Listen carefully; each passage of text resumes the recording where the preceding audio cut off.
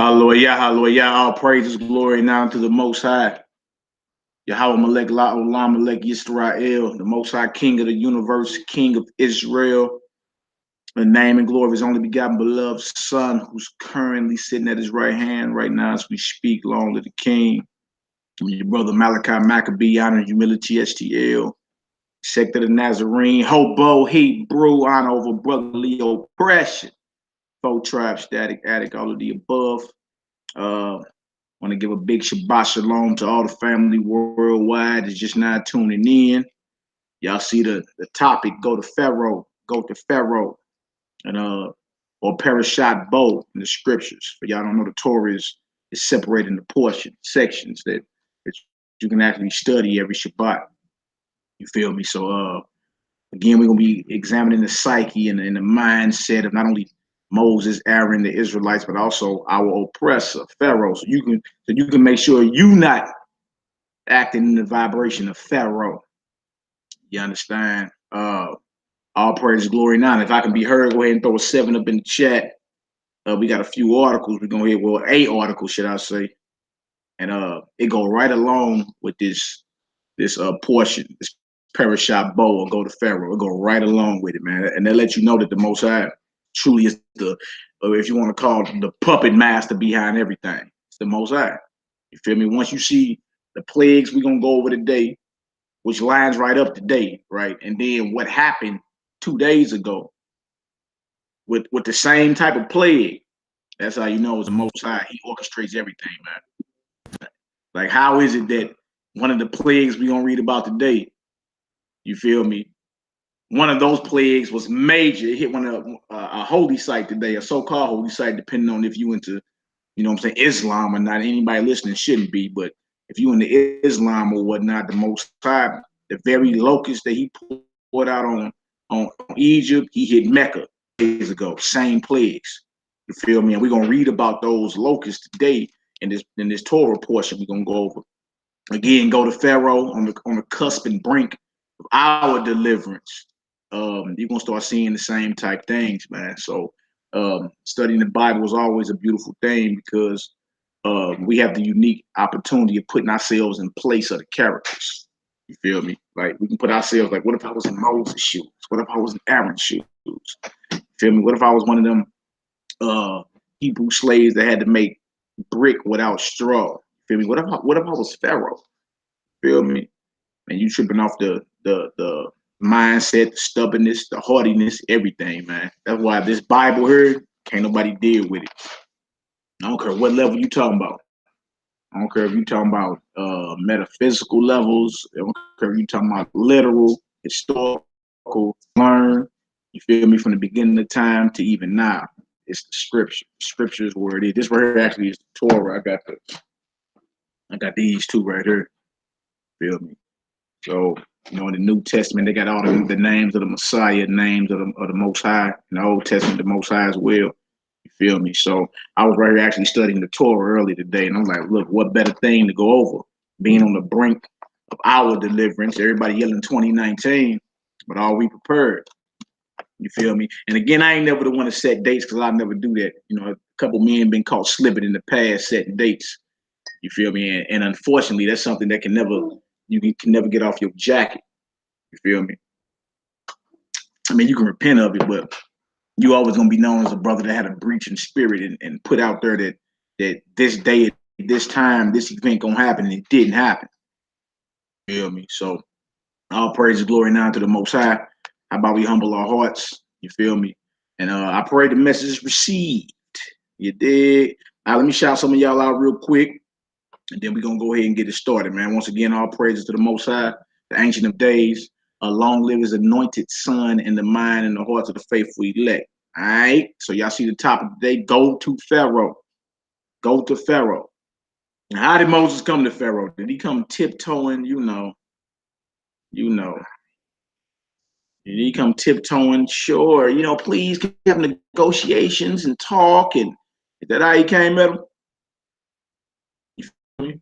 Or did he come to him with a straight up message, a warning from the Most High of the impending doom that he would face unless he humbled down and let the sons and daughters of the Most High go? You feel me? So that's the spirit we in. Also, y'all pray for y'all family here in the STL, man. We had a major snowstorm come through here last night. You feel me? That ain't nothing we ain't used to. You feel me? Ain't nothing we ain't used to. I was born in the worst snowstorm in St. Louis history, January 82. So it ain't nothing we ain't used to, man. It ain't that bad, actually. But, you know, a few cars are stuck in ditches, you know, usual hazards when they come down to the snow. So pray for your family. All right? We're going to get it done real quick. Who all on her? Victor Williams, Shabbat Shalom. Ranks Trinidad, bless up, brethren. Jasmine Renee, Shalom. Corey Mortarell, Shalom, my brother. Gladstone and Jamie Morse. Shabbat Shalom, Shalom. Mina J. Irish Steffens. Shabbat Shalom. Questions. What up, Shabbat Shalom, Hebrew.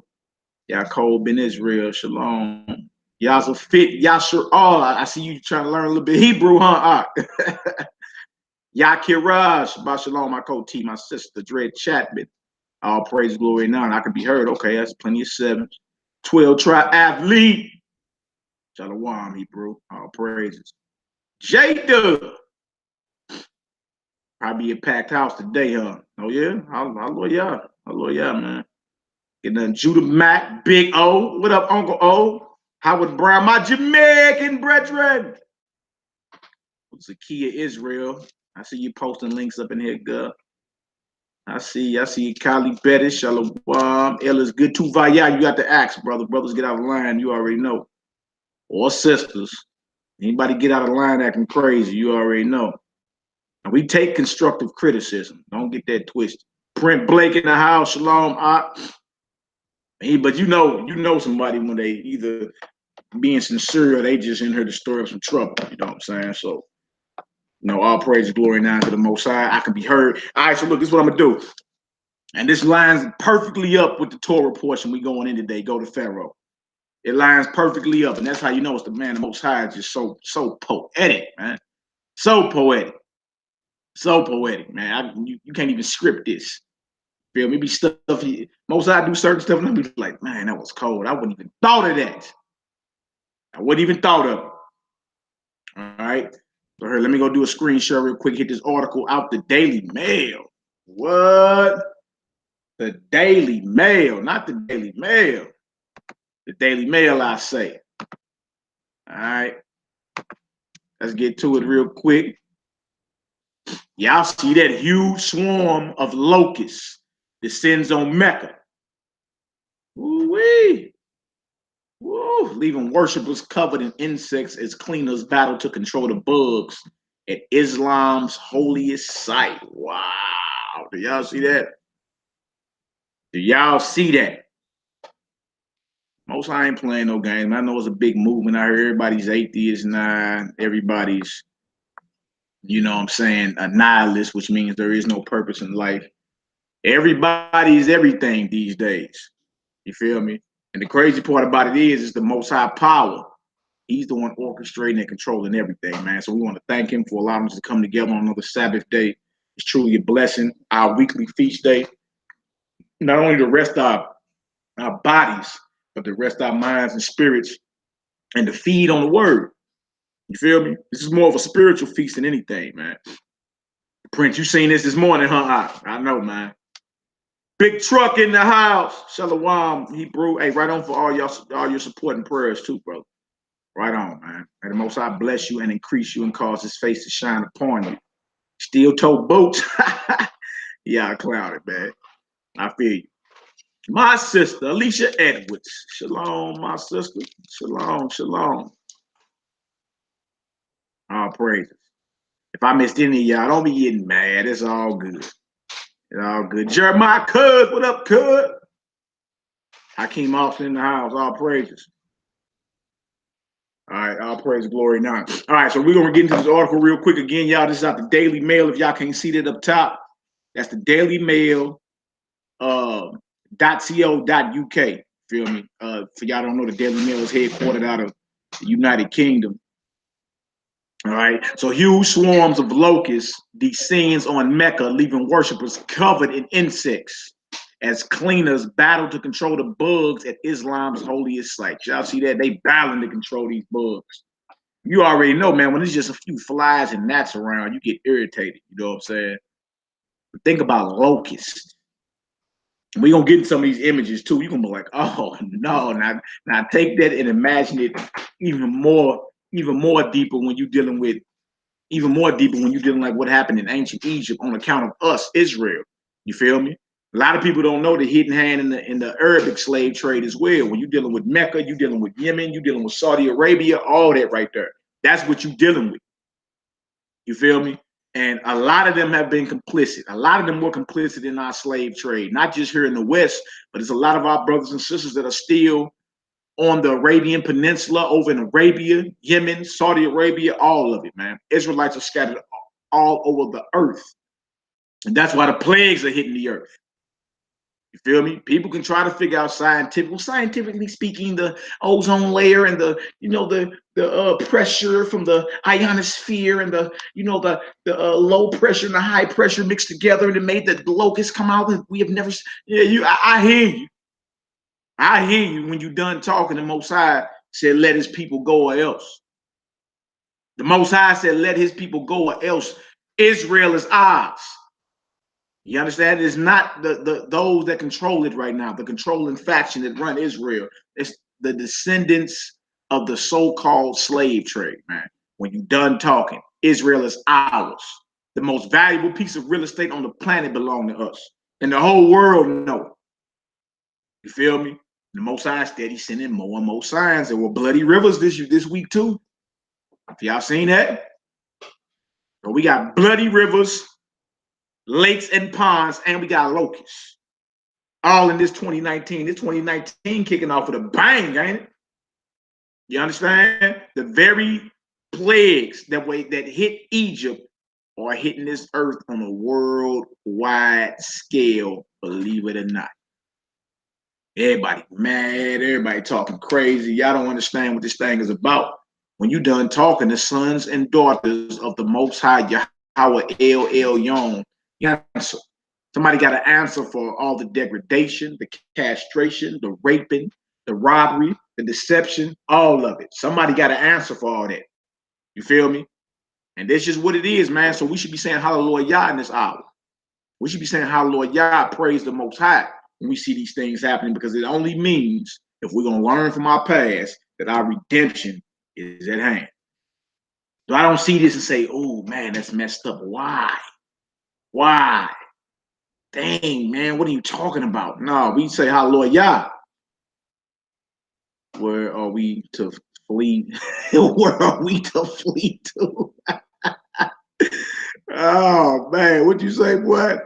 Hey, man, would you brothers to find them a little secret location?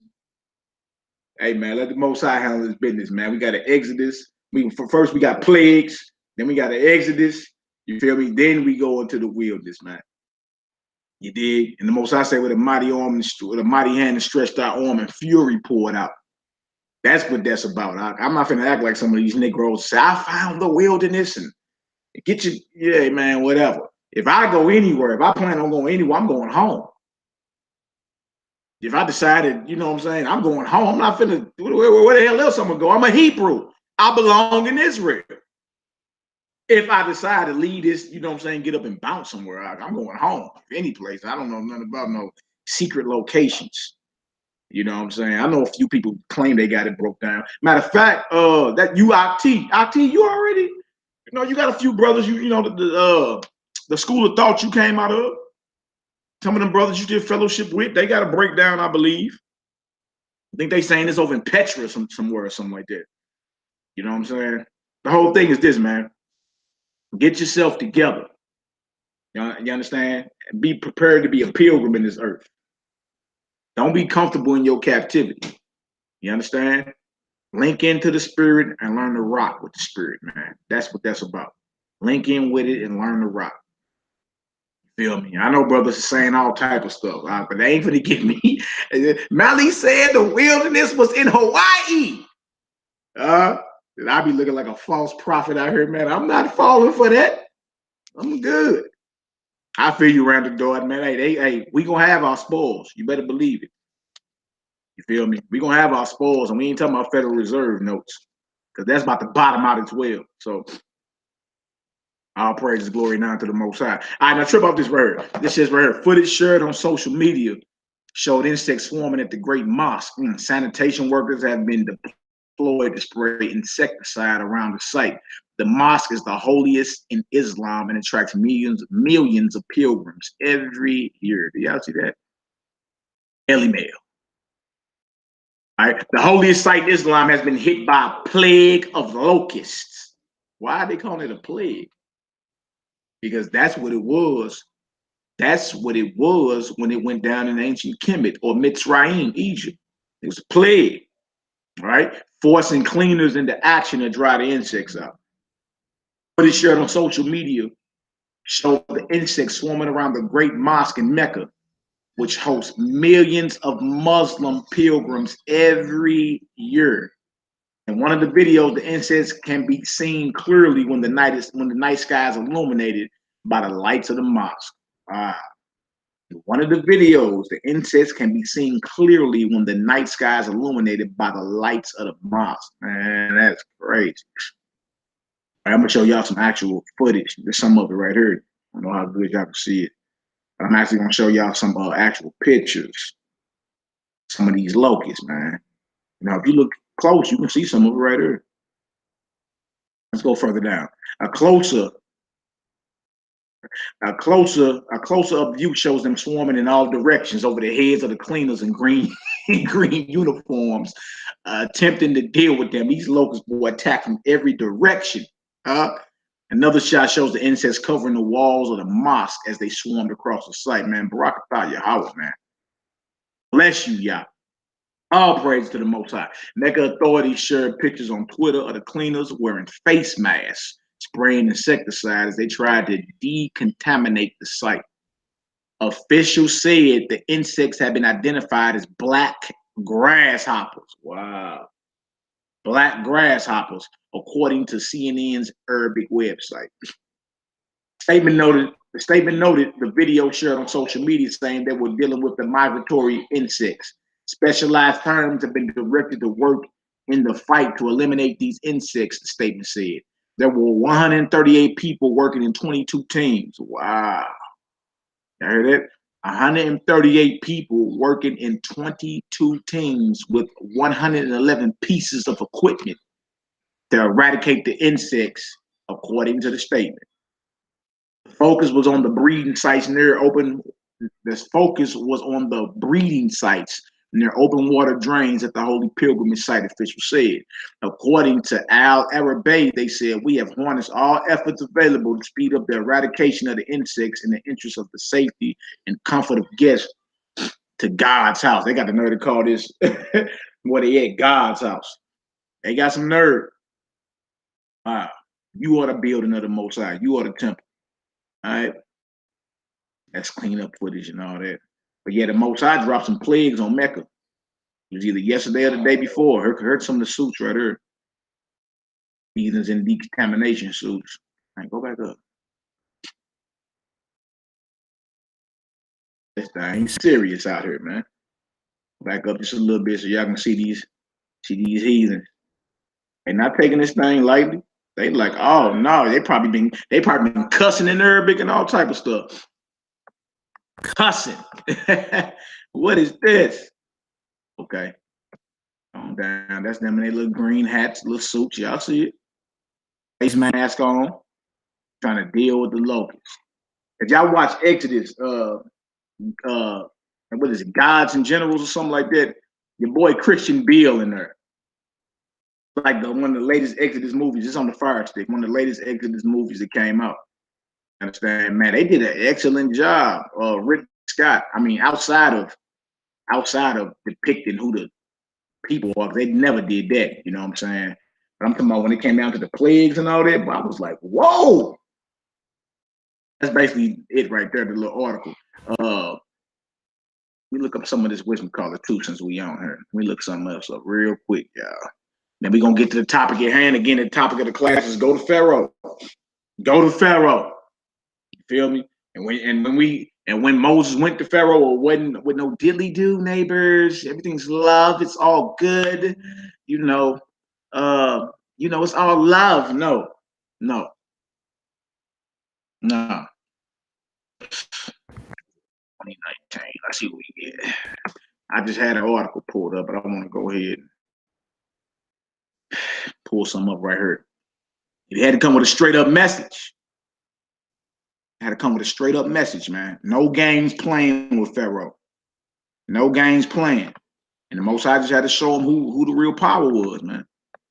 All right, let me see. Couple days, 20 blood moon. Yeah, it's a blood moon. Supposed to be, they're calling for blood moons back-to-back months as well, y'all. You understand? The scriptures is heavy with scriptures about the moon turning to blood. Moon turning to blood. You understand? So, and that's supposed to be January the 21st. They're calling for it January, February, and March. Back-to-back months. 3 harbingers of blood moons. All right. Bang, bang, bang. I can't seem to find that right now. We'll get back to that later.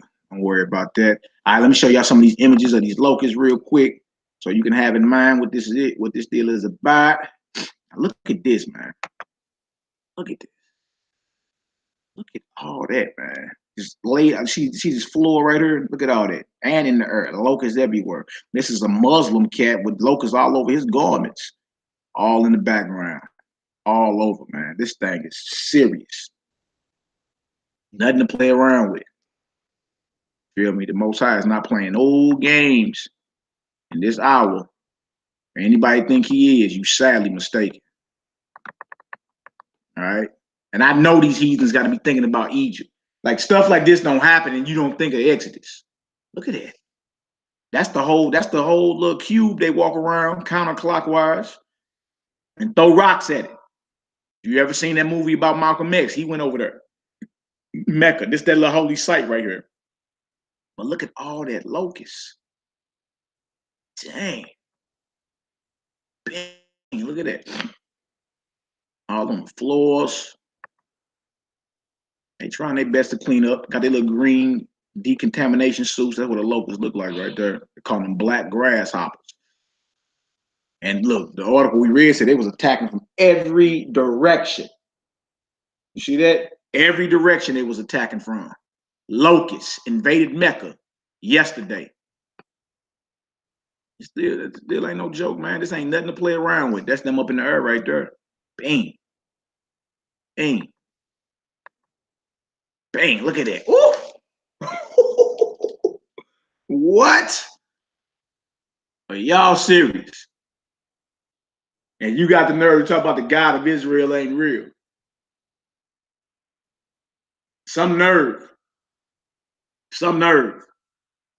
You know what I'm saying? Some nerve. TT Noah, shalom, my sister. Shout out to the household Gideon Bun Israel. That's right. That's right. Judgment is here. Wait till you see hula hoop size hell fall off the sky. Hula hoop size hell. Them hula hoops the sisters used to play with when they was younger. Hula hoop size hell. Wait till you see that come out the sky. The Most High is not playing like that. I'm saying time for the funnies is over. I don't even understand how people could see something like this and just sneeze at it, sweep it up under the rug. Like, oh, that don't mean nothing, man. It means everything. You understand the judgment that took place in ancient Egypt. The last Shabbat, I told y'all to go look up the Emperor Papyrus, in which Egypt actually documented the Exodus. They documented the plagues that hit them. It's the Emperor Papyrus, right? I'm talking about where you talking about bloody rivers, whether you're talking about locusts, whether you're talking about boils, whether you're talking about hail, they documented the whole thing. You see? So it ain't like we just making this deal up, man. Judgment is in this earth. You understand? And it's time for our people to get themselves right. If you a man, man up, man. Man up. Stand on this word. If you a sister, get in order. By any means necessary. Stand on this word. If you a child, obey your parents by any means necessary. Thus saith the Lord, because you don't want to be caught on the wrong side of this thing, man. Yahweh is not playing with nobody. And you better start reading, because when he enters into judgment, nobody's exempt, men, women, or children. Nobody exempt. You understand? Now is the time for us to get ourselves together. Not tomorrow, not when you feel like it, not when you get out your feelings, right now. Right now, because the plagues of Yod, Hey, Wah, Hey, El, Yon are in this earth. You feel me? And either you're going to be distracted by Donald Trump and his wall, huh? You're going to be distracted by this little partial government shutdown, huh? Or you going to do what you've been commanded to do. That way you can be found in good graces with the Most High, Yahweh El Elyon. See, judgment is here, right? Your reality is about to change. Everything you know is life is about to be out the window. It's going to be right down to survival mode, huh? And that's right, Cali. Everybody talking about R. Kelly. Like, y'all ain't been known that about him. I knew all that about R. Kelly 15 years ago. Y'all know all them tapes and all that stuff was out, man. We have become distracted. And if you don't focus, guess what side of the judgment you gonna fall on? And if it's you, your children too. Because they're gonna be following you. It's time for Israel to focus, man. Get yourself together. It ain't nobody else's problem that you get angry quick. That's your problem. We got to stop blaming everybody for our emotions. We choose to be angry. We choose to be frustrated. We choose, believe it or not, we choose to be depressed. Huh? Depend on the Most High. Jump in that word and find comfort. That's what time it is, man. It ain't time for nothing else. This is what time it is right now. And as you see that screen, boy, I wouldn't want to be in the middle of that. Look at that. And you got your wives and children, and man, please, I don't want no parts of that. You don't want no parts of it. Guess what you need to be doing? Being obedient by any means necessary. You feel me? So yeah, that's just one article about the locusts, and it's how very, very ironic. I ain't gonna call it ironic. How? I guess I gotta call it ironic, but that's the Torah portion we going over today. Right before our exodus, plagues must hit. You understand? Pharaoh, the very great house, you feel me, or the puffed up mind, ego must be destroyed. How you know you ain't Pharaoh in this story? No, I'm an Israelite, man. What you mean? Hell no, I ain't Pharaoh. I'm an Israelite. Well, how you know you ain't got the conscience or the mindset or the psyche of Pharaoh? Huh? I'm talking to the men and women. How you know that? How you know that? You know what I'm saying? With power and fame and notoriety, you know, there's a level of stiff-neckedness that come with that, a level of hardiness, a level of being proud and not the good type. You see? How you know you're not Pharaoh in this story? Because again, we actually choose to be like this, right? And Pharaoh then got to a point to where the Most High like, look, I'm hardening his heart. And then we're going to read in Thessalonians. He said the same thing. Because you refuse to believe the truth and believe a lie, I'm going to send you what? A strong delusion. Like he's sending these plagues that you might be damned. Do you really know what God you're dealing with? What God you serving? Right? Most of our faith is based off sound bites today, man. But so-and-so said this. So-and-so said that. Sound bites. It sound good. You understand? Till you held to it. Get yourself in order, man. You understand? I don't care who you are. You don't like when I say what I so what? I don't even care. I ain't in this to make friends and be cool with everybody. I love you enough to tell you the truth. Get yourself together. You understand? Especially the Hebrew man and woman, man. Look, we ain't got no excuse. We ain't got no excuse. All right, so let's get into this real quick. All right. Now, see, I hope y'all see that, boy. And imagine if you was that man down there in that right corner right there. That's somebody out there in there.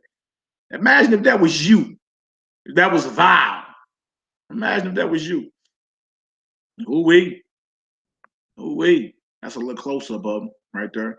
Swarms, man. Swarms of locusts. Straight up, man. Time to get ourselves together. You feel me? Stop playing around with this thing.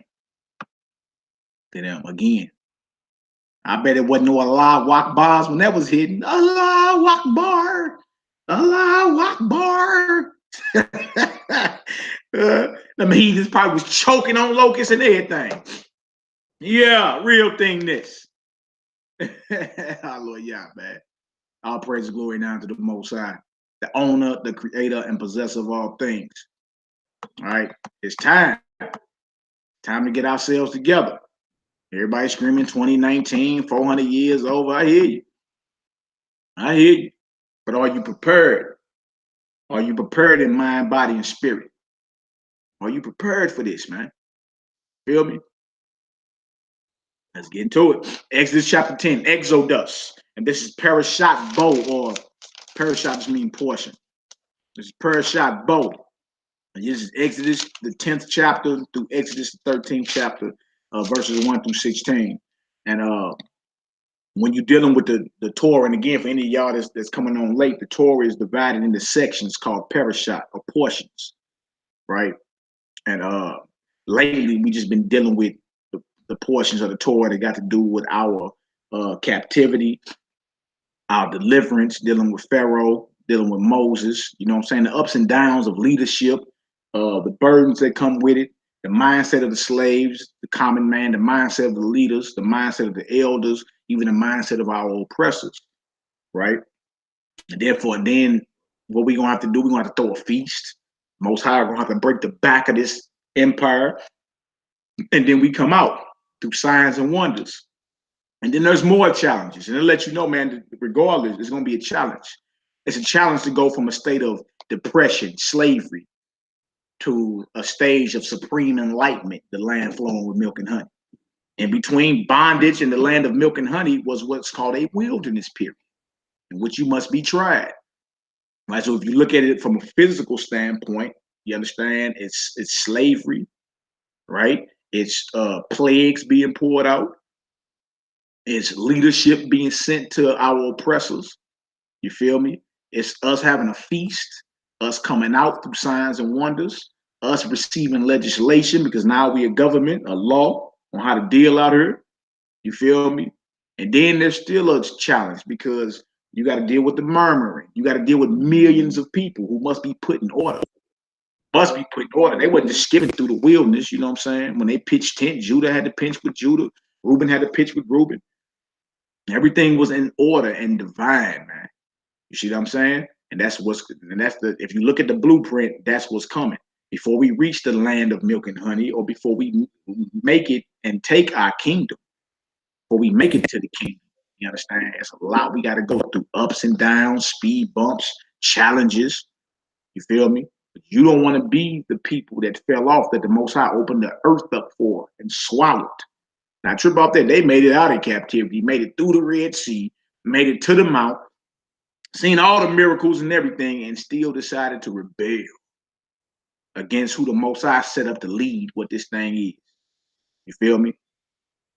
Let's humble our hearts and minds and do what thus saith the Most High. Do what we've been called to do. All right? All right, so let's get her done. This right here is Exodus. It's up on the screen. Can y'all see that? If that's big enough, throw a 7 up on here and let's get it. Let's get into this Torah portion, Parashat Bo, which simply means go or come. All right? Or somebody say, I need ba. That's Hebrew. It means here I come. I, or I am, you know what I'm saying? Ba means go or come. So if you say, I need ba, I need ba, or I need bo, you feel me? That means here I come, or I'm coming. All right? All praise, glory, and honor. All right, y'all. This is what we're going to do. This is Exodus, the 10th chapter. We're going to start at verse 1. And Yahweh, Yod Wah, said unto Moshe, go unto Pharaoh. Right? That's where you get this portion from. Go, right? Go in unto Pharaoh, for I have hardened his heart and the heart of his servants, that I might show these my signs before him. So the reason the Most High hardened them, you understand, was to show his wonders more and more. Because Pharaoh is considered God on earth. Basically, their God, Amen-Ra. You feel me? The personage of Amen-Ra, Ra and Hotep and all that madness, right? He was considered him in the flesh, right? So the Most High, like, I done harden his heart to drop him, to show my signs before him. That's why the Most High kept puffing him up. But that comes from refusing to hear the word of the Most High. And that's what it is, brothers and sisters. You want to get to that point in your life to where you just so bullheaded and hard-headed, can't nobody tell you nothing. Do you realize you getting your Pharaoh on at that point? You're getting your Pharaoh on. And that spirit run heavy amongst our people. You see how people getting buried in all their jewelry and their money. Millionaire Negro down in I think he was down in Barbados or somewhere. I think it was some type of drug dealer. So I don't know what he was, but man, they buried that cat and all his gold and jewelry and money. And I'm like, look at him. He even got his Pharaoh on. Huh? Yeah, you gonna get your Pharaoh on when you in a mindset like that. Guess what? They gonna paint your face. They gonna put makeup on your face like the pharaohs and them used to do. And they gonna what? They gonna bury you with all your money. Huh? You real hard. He died with his money, so I guess he got his Pharaoh on. Huh? Fronting like he hard, but in his death, he got mascara on. Yeah. Yeah, you got your Pharaoh on. Make sure you ain't Pharaoh in this story. You feel me? Because time after time of refusing to hear what thus saith the Most High, guess what you become? Pharaoh. And the Most High got to drop you in front of everybody. So you'll know when he fall, that's the hand of the Almighty. There won't even be no question behind it. There won't even be no question behind it. You'll know that's the hand of the Almighty. You see? All right. Exodus 10. Hold on 1 second, y'all. Exodus 10. Say Yahoo, boy. Yahoo. My son was locked. And we in Exodus 10 and 1, boy. Right there. All right. I'm read again, Exodus 10 and 1. And why he said unto Moshe, go in unto Pharaoh, for I have hardened his heart and the heart of his servants, that I might show these my signs before him. All right. Now trip off this. This is also good. I'm gonna show y'all a little study tip real quick. It's always good to get into the language in which it was written in. Let me show y'all something real quick. All right. Why that's taking time to pull up. Show y'all something real quick. I got this Exodus 10 and 1. All right, here it is right here. It's up on the screen. All right. Then I got the Hebrew pulled up with it. Let me know if y'all can see that. It should be popping up on the screen shortly. Should be popping up on the screen shortly. And when you're dealing with the scriptures, when you're dealing with the language it was written in Hebrew. All right, so it's good to have some type of knowledge of the Hebrew and examine it, because once you start looking at places, the meaning of places and the meaning of these names, you get a deeper meaning on what's really happening around here. All right, you get a deeper meaning. So for y'all that can't read the script right here, this is the Hebrew Exodus 10 and 1. You see it in English above it, right? What we just read. Now down here, here's the text. All right, now Hebrew is written from right to left. That's why you see that 10 and 1 all the way over here. All right, read from right to left. It says, Wayamor Yod Hey Wahe. So, and Yahweh said, and he said Yahweh, okay? And Yahweh said, El Moshe, to Moshe, Bo. That's why it's called Parashat Bo, which means go or come. El Paro, to Pharaoh. Ki Ani, for I, Hik Dab T, I have heavied or hardened et libo, his heart, why et lave, and the heart Abadiah, his servants. Lama Anshiti, that I may establish or show Otai my wonders or my signals. LA, and it says Bakir Bo, in the midst, or in the midst, right? Near or the center or in the midst. All right. So when you look at it from what it is, from an etymological standpoint, you feel me? You can get on and see what this really means. What does Moses mean? Let's look Moses up real quick. All right. Let's look it up real quick. We see the signs, we see the Hebrew. And again, Wayamor Yehovah El Moshe Bo El Paro Ki Ani Hik Dapti El Libo Waet Lev Abadad Lama'an Shiti O Totai Ele Bakir Bo. I now trip off this. Let's look up some of this. So as you scroll down, you find something interesting. It's going to break down. This is the reverse interlinear, and it's going to break down each word. Of course, we got the Most High Yahweh, Yod-Heh-Wah-Heh. Amor means to say or to speak. What does Moshe mean? Let's look it up. Yeah, excuse me. And look Moshe up. Most I bless you, my ox Solomon McFadden. Most I bless you. All right. Moshe. Trip off this. It means drawn. Huh? Then it says the prophet, lawgiver, leader of the Exodus. Drawn from where though? What do you mean drawn? Strong's definition. I always read this one too. From 4871, drawing out of water. So Moses means drawn from water. Y'all see that, right? His name means drawn from water. And a lot of times when you get into this, it actually starts showing a man's purpose or a sister's purpose in life when you start examining their names and everything. All right, so we got Moses drawn from water, right? All right. And he's commanded by Yod Hey Wah Hey, the only creator and possessor of all things, to go or bow to Pharaoh. All right, what does Pharaoh mean? H6547. Trip off what they give about Pharaoh. Trip about this. Uh-oh. Great house. Great house. Moses, or you're drawn from the water. Moses was drawn from the water to go to the great house. Go to the king. All right. Let's keep reading. Keep reading. Drawn from the water. And again, make sure you ain't got your Pharaoh on, because this could be any one of us. All right. So we told him go to Pharaoh, and then he told him something about what he did to his heart. Right. About this kabod, which is wild, because kabod in Hebrew means glory as well, but in a bad sense, it means the heavy or the burden. I see that honor, glory. You know what I'm saying? You know, said to be heavy, to be weighty, to be grievous, to be hard. Then they got rich, honorable, glorious, burdensome.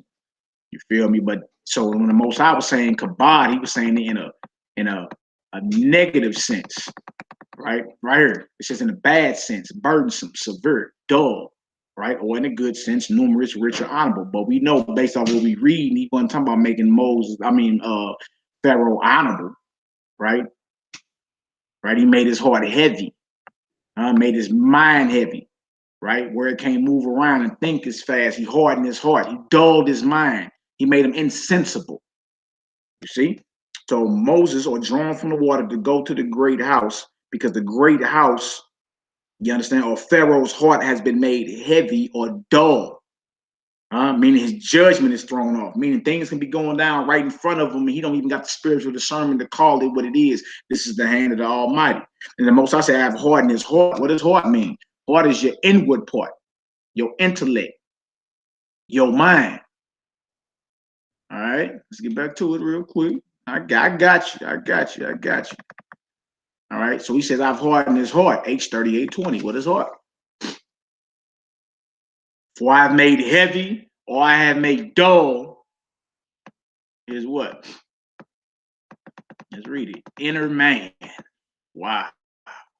Mind. Will. So I have hardened or made dull or made insensible the inner man. That's your spirit.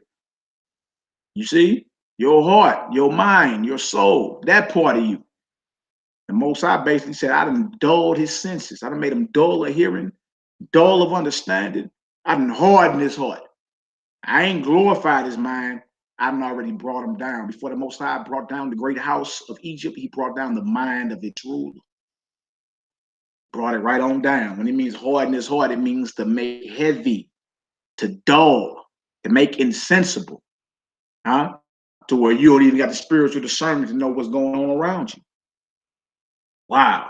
So what we getting out the Hebrew is drawn from water, sent to the great house, because the Most High made the inner man, or the inner part, the intellect, you understand, heavy and dull, that he might appoint his signals, you feel me, or appoint his signs or his wonders, or establish his signs or wonders in the midst of that great house, in the midst of it, in the midst of that great house. That's with the Hebrew. When you look into the Hebrew and you start studying it, even from an etymological standpoint, you feel me? You're gonna start seeing deeper understandings of the scripture. You feel me? Now you can get certain things just reading in English, and I'll never tell you that. You feel me? You have to get a deeper understanding. You feel me? Then you can look at this and ask yourself, well, dang, am I being Pharaoh? Because if I am, guess what? The Most High gonna send somebody humble or somebody, one of his servants, come holler at you. You feel me? And if the Most High has hardened your heart or made heavy your heart or dulled your senses to where you don't got the spiritual discernment to determine that this is the hand of God, this is God speaking to you, man. This is the Most High sent somebody to holler at you. Guess what? He's going to establish or appoint his wonders right in the midst of you, right in the midst of your mind. You've seen people before, he lost his mind. That's why it don't pay to be a pharaoh in psychology. Feel me? Psychology simply means the study of your mind. It don't pay to take on the spirit of a pharaoh, man. Feel me? Because the Most High come holler at you, and that was the whole thing right there. So I just wanted to show y'all that, show y'all the BRIT and how that break down. And then when you read it in English, you get somewhat of the same understanding. You feel me? But when you get into that Hebrew, oh wait, it's so many jewels. If you know how to read that text right there, there's so many jewels in there. It's so many. You feel me? But long as Moses was drawn from water. You feel me? Moses means drawn from water.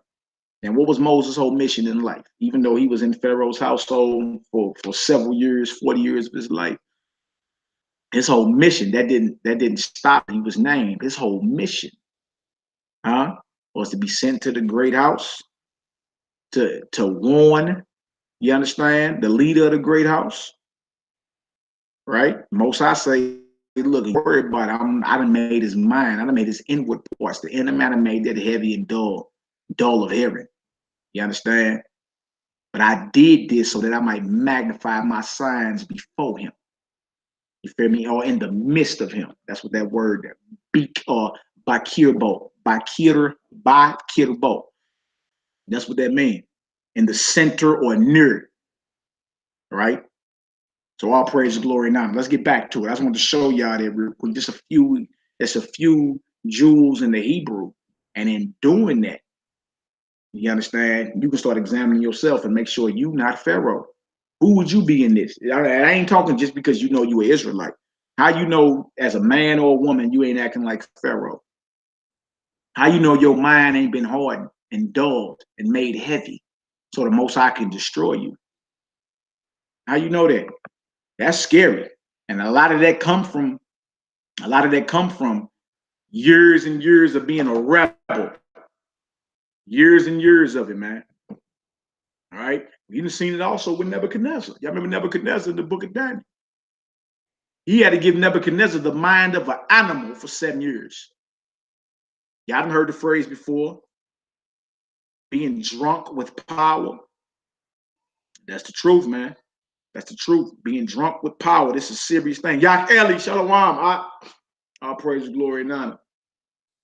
That's scary to know more. Most I be dealing with you one day, and the next day, boy, you run around like a Yeti out in the wilderness somewhere.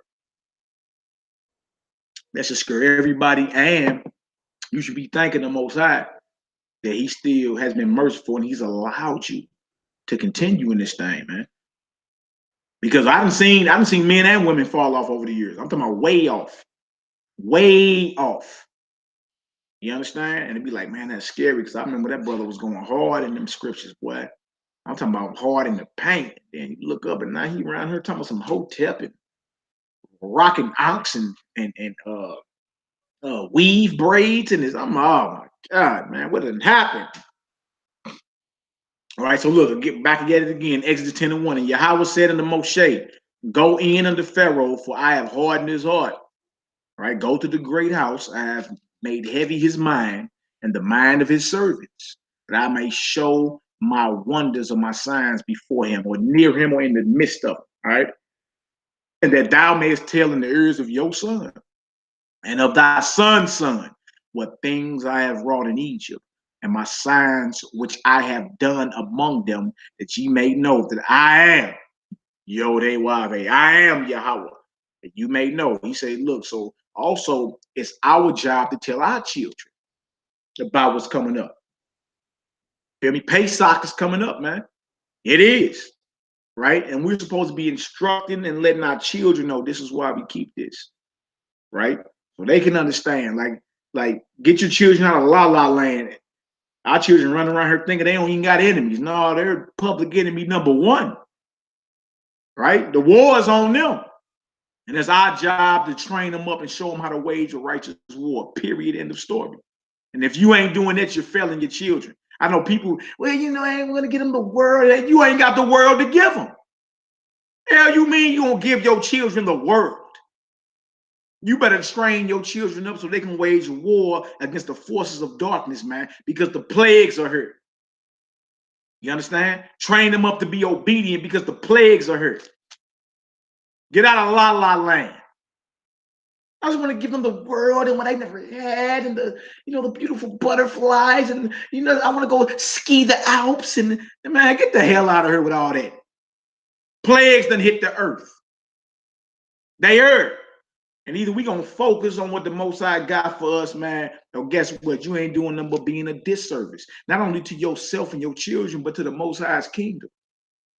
We supposed to be prepping ourselves to be ready for this, man. All right, trip off this, and that you may tell in the ears of thy son and of thy son's sons what I have wrought in Egypt, and my signs which I have done among them, that ye may know that I am Yod-Heh-Wahed, that you may know Israel. Your God is supreme. Your mighty one is the power of all powers when you done talking. Since when we play him like he's some chump? I don't understand. All this knowledge sitting right here, man. You feel me? From cover to cover, and we get bored. Hell, you mean you bored? Open up that Bible. You know how many jewels is in there? You know what you could be meditating on? Verse 3. And Moshe and Aharon, and Moshe and Aaron came in unto Pharaoh and said unto him, thus saith Yod-Heh-Wahed, the mighty one of the Hebrews, how long wilt thou refuse to humble thyself before me? Let my people go that they may serve me. So Moses and Aaron came with a straight up message, man. They wasn't playing around. Who was playing? Who was playing? Let's look up Aaron in this verse 3. Let's look up our one of our four brothers, Aaron. All right. And this is verse 3 right here. Check this out. What is Aaron? Aharon. Y'all can read it. That's the Aharon. Aharon. Aaron, right? I trip off what his name means. Right here. I ain't make this stuff up. Light bringer. Aaron means light bringer. Right? Moses means drawn from water, and Aaron means light bringer. Huh? I'm just showing you who the Most High was riding with. Right? They there to bring light to the darkness. They as the sons of light are there to wage war against the sons of darkness. That's what this thing is about, believe it or not. Right? Most High say, let my people go or else. Right? Verse 4. Else mean or else, y'all. So basically they was sent to Pharaoh and told him, let my people go or else. Thus saith Yahweh, the power of the Hebrews. That sounds so beautiful, man. I first understood I was an Israelite boy and started reading certain scriptures, man. I'm talking about, I caught chills. I couldn't believe it. I said, they say the God of the Hebrews. No, else if thou refuse to let my people go, behold, tomorrow will I bring the locust into thy coast. Y'all see that? The locust? No, y'all think it's a game, right? The locust. Not the locust. Not the locust that just hit Mecca. Because Mecca, you were complicit in the slavery of these people too, my people. You got to answer. Along with America, along with everywhere we've been scattered and abused and destroyed. You got to answer for this. Now, it's wild because the Torah portion for this week, you feel me, in the Torah portion is about the plague of locusts. And yesterday or the day before, a plague of locusts hit Mecca.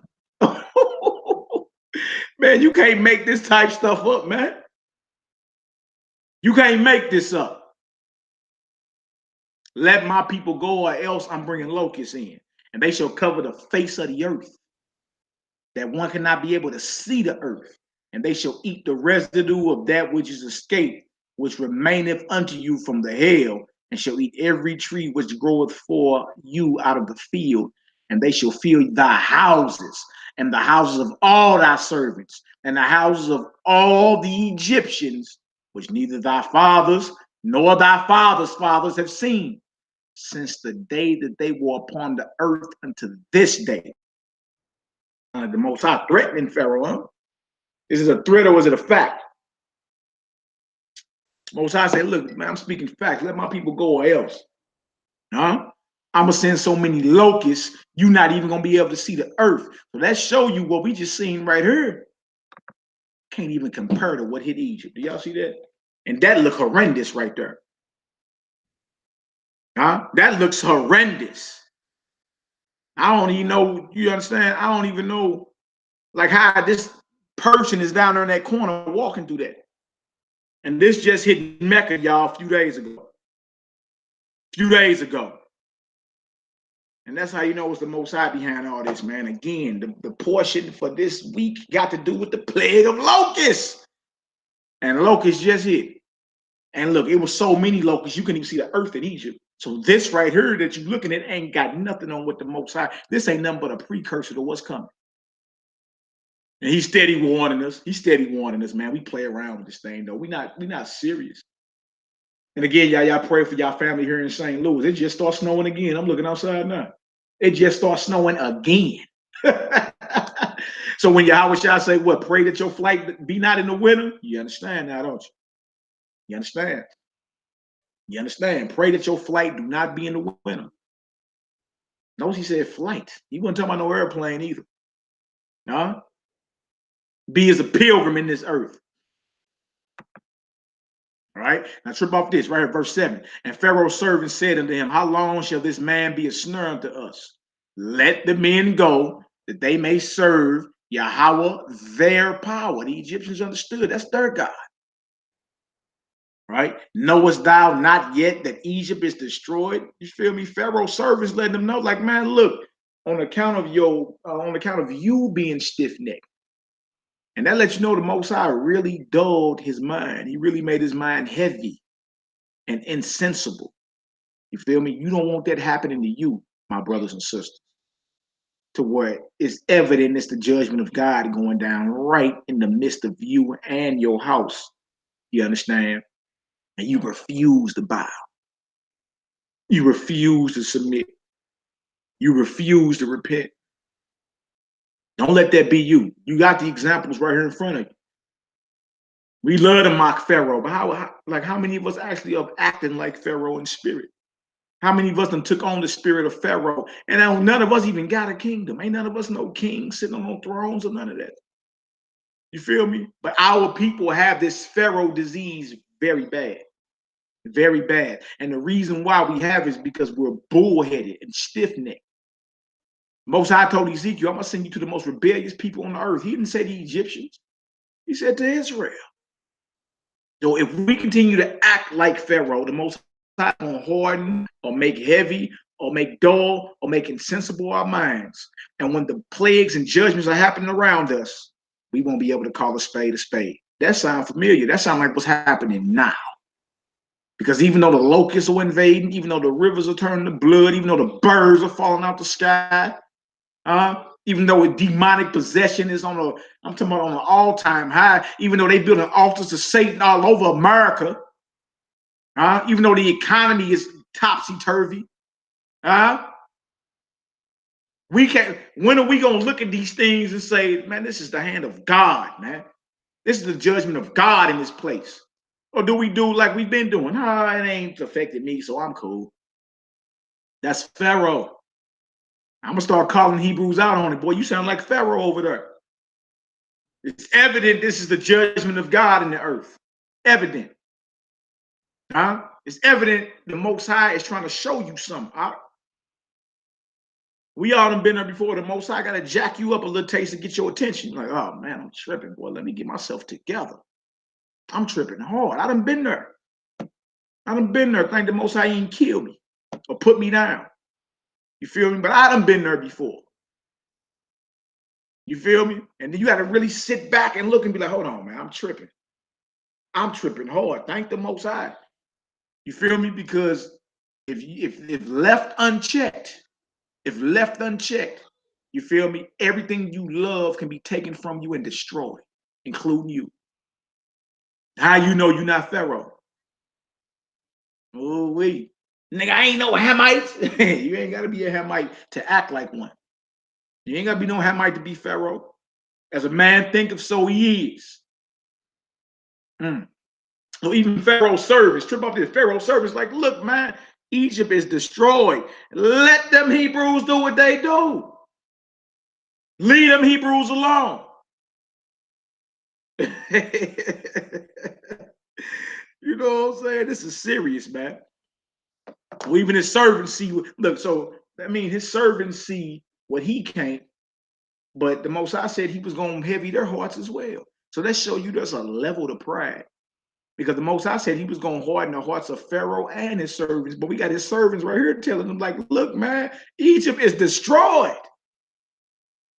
So it's a level to pride as well. You don't want to get to the level that Pharaoh was on. You understand? You don't want to get to that level. You don't want to be proud, period. But it's levels to it.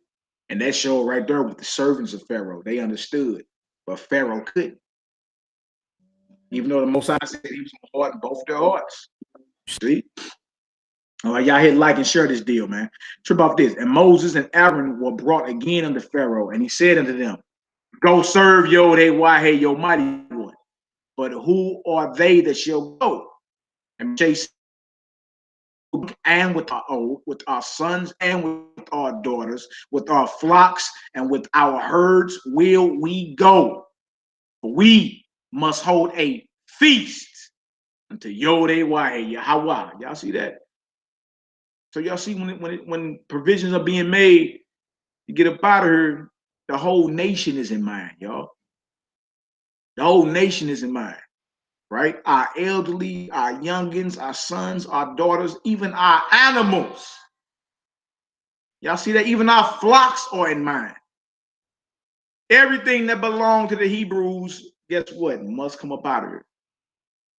Because we must hold a feast unto the Most High. Some Negroes a few years back talking about women can't keep Passover. And you feel me? You be like, boy, what is wrong with these niggas? Maybe see right here, everybody got to come out. Everybody must serve Yod-Heh-Wah-Heh, Yahweh. All right. Verse 10, and he said unto them, let Yahweh be so with you, as I will let you go, and your little ones. Look to it, for evil is before you. Not so. Go now, ye that are men, and serve Yahweh, for that ye did desire. And they were driven out from Pharaoh's presence. And the Most High Yahweh said unto Moshe, stretch out thine hand over the land of Egypt for the locusts, that they may come up upon the land of Egypt and eat every herb of the land, even all that the hail have left. You feel me? So all your crops and everything you got for food and even for trade, everything is being hit. Your exports, you feel me? Your cash crops, what you need to feed your people. The Most High is systematically taking Egypt down. You feel me? From every angle. Whether you're talking to cattle, whether you're talking to water, whether you're talking to crops, whether you're talking to land, whether you're talking about everybody's mind, because you know people's minds had to be snapping. But the Most High said it, that he may show forth his wonders in the midst of them. I have hardened his inner man, his heart. I have made dull his inner man, his heart. I have made insensible his inner man, his mind, his heart, his soul. I have dulled that. And I'm saying, brothers and sisters, you don't want to be at that place in life where the Most High indulged you, basically made you a reprobate. You got a defiled conscience at this point. And the only thing left at that point is to destroy you, because you have no use to him. That's serious, man. That's nothing to play around with. Shabbat shalom to everybody entering the room. Shabbat shalom to everybody entering the room. May the Most High bless you, increase you, and cause his face to shine on every last one of y'all, man. All right, now trip off this. All right, so here come the locusts, right? 13. And Moses stretched forth his rod over the land of Egypt. Yahweh brought an east wind upon the land all that day and all that night. And when it was morning, the east wind brought the locusts. And the locusts went up over all the land of Egypt and rested in all the coast of Egypt. Very grievous were they. Before them there were no such locusts as they. Neither after them shall be such. For they covered the face of the whole earth. So they covered the face of the whole earth, so that the land was darkened. And they did eat every herb of the land, and all the fruit of the trees which the hail had left. And there remained not any green thing in the trees or in the herbs of the field through all the land of Egypt. So all the herbs get hit. I know a lot of y'all shaking like the herbs. No herbs, huh? And then the Egyptian Kush, huh? Everything getting hit. Y'all see that? Well, they covered the face of the whole earth so that the land was darkened, and they did eat every herb of the land. No Egyptian Kush for y'all. And all the fruit of the trees which the hail had left. Because remember, the hail was fire mingled with blood. You read that last Shabbat. So whatever else wasn't destroyed, whatever was left over from the hail and any other plague, the locusts came in like an army and invaded the whole thing. You see that? Verse 15, for they covered the face of the whole earth so that the land was darkened, and they did eat every herb of the land and all the fruit of the trees which the hail had left, and there remained not any green thing in the trees. No food, huh? Or in the herbs of the field through all the land of Egypt. No food, because remember the cattle got hit. Remember we had a mad cow disease floating around here not that long ago. The cattle got hit, and now all the herbs get hit. The Most High is systematically destroying this mighty empire. And it's the same thing here. All your food in a fancy attempt to make sure you got what you think is food, everything is genetically modified now. All livestock as of December 21st, 2012 were hit with a bovine growth hormone, Codex Alimentarius. We've been talking about that for years. And now Monsanto come in and they get immunity from being prosecuted in court, given to them by Barack Obama. Y'all remember that? So majority of a lot of the stuff that you eat is genetically modified. The seeds that they are giving you to grow a lot of this stuff is genetically modified. It's not even real. You feel me? So these plagues, I'm saying that to say this, even though it may seem as if you living healthy and doing your thing, the plagues are in the earth, man. The plagues are in the earth when you're done talking. And it's on account of us. You see? Trip off this right here. Verse 16, then Pharaoh called for Moshe and Aharon in haste, and he said, I have sinned against Yahweh, your power, and against you. Now, therefore, forgive, I pray thee, my sin only this once, and entreat Yahweh, your God, that he may take away from me this death only. Right? Even though this great house, this narcissistic personality, this proud individual who the Most High has heart. Now he's like, y'all pray and treat your God for me. Pray for me. Pray for me. I sinned against him and y'all. And notice he say, take away from me this death only. Boy, them had to be some major league locusts that these pictures can't even justify right here. Y'all see that? You can't even justify none of that. Like, look at that. This is serious. Let me go back a little bit so y'all can see what it is. Go back just a little bit. There's some of them on the floor right there. And this can't even compare. This can't even compare to what's to come. You can't even compare it. Look at them trying to sweep up locusts. Oh, black grasshoppers. Serious thing. Real thing this. Real thing this. All right. Give, I pray thee, my sin only this once, and entreat Yahweh your God that he may take away from me this death only. 18.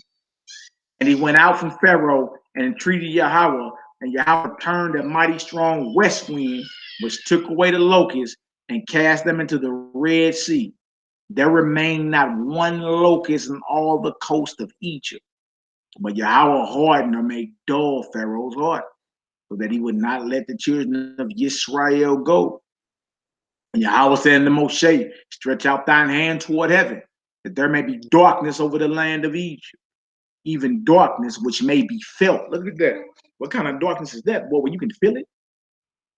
Well, you can feel darkness. That's major right there. You ain't never seen darkness like that, where you can feel it. Huh? Huh? Where you can actually feel the darkness. Wow, man. Wow, this thing's serious. And all this must go down. These things on a greater level must go down before our deliverance. When we seeing all this stuff, man, you know, you see people post certain things on Facebook and you hear Hebrews be like, hallelujah. You feel me? And y'all be like, what kind of y'all niggas is crazy? What do you mean, hallelujah? Because those of us that have an ear to hear and eyes to see, you understand, we see that these are precursors to the plagues that must hit this whole earth. You feel me? Before we are redeemed. It has to happen. You feel me? So when we heard that the government is shut down and it may affect income taxes or food stamps, and you hear Hebrews on us saying, hallelujah. Like, nah, we ain't crazy. We thanking the Most High because these events must happen on a great scale before we're redeemed. Yeah. Yeah. Right? So when you see these type things, we supposed to be rejoicing, not getting nervous, not thinking we're not going to make it. You understand? But rejoicing, thanking the Most High, and focusing more and more on what it is that he wants us to do. Put yourself in a position like to receive what the Most High has for you. The only way you're going to be able to do that is to constantly pray and meditate. You understand? Like some of us actually have to ask the Most High during the week, what is it you want us to teach? What is it you want us to bring forth? You feel me? You got to be in a position to receive what it is he's going to send you. You understand? When you hear that voice, like, go do this, go do that, do this, at this time, do that. When you hear that voice starting to rap to you, don't resist it. And you know it's the Most High because it'll be instructing and commanding you to do something righteous or do something to benefit yourself or to benefit your brothers and sisters. See? So it's time for us to start listening. How many times throughout our whole life have we rejected or refused to hear the word of the Almighty? I'm talking about something as small as get on up and pray. Huh? Now we got to get past that Pharaoh spirit of resisting that. You know when it's time to pray. The Most High put it right on you. Now y'all ain't fooling me. You understand? I already know the Most High. When it's time to pray, the Most High let you know it's time to pray. You understand? Why are we in a position where we resist that and then throw it off? I'm just being lazy. Man, get your ass up and pray. We ain't got no time to be lazy in this hour. Huh? I'm just gonna lay in the bed and pray and put my head toward the east. It's funny, it sounds funny, but that won't get you delivered. You understand? It's time, take this thing serious, man. Stop playing with it. That's the thing. Stop playing with the Most High. Feel me? Any bit of resistance in being righteous, you're acting like Pharaoh, right? And the Most High sent his servants to Pharaoh to let him know judgment is coming. You're going down. Right? So don't resist righteousness, man. The Most High put on you to do something. I don't care if it's a phone call. I don't care if it's you giving somebody something. You feel me? And even if it ain't nothing material, if it's something if it's something as small as a compliment, you feel me, can mean major league results for a person. You never know, that person probably was depressed. You came through with a compliment. Or it can be a quick prayer, like, may the Most High bless this brother and sister, you feel me, in their union with peace, prosperity, happiness, and health. You feel me? We need to be in that spirit of constantly giving. You feel me? The Most High's creation is a creation of exchange, giving and receiving, sending and receiving. That's what his creation is about. Y'all ain't figured that out yet. That's one dynamic on how the Most High work. You understand? You give seed into the ground, you understand, to receive fruit later on. Everything is giving and receiving. And we got to get in that spirit. That's how our forefather Abraham was, man. He constantly was giving away. And the Most High kept giving him stuff on the back end. I'm talking about increasing. We got to get in that spirit, man. Stop resisting being righteous. The Most High put it on you to give somebody something, give it to them. The Most High put it on you to call somebody, call them. And what you're going to start noticing is this. Boy, I just was thinking about you. You're like, yeah, now we working. Now we sending and receiving these brain signals, these mind signals, which shouldn't be too far-fetched. All y'all on Wi-Fi right now, right? I'm not hard lined in. I'm on Wi-Fi right now. I'm not even hard lined in. So sending and receiving signals is not nothing that should be too impossible for you to believe. Sending and receiving, that is. That shouldn't be that hard. All right? Stop resisting being righteous and stand on it. All right? All praise and glory now to the Most High. Now trip up this right here. All right, we in verse 20. But Yodhe hardened Pharaoh's heart, so that he would not let the children of Israel go. And Yahweh said unto Moshe, stretch out thine hand toward heaven, that there may be darkness over the land of Egypt, even darkness which may be felt. That's some thick darkness there, man. Darkness that you can feel. And Moshe stretched forth his hand toward heaven, and there was a thick darkness in all the land of Mitzrayim 3 days. They saw not one another. We couldn't even see each other. You know how thick that darkness is? The word you can't even see. You can feel it. It's so thick you can't even see what's in front of you. That should make your heart fall out your chest, boy. Right? And that was for 3 days. Right? But all the children of Israel had light in their dwellings. You see that? So then the Most High started showing that, right, I got mine. And this is the point we want to arrive at. You want to be at the point to where you in good graces with the Almighty, right? Everybody that opposes him, the Most High gonna be jacking up. You understand? But if you in good graces with him, if you are sons and daughters of light, but all the children of Israel had light in their dwellings, right? And Pharaoh called unto Moshe and said, go ye, serve Yahweh, only let your flocks and your herds be stayed. Let your little ones also go with you. Now look at Pharaoh. Moses already told him we taking everything when we go to go serve the Most High, to sacrifice before him. Here go Pharaoh still trying to give orders or trying to, you feel me, give stipulations to the agreement. This is not nothing that we negotiate. We're not negotiating her. But let your flocks and your herds be stayed. And you know why? Because all of Pharaoh's flocks and herds, feel me, diseases jumped on them and were boiled out. So he's like, well, let your flocks and your herds stay.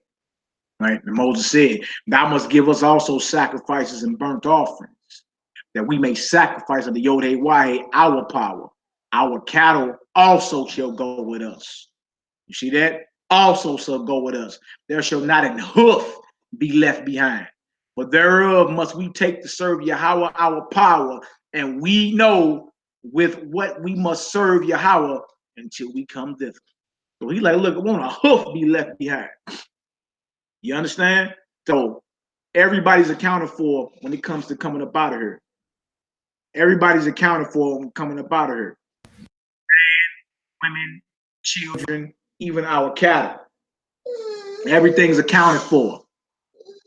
Everything's accounted for. You feel me? Now trip off this right here. Notice he said not even a hoof. Little baby, be quiet. You all right? Chill out. Our cattle also shall go with us. There shall not an hoof be left behind, for thereof must we take to serve Yahweh our power, and we know not with what we must serve Yahweh until we come thither. But Yahweh hardened Pharaoh's heart, made heavy his heart, dulled his senses, right? And he would not let them go. And Pharaoh said unto him, get thee from me, take heed to thyself, see my face no more. When that day thou seest my face, thou shalt die. Look at Pharaoh giving out threats, huh? And Moshe said, thou hast spoken well. I will see thy face again, no more. Y'all see that? Wow. Serious business, ain't it? Serious business. Now trip off this. We're going to go to 2 Thessalonians 2, 1 through 12. 2 Thessalonians 2, 1 through 12 in the New Testament. And we're going to see the same thing. Because it's the same psychology. You don't got to be a Hamite or an Egyptian to act like Pharaoh. You see that? You don't have to be, again, an Egyptian to act like Pharaoh. Right? All you got to do is study the psychology, study the mindset of Pharaoh. That's all you got to do. You feel me? And then ask yourself, am I being Pharaoh? Have my heart been heavy? Have my heart been hardened? Have my heart been made dull? Don't forget, your heart is your inner man, your spirit, your mind, your soul, your chief seat of intellect. That's what your heart means when you get into the scripture. So ask yourself, has your mind been made dull, insensible, or hard? How you know you not being Pharaoh? You feel me? How you know? You feel me? And again, and a good way to test it is when scriptures come out and they get to talking about they don't want to hear no scriptures. Oh wait, you don't want to hear no correction, huh? That's an excellent way to find out. I mean, the Bible is the perfect litmus test. It tells you in Hebrews 4 and 12. The word of the Most High is quick and sharper than any two-edged sword, piercing even to the dividing of soul and spirit, bone and marrow. And notice it says it is a discerner of the thoughts and the intents of the heart. See that? The word of the Most High is a discerner of the thoughts and the intentions of your inner man. Your mind. Y'all see that? This thing is real. You feel me? And again, we're not only supposed to learn from the mistakes of our forefathers, we also supposed to learn from the mistakes of our enemies in the scriptures. Right? And this way your enemies become your teachers as well. Because you're like, well, look, you showed me something. Pharaoh should be able to show you something when you're reading this. I don't ever want to be a Pharaoh in mindset, man. You know what I'm saying? In the material realm, he lived good. You know what I'm saying? Flies garments, had a kingdom. Flies palaces, had treasure cities built in his name. Right? Remind you of a Donald Trump, Trump Towers. He lived good in the material realm. But we're more than a bag of dust. You feel me? We're here to wage war against the forces of darkness. That's the truth. That's the truth. All right, y'all. We in 2 Thessalonians 2. 2 Thessalonians 2, we're going to read 1 through 12. All praise, glory, and honor to the Most High. I pray y'all get some understanding thus far. Again, for y'all just coming in, swarms of locusts invaded Mecca 2 days ago. Swarms of locusts, right? And we read about, in this Torah portion today, we read about the plague of locusts. The plague of locusts. You feel me? And that's what's happening, y'all. Right? Rivers are turning red. I had shared it on Facebook earlier this week, should I say. Rivers and ponds and lakes are turning red or turning into blood. We got blood moons about to hit in 3 months back to back, January 21st, March 20-something, February 20-something. You see? Demonic possession is at an all-time high. Birds are steady falling out the sky. Monstrosities are washing up on shores. Let alone talking about the stock market, the ups and downs of the stock market. You feel me? Let alone that. Everything that you love to make you so comfortable here in the so-called hell or your bondage or your slavery. You feel me? It's time for us to wake up and really focus in on what this thing is about, man. Really focus in. Right here, 2 Thessalonians 2, 1 through 12. Examine the psychology of your oppressors and your enemies. You'll learn not to be like them. Right? Study the psychology of righteous forefathers like Abraham, Moshe, the prophets. You understand? Study them. If you really want to know what it means to serve and worship the creator of all things, all you gotta do is examine the life of his beloved son, Yahushua the Messiah, you feel me? And apply his teachings to your life. That's what that's about. All right. So 2 Thessalonians 2. 2 Thessalonians 2, 1 through 12. 2 Thessalonians 2, 1 through 12. Now we beseech you, brethren. Now we beseech you, brethren, by the coming of our master, Yahushua the Messiah, and by our gathering together unto him, that ye be not soon shaken in mind, or be troubled, neither by spirit, nor by word, nor by letter as from us, as that the day of a Mashiach is at hand. So he's letting it be known. So he's letting it be known not to be shaken in mind when you see these things. We see the plagues, right? We see things happening, the locusts, the blood moons, the bloody rivers, but we as believers are not to be shaken in mind. We are not to be shaken in mind, no way, shape, form, or fashion, period. All right? As if the day of a Mashiach is at hand. Let no man deceive you by any means. Let no man deceive you by any means.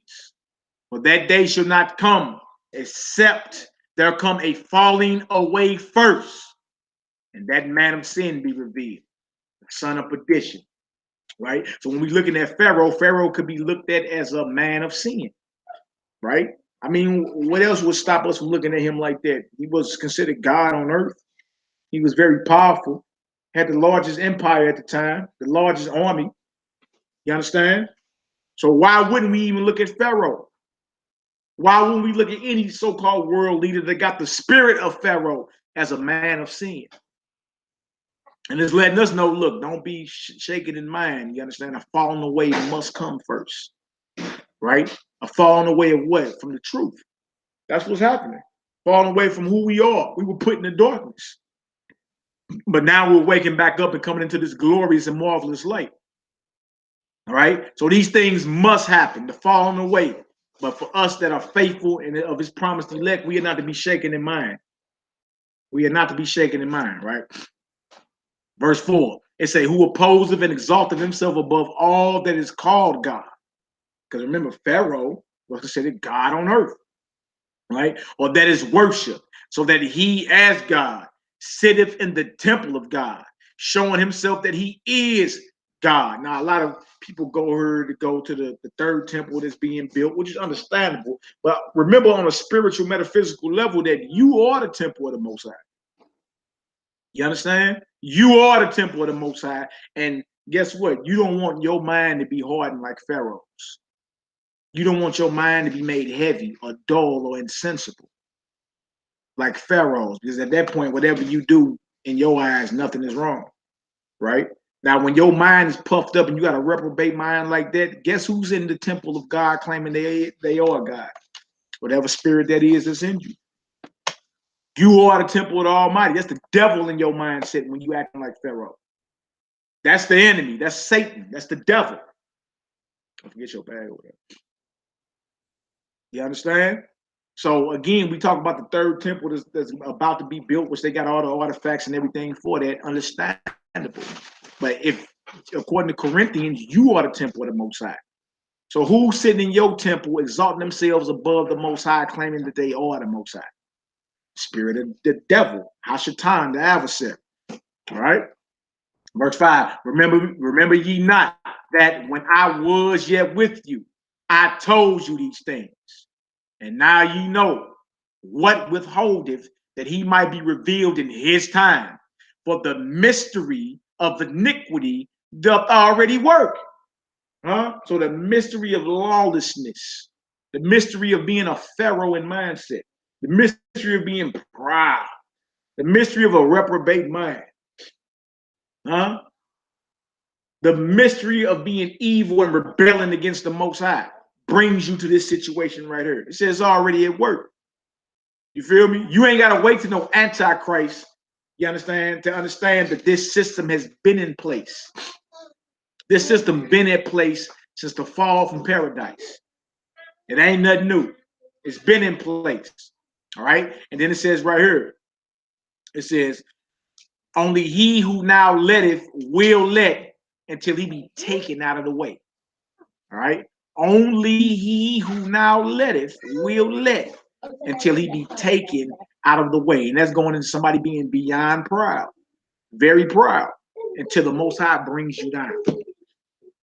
You feel me? You don't want to get, again, there's levels to being proud or being like Pharaoh, being the prideful mindset. There's many levels to it. And how do we know that? Because even though the Most High hardened Pharaoh's heart, he hardened the heart of his servants as well. But his servants at least had the understanding that, hold on, man, you're destroying Egypt. Let them go. Pharaoh couldn't see it. Pharaoh couldn't see that. You see? So that's why it says only he who now letteth will let until he be taken out of the way. You understand? Because at what point do you take responsibility? At what point do you take responsibility? You understand? For you refusing to hear what thus saith the Most High. At what point? You don't want to get to this point right here like Pharaoh. All right. And verse 8, and then shall that wicked be revealed, whom the master shall consume with the spirit of his mouth, and shall destroy with the brightness of his coming. Yeah. Now remember, it was so thick of darkness in Egypt. It was so thick that it could be felt, that you could even see. You can even see what was in front of you in Egypt. You see? And then it says the master are going to destroy with the brightness of his coming. But in the dwellings of the Hebrews, there was light. All right. Even him whose coming is after the working of Hashatan with all power and signs and lying wonders. Remember, the Most High told Moses that I may show forth my signs in him and lying wonders, and with all deceivableness of unrighteousness in them that perish, because they receive not the love of the truth, that they might be saved. And for this cause, Yod-A-Y shall send them strong delusion, that they should believe a lie, that they all might be damned. I love you, baby. That they all might be damned, who believe not the truth, but have pleasure in unrighteousness. That's the mindset you don't want to get to. Right there. You see that? Read it again. Right? And for this cause, 2 Thessalonians 2:11. And for this cause, the Most High shall send them strong delusion. It's the same thing that was sent to Pharaoh. His heart was hardened. His heart was made heavy. His heart was made insensible. You see that? His heart was made heavy, insensible, and it was hardened. That's that strong delusion. And for this cause, the Most High shall send them strong delusion, just like he sent Pharaoh, that they should believe a lie, that they all might be damned. You see, who believe not the truth, but had pleasure in unrighteousness. So as you keep going on, you feel me? And you keep rebelling and going against the Most High, you see what happens. You feel me? He sends forth a strong delusion. I'm going to read it again. That they should believe a lie, that they all might be damned, who believe not the truth, but have pleasure in unrighteousness. Y'all, that's the New Testament. That's 2 Thessalonians. 2 Thessalonians 2:1-12. That they all might be damned who believe not the truth, but have pleasure in unrighteousness. Right? Now, again, Pharaoh, you don't want to be a Pharaoh in spirit or a Pharaoh in mindset. That's not what you want to be. You don't want to be a Pharaoh in spirit or in mindset, period. Do you understand? Because, again, the Most High will send you a strong delusion that you might be damned. See? Because you didn't have love for the truth, that you will believe a lie. That's the truth, and that's where we at with it. You feel me? But we have pleasure in unrighteousness. So the very thing that the Most High hit Pharaoh with, he can hit Israel with. And he's done it before. All right? I pray y'all get some understanding. Let's go to Exodus 11. Again, y'all, go to Pharaoh or come to Pharaoh is the name of the class. It's Parashat Bo. Bo in Hebrew means come or go. Right? And Moses and Aaron was sent to Pharaoh with a straight up message. They wasn't there negotiating. They wasn't there, please, let's sit down at the table and talk. Look, they came with a straight up message from the Most High and told Pharaoh, let my people go or else this is going to happen. And that plague of locusts just hit Mecca 2 days ago. The very locusts that hit Egypt 3,500 years ago, a swarm of locusts, a plague of locusts hit Mecca. You feel me? 2 days ago, it's all over the news. Right? We got rivers and ponds turning bloody red now. Huh? How long are we going to act like this Bible ain't real when these plagues are happening right in front of our face? Or are we going to keep acting like Pharaoh and say, oh, they ain't got nothing to do with me. I'm cool. As long as I can keep going to the store. As long as I can keep doing whatever I need to do, I'm fine. The book of Exodus, chapter 11. Exodus, chapter 11. 1 through 10. The book of Exodus, chapter 11, 1 through 10. So the very strong delusion that was sent to Pharaoh can be sent to us if we're acting like Pharaoh. If we're acting like we can't humble down and repent and be in subjection to this holy word. Right? The Most High harden your heart or heavy your heart until he destroy you. And that's what that scripture was going into, that they all might be damned who believe not the truth, but have pleasure in unrighteousness. Right? Pleasure in it. And that's what Pharaoh was. In the material realm, he was all good. He was all good in the material realm. He, ran a kingdom. He was a king, had the flyest garments, had the flyest chariots, had all the gold. You feel me? He had the toughest military. He had all that.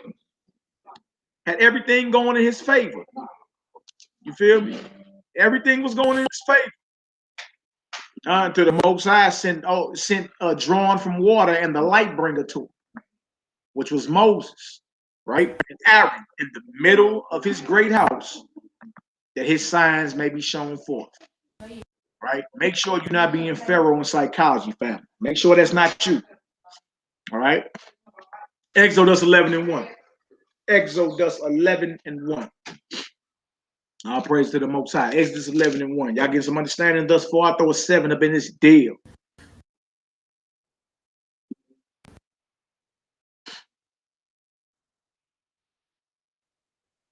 What you talking about, Tuvaya? Man, we don't need an interpreter. We don't that was good. Now, security, somebody at work. Yeah, many people under a strong delusion. But notice it says, Chantel Prescott, notice it says that the Most High is going to send forth a strong delusion. It's the Most High going to send forth a strong delusion, right? For the purpose that you might be damned. The Most High going to send forth a strong delusion. It's the same thing with Pharaoh. He made Pharaoh's heart heavy and insensible. You feel me? And dull of judgment. To where when the judgment of the Most High was going on right around him, he couldn't even fathom what it was. But his servants could, right? And that's major because his servants' hearts, their hearts were hardened as well. But that shows you there's a level to pride, different levels to it. And the level you don't want to be prideful, period. But the level you don't want to get to, the level of Pharaoh. Couldn't tell him nothing. Couldn't tell him nothing. All right, Exodus 11 and 1. And Yod-Wahe and Yahweh said unto Moshe, yet will I bring one plague more upon Pharaoh and upon Egypt. Afterwards, he will let you go hence. When he shall let you go, he shall surely thrust you out hence altogether. Everybody leave. Throwing all y'all out head first.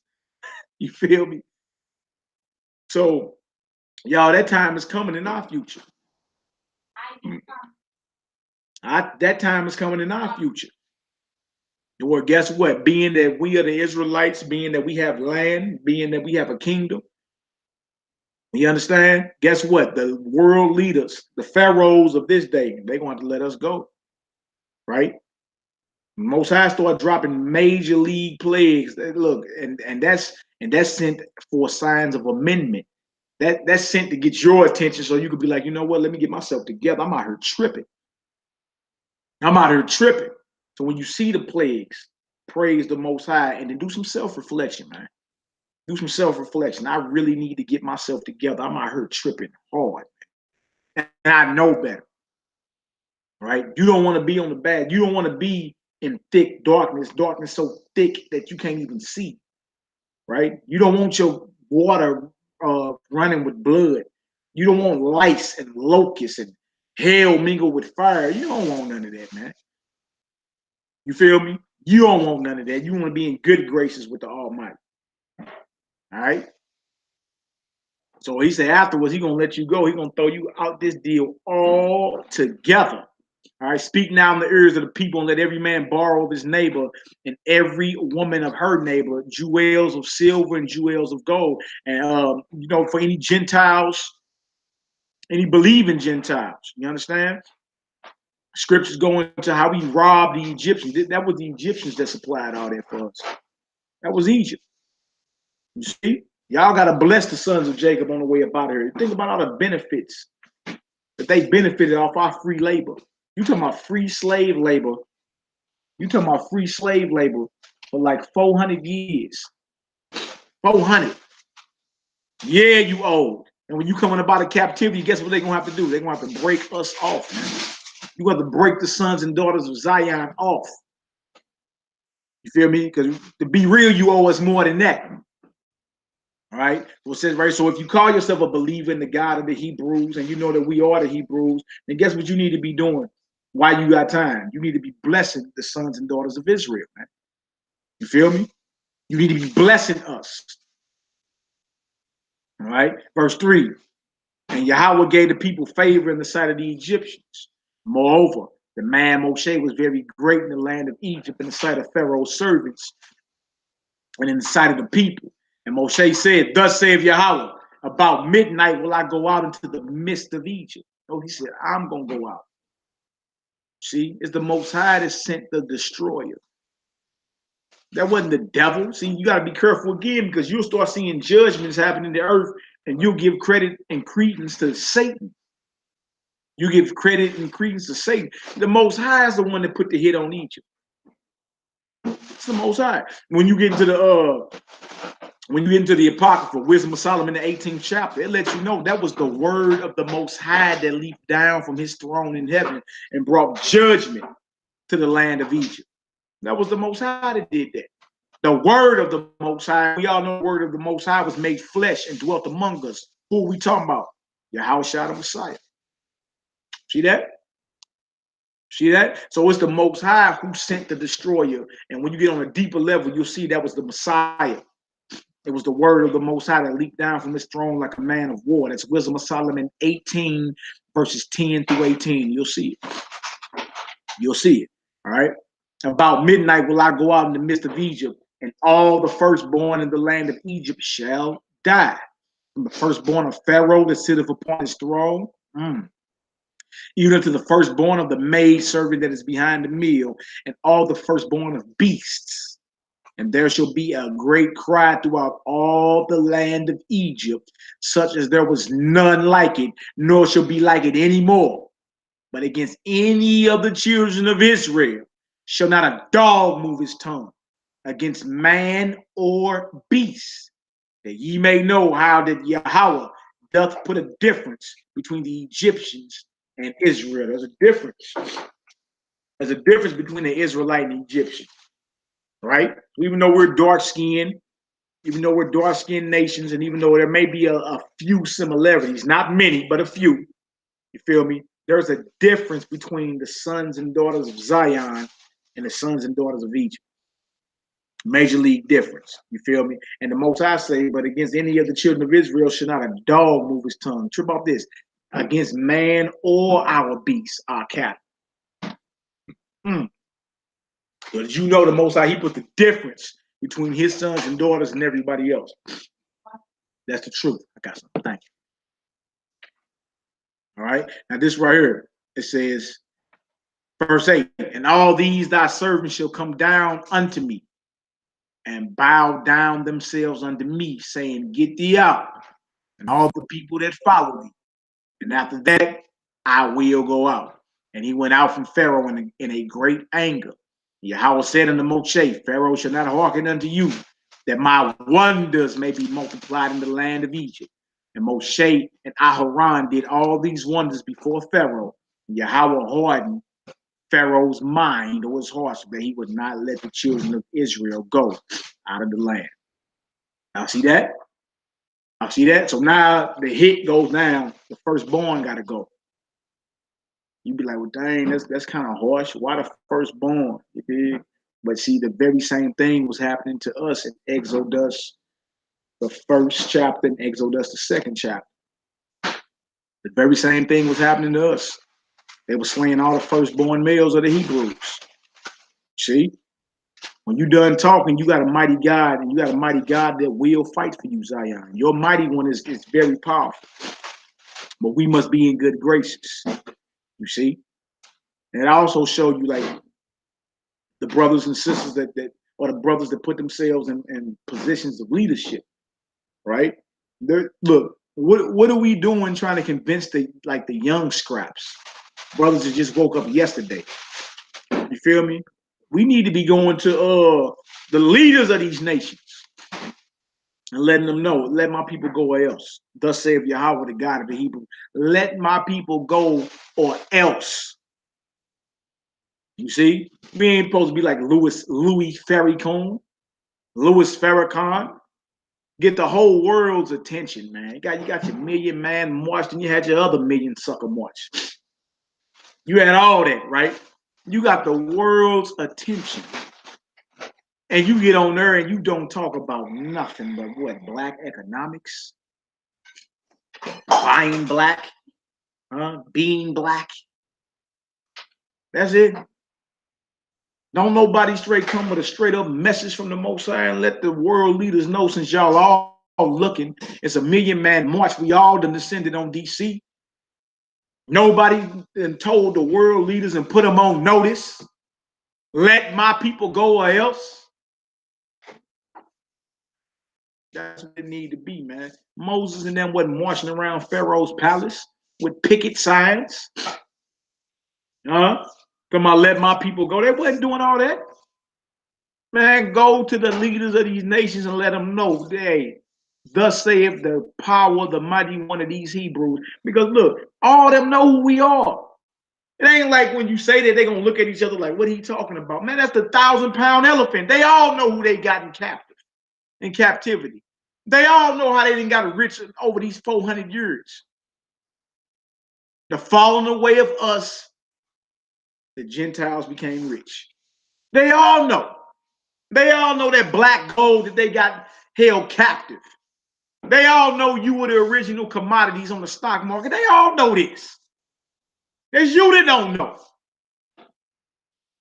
So for any of the elders that's out there, leaders and all that, y'all need to be going to the leaders of these nations and letting them know what time it is, man.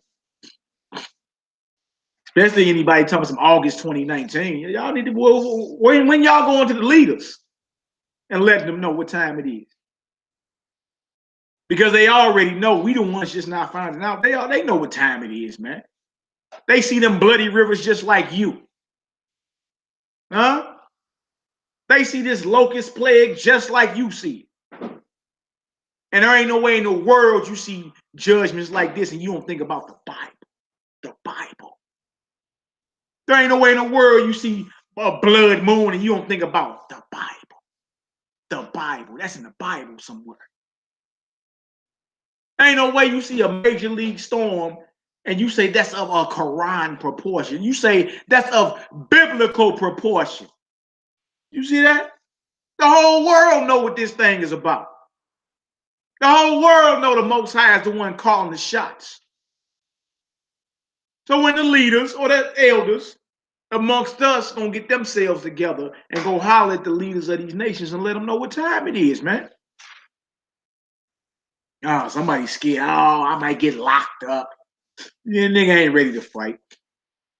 You ain't ready to fight. Anytime it's time to go do something major league for the Most High or major league for your people, and the first thing you think of, I might do some jail time behind it. You go sit down somewhere with the women. You go sit in the back with the women and children somewhere. You're not ready. You're not ready. If the first thing on your mind is the oppressor's judgment on the matter and not the Most High's judgment. You not ready. Scared somebody gonna put you in jail. Exodus 12, verse 1.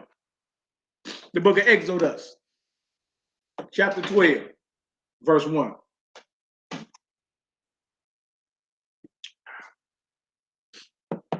And Yahweh spake unto Moses and Aaron in the land of Egypt, saying, this month shall be unto you the beginning of months.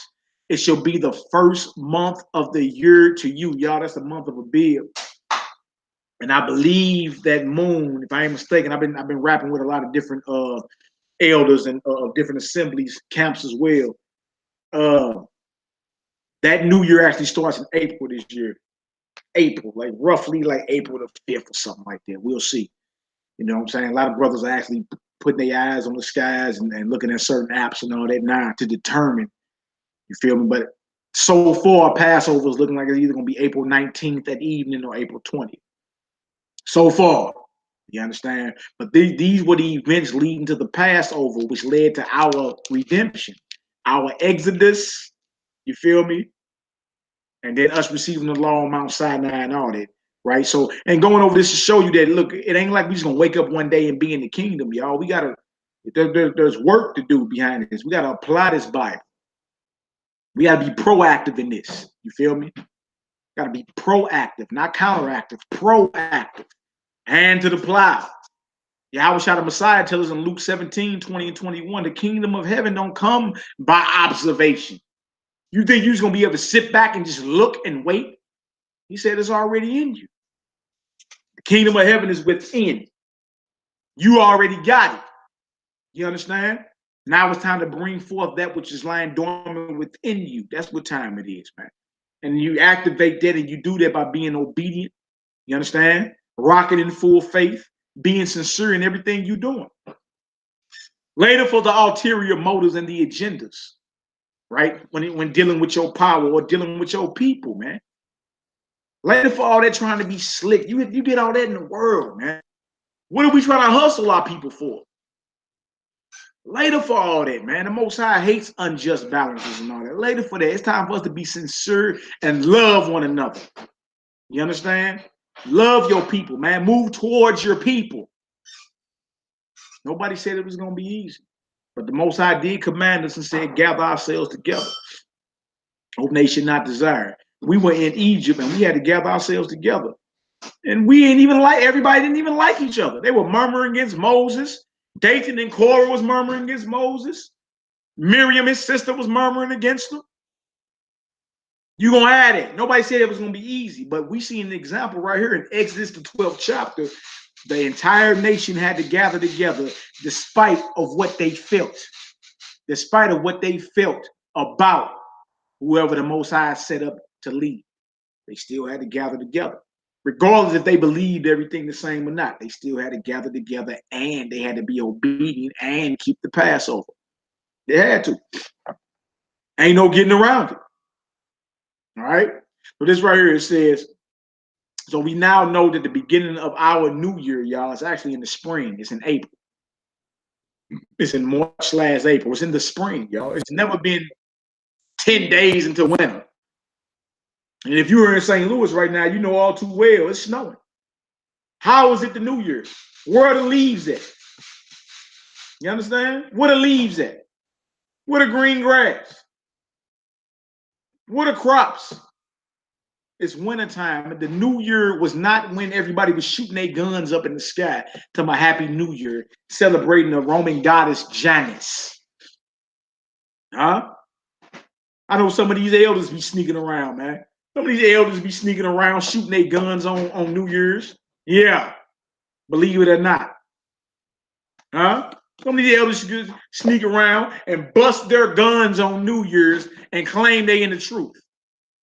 But when you get into the book of Jasher, you guess what you'll see? You'll see that Nimrod commanded his entire army to aim their arrows into the sky and shoot toward the throne of the Most High. That's where you get the spirit of shooting up into the sky from. That's where you get that from. You see? Everything you doing is pagan and it's running on automatic. Real talk. You feel me? If you call yourself in the truth, you should not be celebrating New Year's in the wintertime, let alone shooting your guns. Huh? Scripture tell you to abstain from all appearance of evil. Right? It's just the truth. You know, a lot of brothers, you know, a lot of brothers be like, you know, they try to come up with excuses. Huh? They try to come up with excuses, but it's the truth. Right? Really ain't on fire. They can't wait for Mother's Day and Father's Day to come around. Well, you know, that's secular, not necessarily attached to another guy. Like, get up out of here with all that, man. When we gonna stand up and be honorable in the eyes of the Most High? We got that bad as a people. We lust to be like everybody else. Huh? Decorations on your door. Stop it, man. You know better. All right, so the beginning of the new year, y'all, actually is in the springtime. It's when the birds are chirping. It's when grass is growing. It's when flowers are blossoming. It's when the trees are becoming more and more green. It's when crops are growing. That's the new year. All right. And the spring feast or the New Year feast is actually Passover.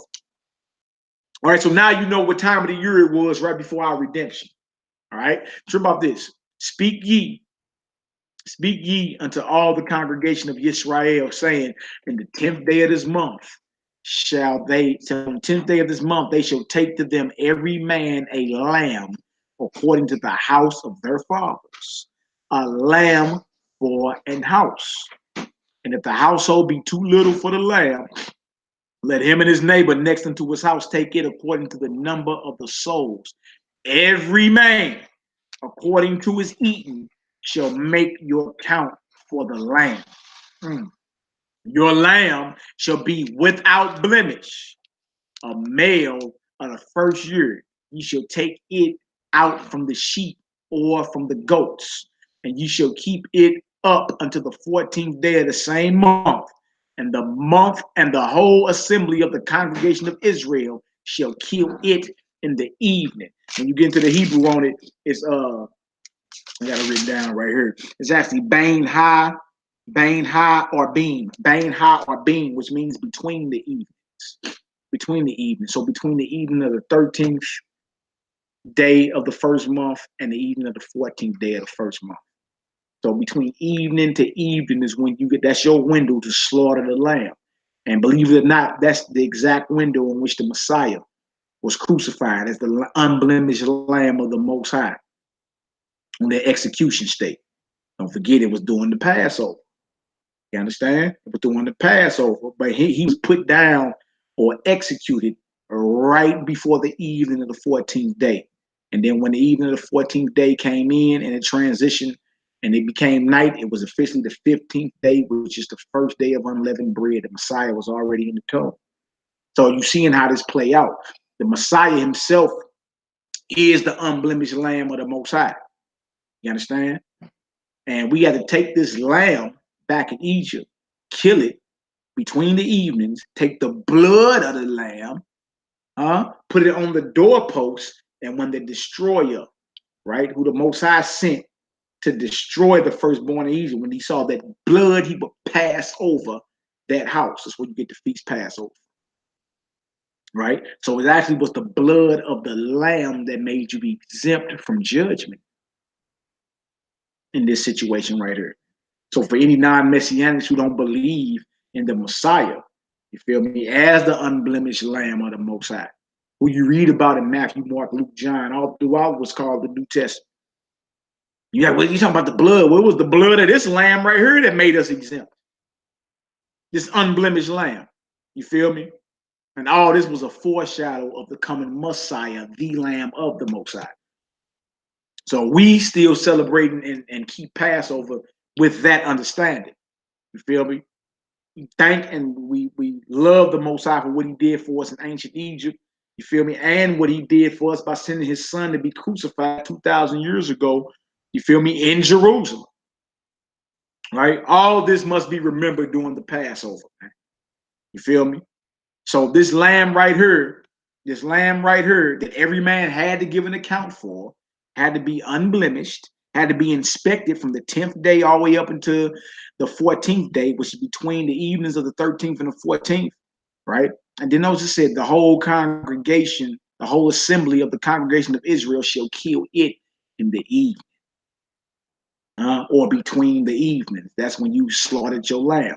And cooking lamb, for y'all that don't know, is not like cooking a hot dog, right? You gotta get down. You gotta kill the lamb. You gotta skin it. You gotta, you know what I'm saying?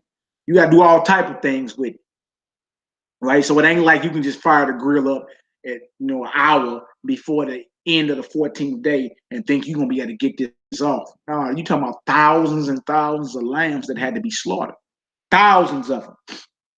You understand? So it took a whole day to do that. Saying that to say that, right?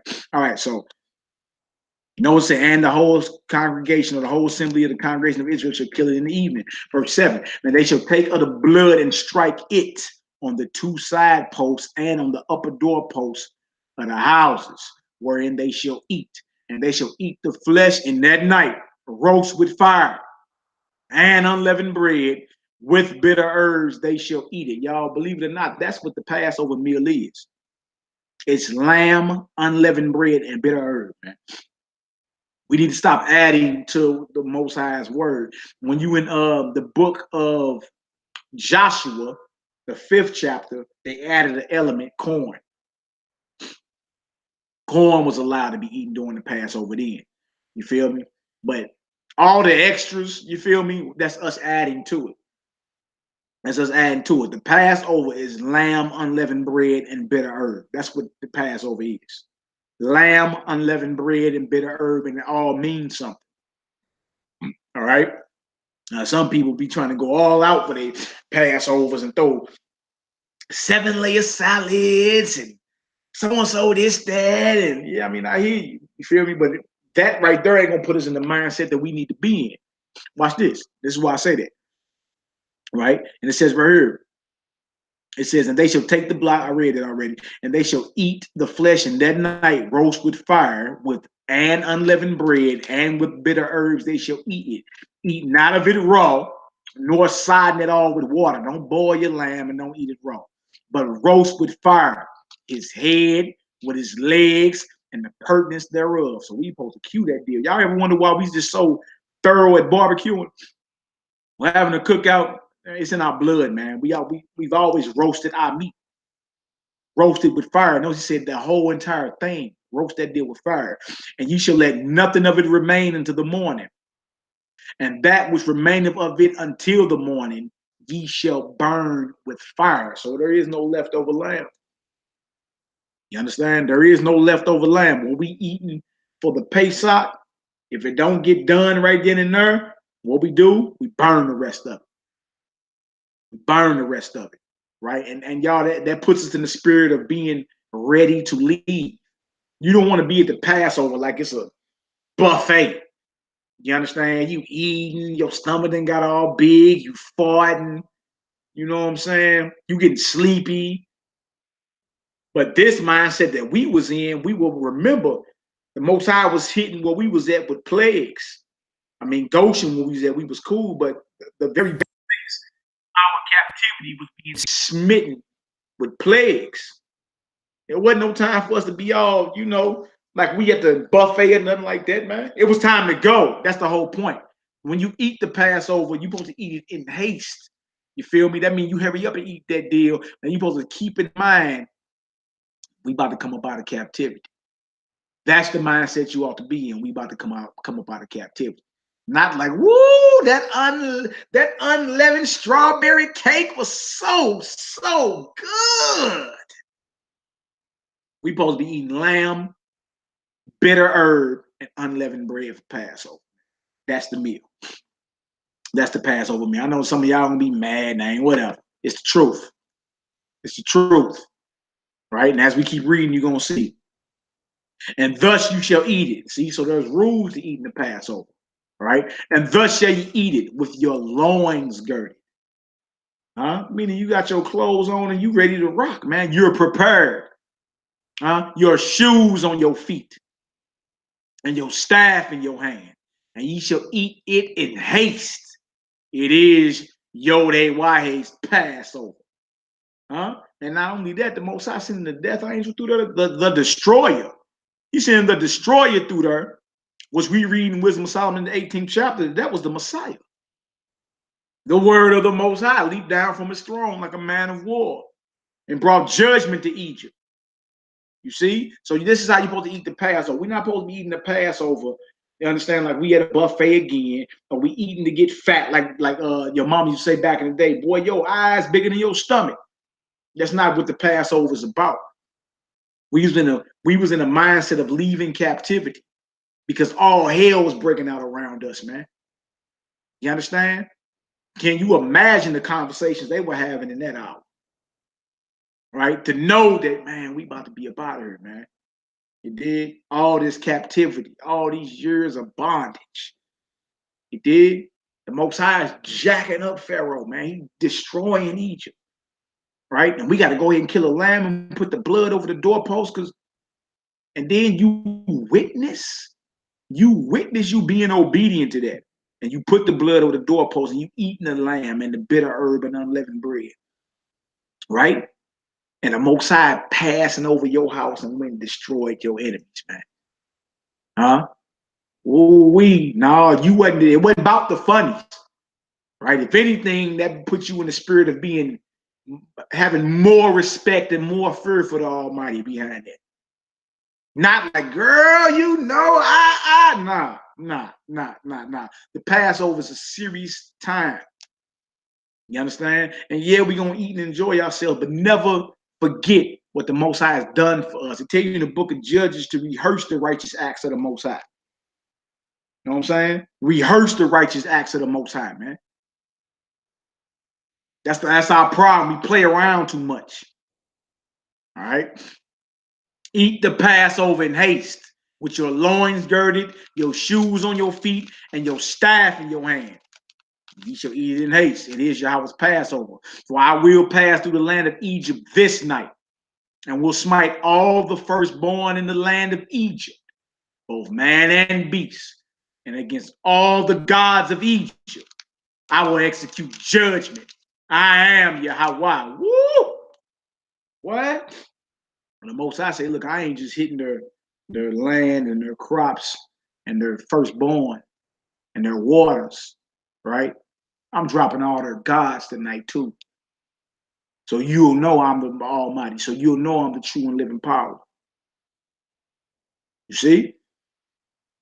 Even upon the idols of the Gentiles, there shall be a visitation. Real talk, right? I am Yahweh. So you execute judgment on all these little false little gods. If you call yourself being in the Kemet, you into a false ideology and you an enemy of the Almighty. You better hurry up and get up out of that Kemet worship. Because the Most High passed judgment on the house of Egypt, man. And deservedly so. You understand? And for y'all to think, oh man, there ain't no proof in that. Again, I put up the APPAREL papyrus last week. But man, just look at the biblical plagues that are hitting the earth now. The very plagues we reading about in Exodus are happening on a worldwide scale. So what you got to say now, Mr. Atheist? What you got to say now, Mr. Nihilist? If you're a nihilist, you mean there's no purpose in life. You just live and do whatever you want to do. Yeah, all right. Keep playing. Keep playing. The Most High God is not playing with nobody. He bringing everything about Egypt down, from his spiritual side of it, to his agriculture side of it, to his economy. You understand? Egypt is coming down, right? And the same thing gonna be to all the world powers. Thus saith the Most High, you going down. You better let his people go, or else. So when I see these plagues in the earth, man, I praise the Most High. I don't be sad. Who's sad about judgment? Get yourself together. All right. Verse 13. And the blood shall be to you for a token upon the houses where you are. And when I see the blood, I will pass over you. And the plague shall not be upon you to destroy you when I smite the land of Egypt. And this day shall be unto you for a memorial. and ye shall keep it a feast unto Yod-Heh-Wah-Heh throughout your generations.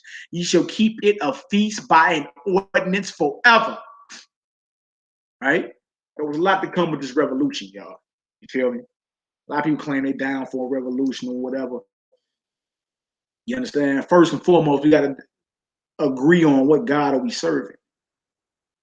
Right? Either we serving the God of Abraham, Isaac, and Jacob, or we serving the devil. But your God, the true and living God, the creator of heaven and earth, will go to war for you. Feel me? How do we ever turn our back on a mighty one like this? That's my question. I don't get it. I mean, I get certain things because it's prophecy. It's prophesied to happen. You understand? But it still blows my mind, even though I know what it is, when our people start acting like Pharaoh.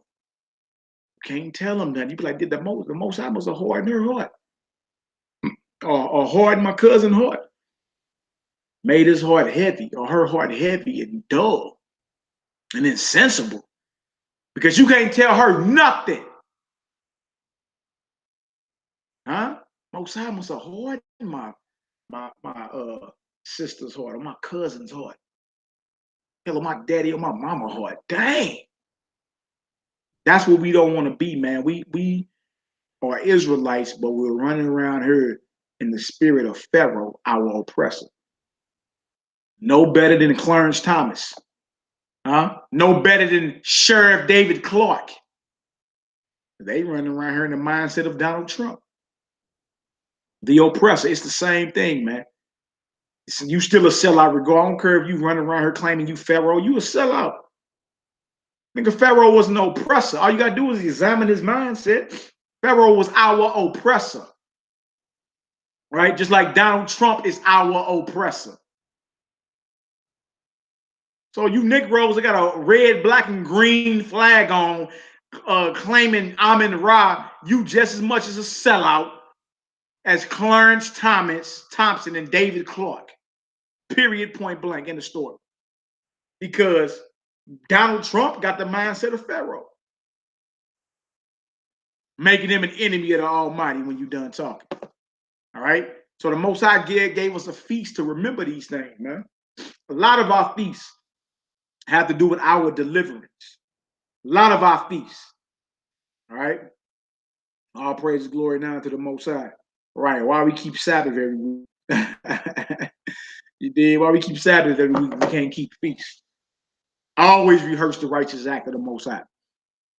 15. 7 days. 7 days shall ye eat unleavened bread. I'm gonna read 14 again. Let me do 14.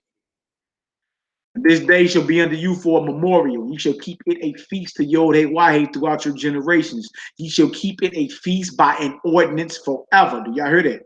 7 days shall ye eat unleavened bread. Even the first day ye shall put away leaven out of your houses. For whosoever eateth leavened bread from the first day until the 7th day, that soul shall be cut off from Israel. When you get into the New Testament, 1 Corinthians 5, 7 through 9, and also Galatians 6, 7, and 8, you'll see that a little leaveneth the whole lump, right? Leaven is actually symbolic for sin, right? That's why this is the Feast of Unleavened Bread. It's deeper than just we had to leave out of there and our bread didn't have time to rise. When you deal with this Bible on a spiritual and a metaphysical level, you feel me? You start seeing certain things that apply. Like, okay, we told us to stay away from the leaven. All right. And he say, for whosoever eateth leavened bread from the first day until the 7th day, that soul shall be cut off from Israel. Right. So, yes, we literally get all the leavening up out of our houses during this time of the year. During it, when the Passover comes up, we literally get all the leaven out. We be combing our cupboards and our cabinets and all that, tossing stuff out. And when you look at the brothers and sisters going hard too, I'm talking about, dang. Even if you think it got leaven in it, you tossing it, right? And then you be like, well, as thorough as we are combing these cabinets looking for leavening products and reading ingredients, we ain't did that with ourselves. You need to comb that mind of yours. You need to thoroughly search your mind to get any type of sin, any type of iniquity, any type of wickedness out of your mind. You feel me? During this Feast of Unleavened Bread. I'm talking about period, but especially during the feast. Especially during the feast. You don't want to keep this feast with leavening on your mind. Deception, evil, malice, sin. You don't want to keep this feast with that on your mind. You feel me? So yeah, literally get the leavening out, but it means nothing if you don't get the wickedness out of your heart. Because ain't this whole Torah portion about Pharaoh? Go to Pharaoh. Why you go to Pharaoh? Pharaoh's puffed up. Pharaoh's so puffed up, the Most High hardening his heart. Hardening his heart or making his mind heavy or dull or insensible to where he can't even recognize the plagues and judgments of the Almighty that's happening right in front of him. Make sure that's not you. Make sure that's not you. And you be like, yeah, you know, that's not me. Hold on, we got that bad as a people. What you mean that's not you? We got that bad, man. You can't tell the Negro nothing today. Huh? You show one of your people about how Yellowstone Park about how the volcano about to erupt in that deal. Man, they'd rather watch a football game. These Negroes rather get in a chat group and gossip than trip off. Hold on, man. That's a bloody lake over there. Hold on, man. That's a blood moon in the sky. You see? Don't be like Pharaoh and see the evident judgment of the Most High and sneeze at it and sweep it under the rug like it don't mean nothing to you. We got that bad as a people, man. We choose to ignore our problems instead of dealing with them. It's Pharaoh, man. Right? And if you in that spirit, the Most High can't deal with you. He gonna send you a strong delusion or harden your heart like Pharaoh that you might be damned. That's what we read in 2 Thessalonians 2. All right, so get the leavening out. Again, leavening is symbolic for bad doctrine or sin. Get that about you. It's also symbolic for wrath, envy, jealousy, strife. It's symbolic for the works of the flesh. That's leavening. And a little bit of that will destroy you. A little bit of it. You'll let it go, right? And get those leavening products out of your house. You understand? During the Passover week. Get that going. You feel me? And scientific, man, you get into it from a scientific level. Just laying off leaven for a whole week does the body great, man. So some of y'all that got weight problems, you be losing weight during the Feast of Unleavened Bread. You be having to adjust your belt. You'd be surprised at what all has leaven in it. And if you consciously dodge leavening that whole week, I mean, no birds, no nothing. Don't be drinking no birds, don't be get you no cheeseburgers, nothing. Lay off the leaven for a whole week and see how much better you feel, man. You see? So it's beneficial for us in every aspect to do this thing. On a physical level, get the leavening out. It does well to your body. You feel me? On a spiritual level, get the sin, get the hatred, get the malice, get the wickedness out of your mind, man, because it will destroy you. And how we look keeping the Passover of the Most High and got hate for the brother that's sitting right over there. It don't make sense, man. It don't make sense at all, right? So we say it shall be cut off from Israel, 16, right? And in the first day, there shall be an holy convocation. That's considered a Sabbath day as well. It don't matter if it's not the 7th day of the week. The first day of unleavened bread is a holy convocation, which means a holy gathering to rehearse something. And in the 7th day, there should be a holy convocation. So the last day of unleavened bread is a Sabbath too. And you got a weekly Sabbath coming up in there. No manner of work shall be done in them, save that which every man must eat, that only may be done of you. See? So no work done during the first day of unleavened bread or the last day of unleavened bread. Feel me? Or the weekly Sabbath that you got to deal with that week. Right? The only work that can be done, he said it right here. Only work that can be done in them is which every man must eat. That only may be done of you, meaning you got a green light prep to Passover. Start the fire and all that and cook it and do all whatever you need to do. You feel me? You got a green light to do that during the Pesach because you got to prep for the high holy days. You dig? But the high holy days are to be considered a Sabbath, no matter what day of the week they fall on. You say, wow, look, don't you, they give you off for Christmas break and all that? Look, the stuff that they're doing, they're just doing on the left-hand side. You understand? The Most High give us days off, right? That we may worship and honor him. How in the hell we worship and praise the Most High and we give Pharaoh all our spirit? Some of y'all work 7 days a week, man. That's going off. You feel me? Working 7 days a week. How can you ever serve your creator when you're giving all your spirit over to Pharaoh? How? How? All right. And ye shall observe the feast of unleavened bread, for in this self same day have I brought your armies out of the land of Egypt. That's beautiful. Therefore shall ye observe this day in your generations by an ordinance forever. All right, verse 18. In the first month, on the 14th day of the month, at even, ye shall eat unleavened bread until the 120th day of the month at evening. So at evening, for the 14th day, that going into the 15th day, that's Passover, man. We supposed to eat our lamb and our unleavened bread, and we ain't supposed to eat no type of leavening at all. All right? We ain't supposed to eat no type of leavening at all for the entire week. All right? All praise and glory now to the Most High, the owner, creator, and possessor of all things, right? So right here he say, 19, 7 days shall there be no leaven found in your houses. For whosoever eateth that which is leavened, even that soul shall be cut off from the congregation of Israel, whether he be a stranger or born in the land, or whether he be, a lot of Israelites are born outside of the land, right? Just let you know this is prophetic because we wasn't even in the land at this point. We was in Egypt. We were actually in Egypt. So the Torah in its infinite wisdom given to us by the Almighty had already prophesied that all Israel wouldn't be living in Israel. There would be strangers or foreigners. You feel me? Those of us who are Israelites that would have that would come into the land to observe and keep the Passover, or born in the land. You shall eat nothing leavened in all your habitations. Shall you eat unleavened bread? Then Moshe called for all the elders of Israel and said unto them, draw out and take you a lamb according to your families and kill the Passover.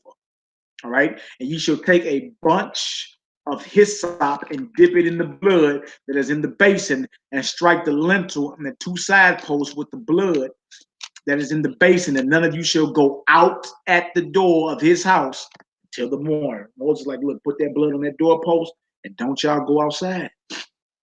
Why is that? Because the Most High was sending the destroyer through there to destroy, to examine and see if the blood was on the doorpost. The blood on the doorpost, he passes over that house. If it ain't on the doorpost, the destroyer enters in and he destroys the firstborn. Right? And notice he called the elders. Right? And that's one thing I see a major problem in Israel, man. Don't none of the elders deal with each other. Don't none of them, so regardless of if y'all like each other or not, y'all do realize that we a nation here, right? Y'all do realize there's things that need to be done, right? Think about that, man. Again, a lot of us have started playing this thing like it's a religion. This is a nation. It don't matter if you don't like him or not. We got to do this. You see? Look, the heathen, all you got to do is study the heathen, man. The heathen, even if they don't like each other, Democrat and Republicans, they don't even like each other, right? But guess what? They still got a nation to run. They still got to come together and sit down and chop it up. You got elders out here bragging about how they ain't got no patience now. I ain't got no patience. Brother, that ain't good. What do you mean you ain't got no patience? Patience is a fruit of the spirit. Huh? Scripture tell you let patience have her perfect work, man. What you mean you ain't got patience and bragging on it? You supposed to hide your folly, Ak. Huh? Hide your folly, not your wisdom. That's foolishness for you not to. That's foolishness for you to brag that you don't got patience. So what you really saying is, nah, I can't sit down and talk to nobody. I just might just lose it. Brother, you've been in these scriptures 3 decades. The hell you mean you ain't got patience? So what example was that leaving for us? The youngest, the younger generation. What that leave for us? All right, we see elders that don't even talk to each other. We see elders from different zones that don't even talk to each other, don't even deal with each other. You feel me? So what does that show us as the youngins? Somebody gonna have to break the chain. Somebody gonna have to reach out and start dealing with their people, man. You feel me? Because as we see, the elders, you feel me, that made it out, that made it into the wilderness, they all died. You feel me? You shouldn't be bragging about you not having no patience, man. And you shouldn't be out here spewing a spirit of hatred towards your people. Especially if you're so influential, man, and got everybody taking on that same spirit, thinking that's of the Most High, man. That's demonic, man. It's evil. All right? So he told him don't even go out until the morning. But notice he gathered the elders together. Remember that the elders had to come together, regardless if they didn't like each other or not. Regardless. All right? For Yahweh will pass through to smite the Egyptians. And when he seeth the blood upon the lintel and on the two side posts, Yahweh will pass over the door and would not suffer the destroyer to come in unto your houses to smite you. And you shall observe this thing for an ordinance to thee and to thy sons forever. Y'all see that? Always rehearse the righteous acts of the Most High. Right? And this same power, y'all, that went to war for us thousands of years ago, guess what? We got access to this same mighty, this same God, if you want me to say that. The same God that did that for our forefathers is here for us. We just got to obey and have all the faith in the world, man. Major league faith, right? And don't worry and doubt nothing, man. But love your God and love his people. He told us in these hours to gather together. Huh? We need to open up the language dialogue and start talking, man. Maybe you see something you don't see. Huh? Oh, the madness, man. Trip off this right here. This is Exodus 12, verse 25, right? And it shall come to pass when ye be come to the land which Yahweh will give you, according as he hath promised, that ye shall keep this service. And it shall come to pass when your children shall say unto you, what mean ye by this service? Because them babies gonna ask, why do we keep the Passover? Why do we do this? And ye shall say, it is the sacrifice of Yahweh's Passover, who passed over the houses of the children of Israel in Egypt when he smote the Egyptians and delivered our houses. That's your answer. That's your answer to your children when they ask you, why do we do this? Huh? You say it's the sacrifice of Yahweh's Passover, who passed over the houses of our people, the children of Israel in Egypt, when he smote the Egyptians and delivered our houses. You know, the children are gonna be like, dang, for real? Like, yeah, the bad guy lost in the end, son. For real, Abba. Yeah. You know, in the end, the villain always go down. But the villain went down, son. Dang, Abba, that's tight. You feel me? And then from there, you know, let them know, like, look, this is what you need to do to be delivered. Just even within your own personal walk. You don't want to be like Pharaoh. You don't want to be like the Egyptians, right? Trip off this. And the people bowed their head and worshiped. And the children of Israel went away and did as Yahweh had commanded Moshe and Aharon. So did they. And it came to pass that at midnight, this is beautiful. And it came to pass that at midnight, Yahweh smote all the firstborn in the land of Egypt, from the firstborn of Pharaoh that sat on his throne unto the firstborn of the captive that was in the dungeon, and all the firstborn of the cattle. That's beautiful, man. Man, that's so poetic. And Pharaoh rose up in the night, he and all his servants and all the Egyptians, and there was a great cry in Egypt, for there was not a house, where there was not one dead. Woo! Can y'all imagine that, boy? Waking up, boy, before the cock crow, still got morning breath on that tongue. You stretching, boy, phone going off. You got about 1 million Facebook notifications. Like, dang, what everybody tripping off for? When you click on Facebook and Instagram, every firstborn of your enemy is dead, including their animals. And you mean to tell me we're not going to give a glorious shout to the Most High, man? A glorious shout, praising the Almighty. Yeah, real thing. This is revolution. Your Bible, this Bible is the blueprint to our revolution. When you done talking, you want to get free, huh? You want land, you want resources, you want a government, you want a military, you want a king, huh? You want to be free from the influence of heathens. Oh, you sound like you want a revolution. The boy's a revolutionary. Sound like you want a revolution. Well, all you got to do is be obedient to the God of the Bible and apply his word into your life. And guess what? Your heathen, these enemies will fall, man. And the Most High fight for you. This is what they scared of. You understand? That the very power that created heaven and earth will start to begin to respect your prayers and honor your prayers. Feel me? And answer your prayers speedily. Right? But are we going to be in position to receive what the Most High has for us? Or are we going to keep acting like Pharaoh? But this is something I got out the story when I read the Torah portion. What I got out of it was, don't be like Pharaoh. Feel me? Because the Most High will heavy your mind, harden your mind, make you insensible, make your senses dull, to where when judgment is going down right in front of you, within your own house, you understand? Plagues are happening right in front of you, like they're happening in front of us right now. You'll sneeze at it, blow it off like it don't mean nothing. That's the mindset you don't want to be in, because that's a reprobate mind, and the Most High is going to destroy that type of mindset out the midst of his people. 31, and he called for Moses and Aharon by night and said, rise up and get you forth from among my people, both ye and the children of Israel, and go. Don't forget, y'all. Notice it keeps saying go, go. This Torah portion is parashat bo or ba, which means go or come.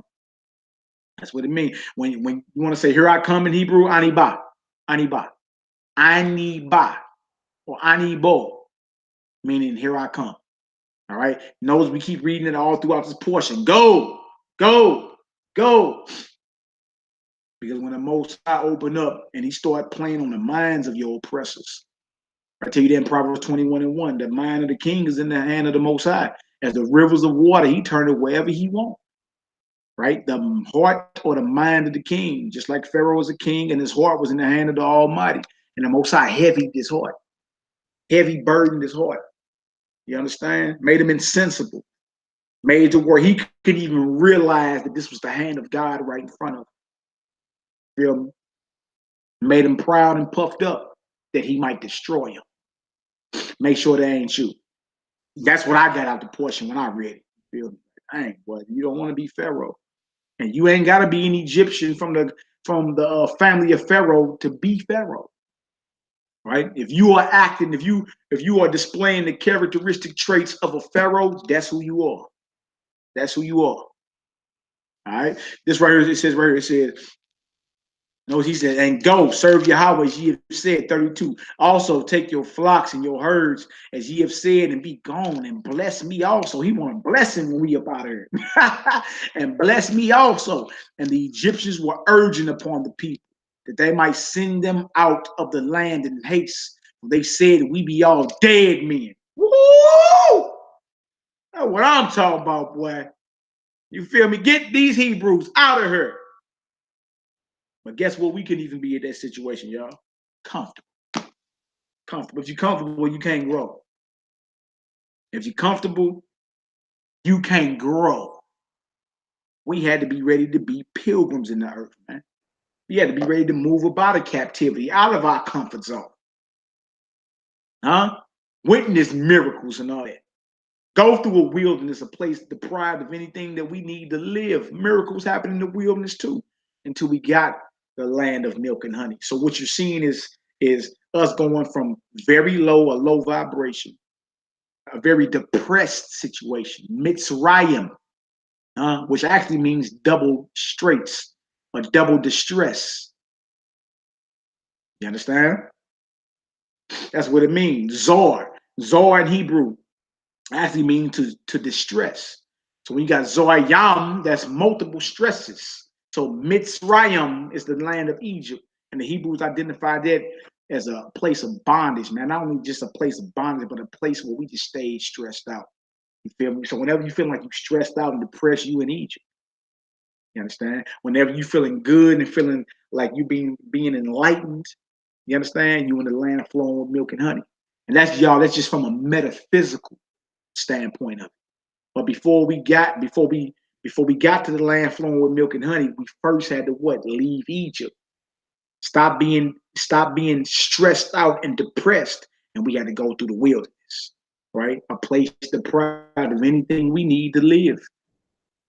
Right? In other words, there are many more sacrifices that must be made until you arrive at a level of supreme enlightenment. There'll be many sacrifices that must be made, many things you gotta let go. Right? But first and foremost, you can't be comfortable in captivity. You got to get up and go, man. You got to get up and go. You can't be comfortable in captivity, right? And even if you ain't mind, like, dang, where we go in your mind, you're supposed to be like, look, we got to come up out of here eventually. I'm not comfortable here, right? Your eyes are supposed to always be at home, man. Always be looking at home. Whether you looking at news articles, get on the JerusalemPost.com, check the Daily Mail, check YouTube, always be looking at home. Like, what's going on in my land right now? You see what I'm saying? And that keeps you in the spirit of not being comfortable here. Because if you ain't careful, man, you be comfortable as a good old slave. And then you start sticking up for Master Charlie. Master Charlie is good white folk. And you'd have been saying that about Pharaoh back then. Pharaoh Ramses is good black folk. That ain't the spirit you ought to be in, man. All right? That's not the spirit you ought to be in. All right, and the Egyptians were urging upon the people that they might send them out of the land in haste, for they said, we be all dead men, our Lord Yah. And the people took their dough before it was leavened, their kneading troughs being bound up in their clothes upon. We were ready. We were prepped. We were ready to go. We were ready to go. You ain't though. You see that? You're not even ready. Ain't even thinking about getting ready. May the Most High bless you. Right? And the children of Israel did according to the word of Moshe, and they borrowed the Egyptians jewels of silver and jewels of gold and raiment. Y'all, this borrowing means spoiling. I mean, we took it from them. Not borrow like, like, look, let me borrow $1. I'll give it back to you tomorrow. This borrow right here actually means we took it. We took it. It's ours anyway. It's ours anyway. You feel me? Think about how far in a rear America is in paying us. And that's just America. Y'all want to get on these brothers on child support and they arrears. The arrears, brother. The arrears. Well, what about America's arrears? Yeah, you got to pay up. What you mean? You got to pay up. And guess what? Just like we took then, we gonna take now in this day. Look, you better bless the sons and daughters of Zion, or else. Yeah, real thing this. And then when you get further into it, when we get into further Torah portions, you're gonna see the very silver and gold and raiment that we took. We actually used that to construct the tabernacle. You feel me? The Ark of the Covenant, to make certain dyes and all that for the ram skin and all that. Yeah, so the very jewels that we took from the Egyptians, we actually used to construct one of the most powerful religious spiritual relic known on this earth, and that's the Ark of the Covenant. Feel me? But we got the silver and gold and the raiment out of Egypt. Believe it or not. We got that out of Egypt, but then constructed the most powerful spiritual relic that they still major controversy over that. Still to this day. We use what we took from them to construct our tabernacle, which eventually became a temple, and the Ark of the Covenant, and all the vessels that are in the temple that we use to serve the Most High. Now that's powerful right there, man. All right. And they spoiled the Egyptians, 37. And the children of Israel journeyed from Ramses to Succoth, about 600,000 on foot that were men. Y'all see that? Beside children. So y'all, we were in the millions. It was 600,000 men that walked about there. Let alone if each man got a wife or wives, you dig? And children. Y'all, we went into Egypt when you read Genesis 24 and then Exodus 1. Y'all, we went into Egypt only 70 deep. 70. We left Egypt a few hundred years later, millions, like over 1 million strong. Now you talking about being fruitful and multiplying. You see that? You talking about being fruitful and multiplying. You see that? That's crazy, man. You talking about being fruitful and multiplying. Ooh-wee. Within a few hundred years, we was over 1 million. We walked in there 70 deep. Left about there in a few hundred years, well over 1 million. Well over 1 million. Again, if you just match one woman to one man, that's 1.2 million. And that ain't even counting all the babies. Man, stop it. Stop it. We serve a mighty God, man. Right? We have become too numerous. Right? And that's why I ain't got no problem with no babies to this day. Everybody be scared. We ain't gonna be able to support the babies, and we ain't gonna be able to afford them. And man, get off that Babylonian stereotypical mindset. What you mean? You dig? We left Egypt as an army leaving about that deal. You see? Millions deep. Ooh-wee. All right. Right here it says right here, beside being. And a mixed multitude went up also with them, and flocks and herds, even very much cattle. And they baked unleavened cakes of the dough, which they brought forth out of Egypt, for it was not leavened, because they were thrust out of Egypt and could not tarry, neither had they prepared for themselves any victuals. Now the sojourning of the children of Israel who dwelt in Egypt was 430 years. And it came to pass at the end of the 430 years, even the self same day it came to pass, that all the hosts of Yahweh went out from the land of Egypt.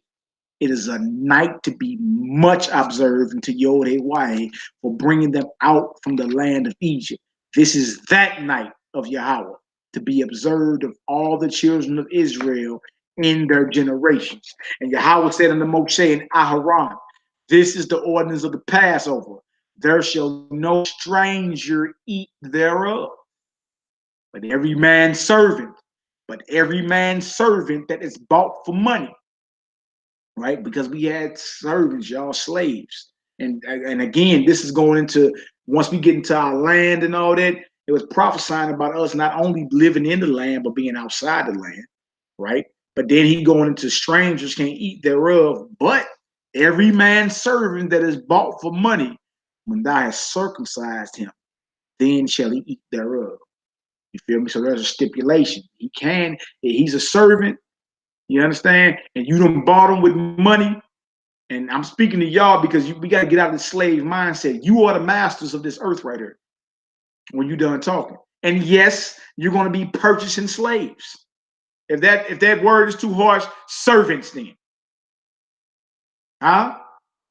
But even your servants must be what? Circumcised in order that they may eat the Passover. That's showing you that even our servants or our slaves in our kingdom going to have to serve our God. One manner of law for you and the stranger. All right? Now trip off this. Then shall he eat thereof. A foreigner and an hired servant shall not eat thereof. Right? Because you only belong to the house of Israel if you've been bought. See that? Had to be purchased or bought. That means you join to this man's house right here. Okay, when you my servant or slave and you've been bought with money, you got to be circumcised to keep the Passover. But notice a foreigner and a hired servant shall not eat thereof. What's a hired servant? That's somebody that you hire to do a specific service, right? In one house shall it be eaten. In one house shall it be eaten. Thou shalt not carry forth out of the flesh abroad out of the house, neither shall ye break a bone thereof. All the congregation of Israel shall keep it. And when a stranger shall sojourn with thee, and will keep the Passover to Yahweh, that all his males be circumcised. And then let him come near and keep it. And he shall be as one that is born in the land. For no uncircumcised person shall eat thereof. So in other words, anybody that's outside of the nation of Israel, if you want to partake in the Passover or the Pesach, you must be circumcised. You must join yourself to the covenant, right? But just some old strangers, like say we keeping Passover and some Asian walk by and say, gee, what are you doing? We observing the Passover. Can I have some? No, you can't. No, you can't. You understand? You're a foreigner, right? You're someone that has not joined himself to the Most High by observing his commands and his laws. So no, you can't. You're uncircumcised heathen. You have to be circumcised, and guess what? You have to follow what the Hebrews are doing to serve their God. Then you can partake. But no uncircumcised person shall eat thereof. One law shall be to him that is homeborn, and unto the stranger that sojourneth among you. Thus did all the children of Israel as the Yahweh commanded Moshe and Aharon, so did they. And it came to pass the self same day that Yahweh did bring the children of Israel out of the land of Egypt by their armies. Hallelujah, man. Hallelujah. All praise and glory now to the Most High. Yeah, yeah. Yeah, that's the Passover. But look, once you circumcise, period. So you get circumcised for the Passover, then when you show up for the Feast of Weeks, or you show up for the tabernacles or whatever you show up for, you're already circumcised. All right. Message going and showing how they supposed to join themselves to it. This is not a free fall. You can't just do what you want to do when serving the Most High. You understand? You can't do what you want to do. And again, physical circumcision don't apply to women. You feel me? Physical circumcision don't apply to women. So the only way they can be circumcised, a woman can be circumcised, is by them being obedient and following what thus saith the Most High. Their heart and their mind can be circumcised. You feel me? And that's somebody that's fully dedicated and doing what thus saith the Most High, no doubt. You feel me? So right here is the Pesach. You feel me? And that's right there around our New Year, 14 days into our New Year, which is in early April this year. I believe it's like April the 5th, one of them days, April 5th, April 4th, one of them. You understand? That's when the New Year starts this year. All right, 14 days it is, either like April 19th or April the 20th. That will be the Passover. So far as we'll be looking at. You understand? And we supposed to have our minds, which is our heart, prepared. Right? This is, again, y'all, this is not a buffet. This is not Sunday dinner. This ain't for you to eat and for your stomach to get, or your eyes get bigger than your stomach. You know, eat and get sleepy. Right? It's the Passover. And it was time we was leaving captivity. You understand? All hell had broke loose. But we still kept a feast of Yod-Heh-Wah-Heh, still honored him, and he protected us. But we still had to be obedient. You feel me? Exodus 13, 1 through 16 is next. Exodus 13, 1 through 16. All right, so others can join as long as they are following the commandments clearly. Yeah, others can join. Aaron, AJMC Henry 7. Yeah. Numbers 15 and 15, Deuteronomy 10, 15 through 17. It's Exodus 12, we just read, 49. Right? One manner of law for you and the stranger. If they want to partake, they must be circumcised. Right? You like, well, damn, who's a circumcised checker? Not me. I'm not going to be looking at none of y'all. You feel me? But understand this: if you decide to be wicked and evil and try to sneak and do something outside of what the Most High ordained, he'll handle you. He'll handle you. I witnessed the Most High choke a Negro about 7-8 years ago at Passover. Because the night before he's blaspheming, I almost fought that joker too. I almost fought him in one of the Brew's backyard because he was trying to compare what we doing to voodoo. Man, I went clean off on this Negro. And he still was allowed to come to the Passover mouth calm, bro. And I'm like, man, if y'all don't tell this boy he can't come, give him his money back. He don't need to come, man. He talking blasphemy around here. And he let that boy show on up. He got up there talking about he was gonna give him a speech. And as he talking, I can excuse me. He kept going to get What? I elbowed the Hebrew sitting next to me because that was his boy. I'm like, you see what's happening? He kept talking. he was Haitian too, boy. Haitian Negro. He couldn't even take it. And you looked up, they tried to run up there, give him some water.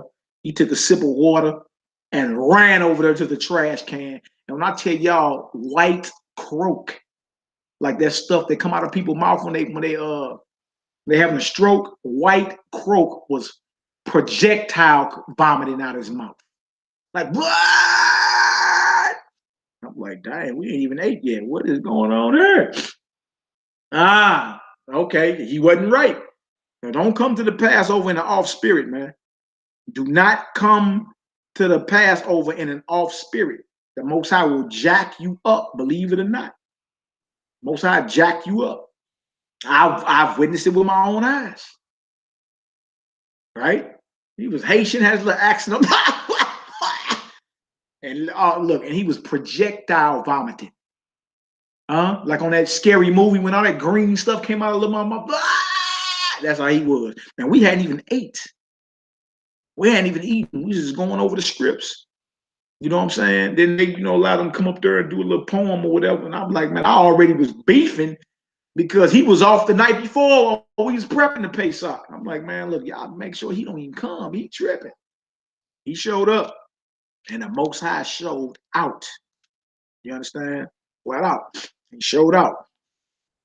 That's right, Shaul. That's Romans 2. Romans 2, 28 and 29. You know what I'm saying? But I still wouldn't play with the Most High anyway, though. If you got an opportunity to get yourself circumcised. Get yourself together. Feel me? It ain't going to hurt you. I ain't talking about physically, but it ain't going to hurt you none in the eyes of the Most High to be physically circumcised. You did? And yes, spiritual circumcision is that of the heart and not in the spirit, not in the letter. Praises of God and not of men, understandable. Right? But this joker that I'm talking about was off. You did? He was from Haiti. I named him Lil Levi. You understand? He tried to take on a Melchizedec name. We stripped him with that. Nah, you can't go by that no more. Your name Lil Levi. And he was projectile vomiting. Projectile vomiting out of his mouth. Yeah. Real thing this. I've actually witnessed these things. Yeah, the renewed covenant circumcision. No doubt. No doubt. That's Romans 2, 28 and 29. Sha'u Yisrael. You did? But get yourself together. Don't be showing up. Don't be showing up thinking you can sneak and go around with the Most High say. I'm telling you. May the Most High bless you. That's my sister Natasha Archie. What you still stuck in the snow, she broke? We're not in the snow. You actually at work. You still stranded at work. May the Most High bless you. Most High got us, man. Believe it or not. All right. Yeah. All right. So right here, Exodus 13 and 1. We're coming to the end of this Torah portion, and what I learned out of it again, y'all, was not to be like a Pharaoh. You don't want to be like Pharaoh. You understand? Or the Most High harden your heart, or make your mind heavy and burdensome and insensible. You don't want to be like that. You don't want to be like that. You understand? If that's the case, that's the evident sign that you will soon be destroyed. Right? Pharaoh was so proud he couldn't even see the evident judgment from the Most High that was right in his face. Couldn't even see it. I might watch Exodus Gods and Kings tonight on the Fire Stick. That's a good movie, man. You feel me? Even though some of it is off biblically speaking, of course, who the Israelites are, yeah, that's way out. They got heathens.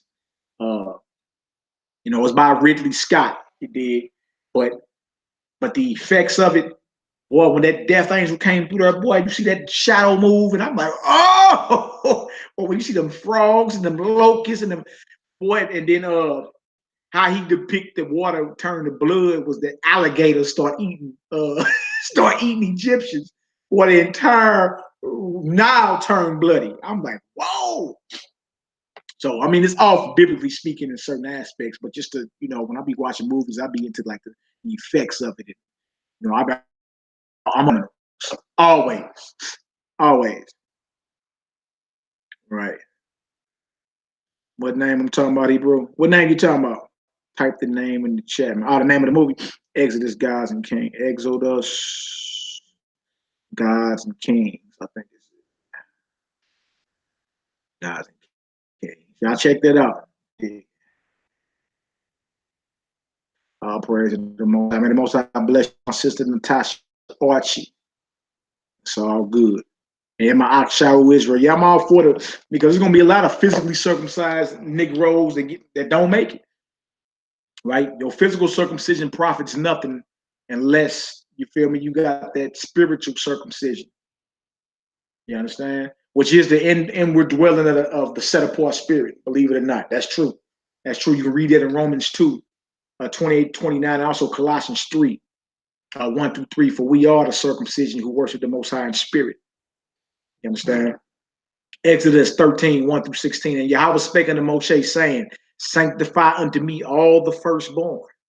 This is major because he just hit all of Egypt's firstborn.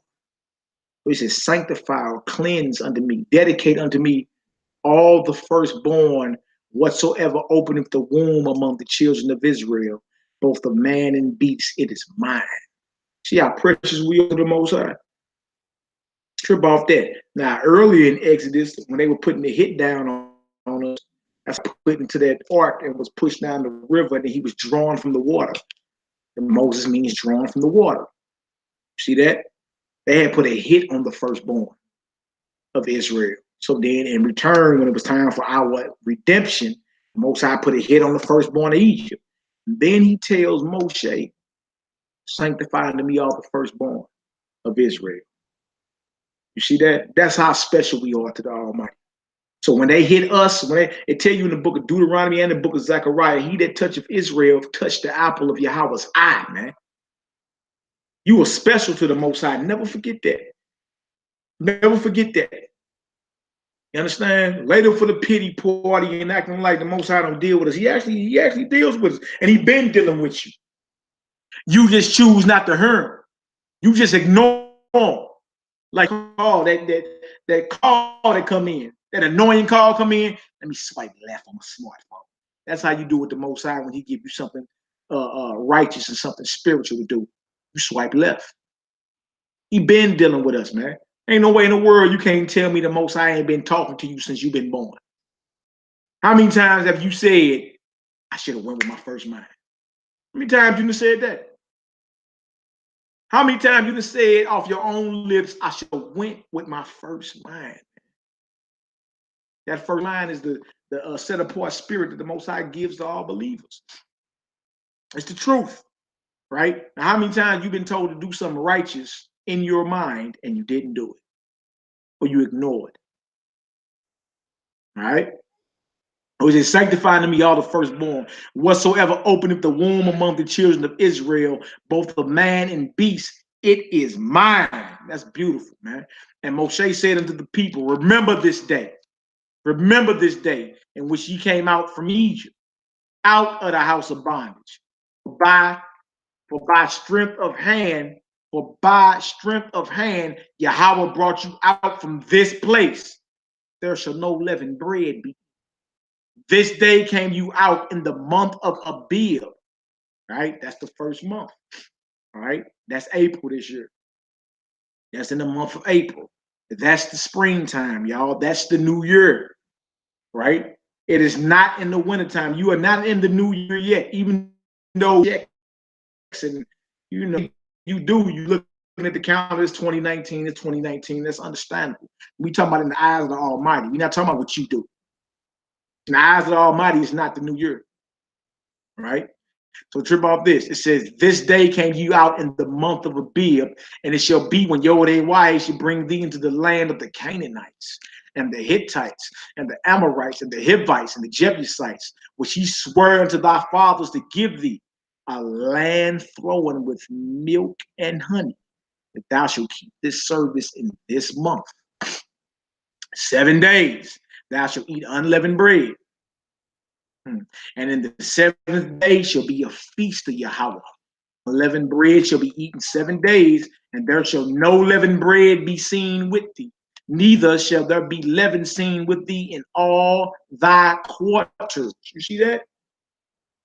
And I understand, again, y'all, on a physical aspect, okay. On a physical aspect, surface level, okay, get all the leaven about your house. Of course, I'll never teach against that, right? But there's something deeper to be understood about this leaven. And once we get into the scriptures like Corinthians, 1 Corinthians 5, feel me, 6 through 8, Galatians 6, 7 through 8, you're gonna start seeing that leaven is synonymous with iniquity. So how we trip off this? Say you keep the Feast of Unleavened Bread. Say you're like, Mally, I got all the leaven about mine. Even everything I thought had yeast or leaven in it, I got it out of there. Yes, right? And then the next day you calling me talking about you at the strip club, or you feel me? You making it rain, or you can't stand this nigga, or stand this nigga, or I hate this and that. How are you keeping the Feast of Unleavened Bread with sin in your mind? You cleaned your cabinets, but not your mind? The very way we dodge leaven all week during the week of unleavened bread is how we supposed to be dodging iniquity that entire week. And then after that week, you're supposed to keep dodging iniquity day in and day out. The Most High trains us for this. You see? So how you going to keep the Feast of Unleavened Bread, you feel me, and you got a hatred in your heart for another Israelite? How you going to keep the Feast of Unleavened Bread and you got the spirit of discord and disunity going on? How?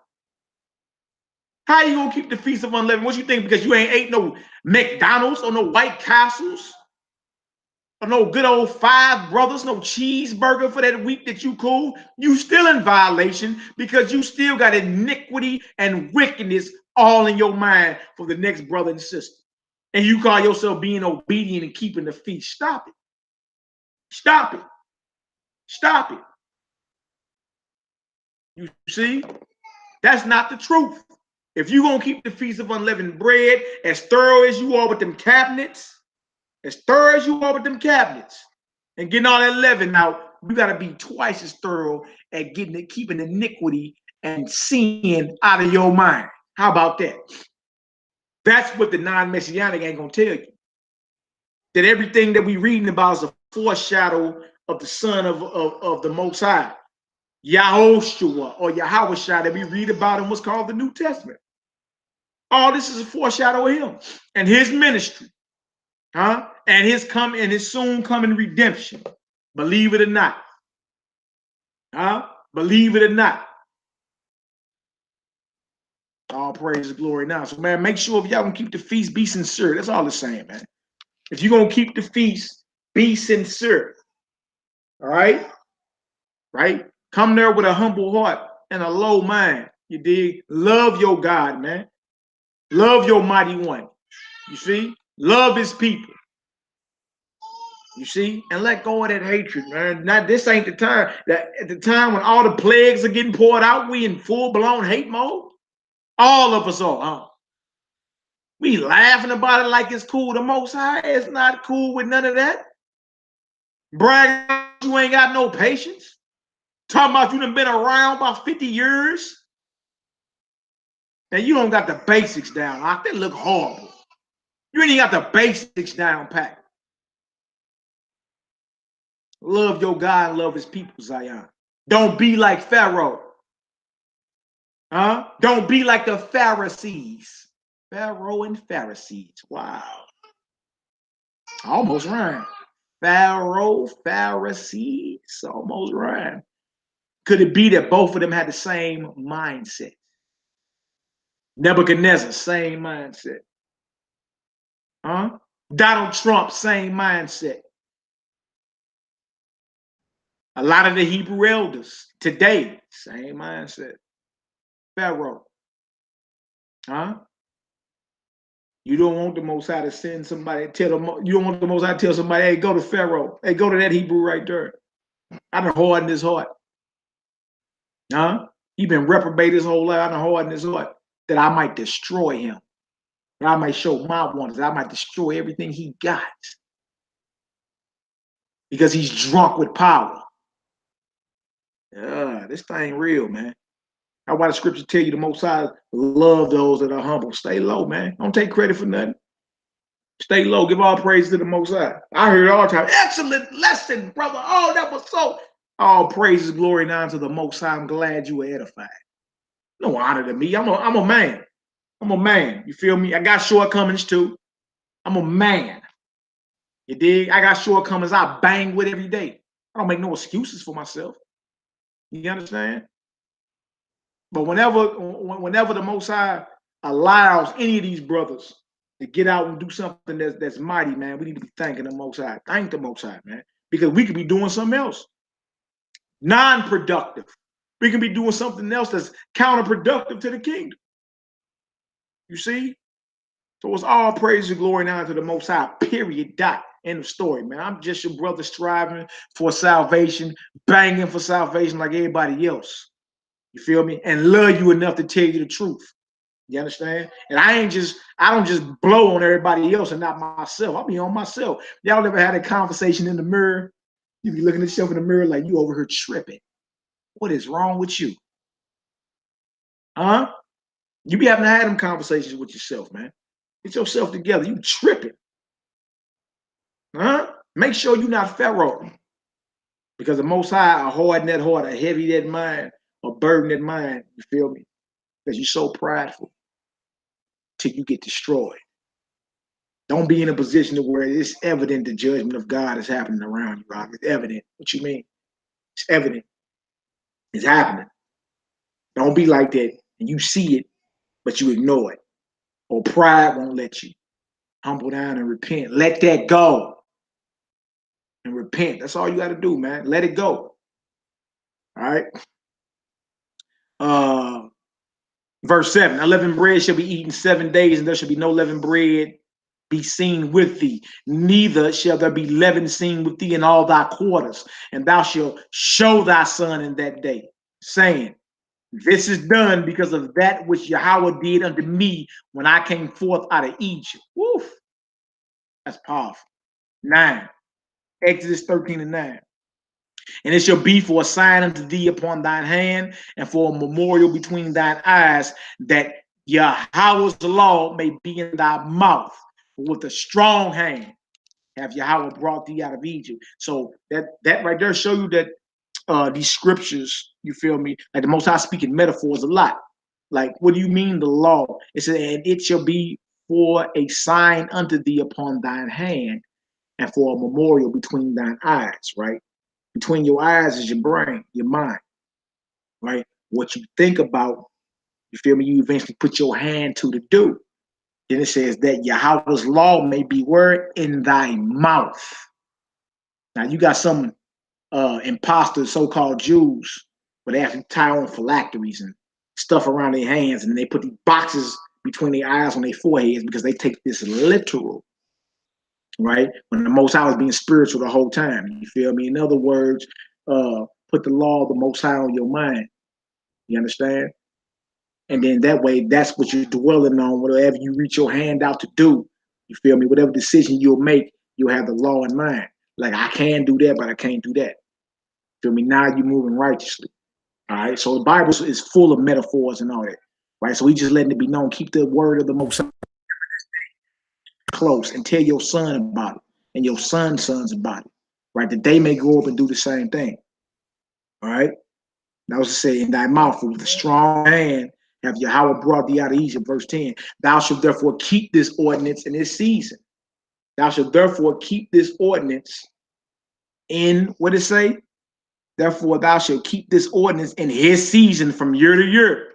And it shall be when Yahweh shall bring thee into the land of the Canaanites, as he swore unto thee and to thy fathers, and shall give it to thee, that thou shalt set apart unto Yahweh all that openeth the matrix, and every firstling that cometh of a beast which thou hast, the male shall be Yahweh's. The matrix, y'all, is the womb. It's the womb.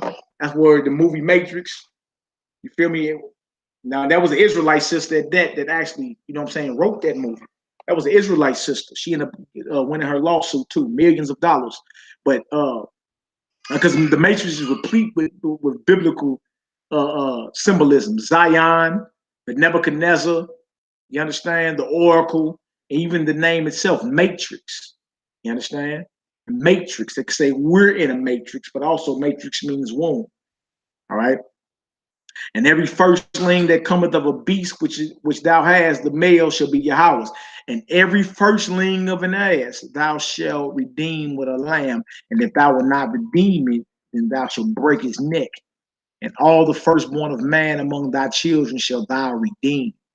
Right? Most High want all the firstborn. He want the first fruits of our crops. All that belong to him. The Most High want the best portion. All that belongs to him, man. I don't care if you're talking about flocks. I don't care if you're talking about crops. I don't care if you're talking about us. Right? We belong to the Most High. We're special in his eyes. All right? And it shall be, verse 14, and it shall be when thy son asketh thee in time to come, saying, what is this? That thou shalt say unto him, by strength of hand, Yahweh brought us out from Egypt, from the house of bondage. And it came to pass when Pharaoh would hardly let us go, that Yahweh slew all the firstborn in the land of Egypt. This is what you're supposed to be telling your son when they ask you, why are we doing this? Because we were slaves in Egypt, and the Most High killed all the firstborn in Egypt to get us up out of there. Hit it with plagues and everything, son. They're gonna be like, I buy for real? And let your children know how much your God loved them, man. He'll go as far as destroying somebody for you. Believe it or not. Believe it or not. Right? Right here, it says, read that 15 again. It came to pass when Pharaoh will hardly let us go, that Yahweh slew all the firstborn in the land of Egypt, both the firstborn of man and the firstborn of beasts. Therefore, I sacrifice to Yahweh all that openeth the matrix, being males. But all the firstborn of my children I redeem. And it shall be for a token upon thine hand, and for frontlets between thine eyes, by the strength of hand. Yahweh brought us forth out of Egypt. So notice he said right here, he say, right here, therefore I sacrifice to Yahweh all that open the matrix being males. Right? Right? So the sacrifice or the flock, that's dedicated to the Most High too, but that's sacrificed unto him. Okay? But then he said, but being males, but all the firstborn of my children, he what? I redeemed. So he's just showing how that's like how he redeemed us out of Egypt. That's how he redeemed us out of Egypt. You understand? The males that are born belong to him. Firstborn males that are born belong to the Most High. Right? And it all go back to them deciding to kill our firstborn, going back in the early Exodus. They decided to kill the firstborn, man. Then the Most High, his last plague was to hit their firstborn. And then he said, sanctify them to me. You understand? We need to realize how special we are in the eyes of the Most High. We understand his Torah, the Gospels, the prophets. We understand the whole thing, man. Because the Most High says we are the apple of his eye, y'all. That means we're very special to him, right? And I don't want to be no enemy of the Most High, man. I'm tired of going through what we all go through. I don't want to be his enemy. I want to be beloved of the Most High, right? And everybody on here should want to as well. You ought to want to be loved by the Most High, nothing else. All right? All right, all praise and glory now to the Most High. All right, right here is Jeremiah 46. Before we do Jeremiah, though, man, I want to do this Isaiah 43, man, because it's very powerful. We usually read it all the time around, around Passover. So let me get this in here real quick, y'all. Isaiah. We only got a few more scriptures. We're going to get up out of here. I want to thank the Most High for allowing us to come together on this beautiful Sabbath day. You know, and break bread.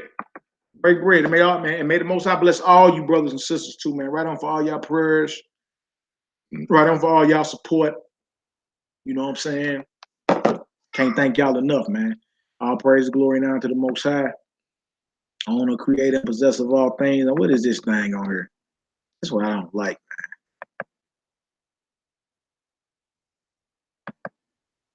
Move this out the way. Y'all bear with me 1 second. Let me get this off the screen real quick.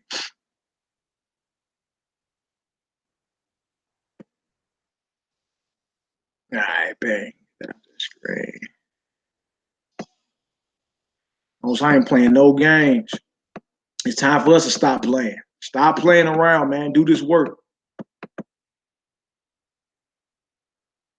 All right. We're going to read Isaiah 43. We're going to read Isaiah 43, then we're going to get into Jeremiah. It's up on the board. Isaiah 43, 1 through 8. So I ain't playing no games, man. And look, again, y'all, I caught chills. I caught chills, man, when I looked up and seen, because, you know, we studied this Torah portion for this week. You feel me? Parashat Bo, or go or come, right? We were straight, I was straight studying that. And then, man, I looked at my, you know, I be on Daily Mail and Jerusalem Post and all that.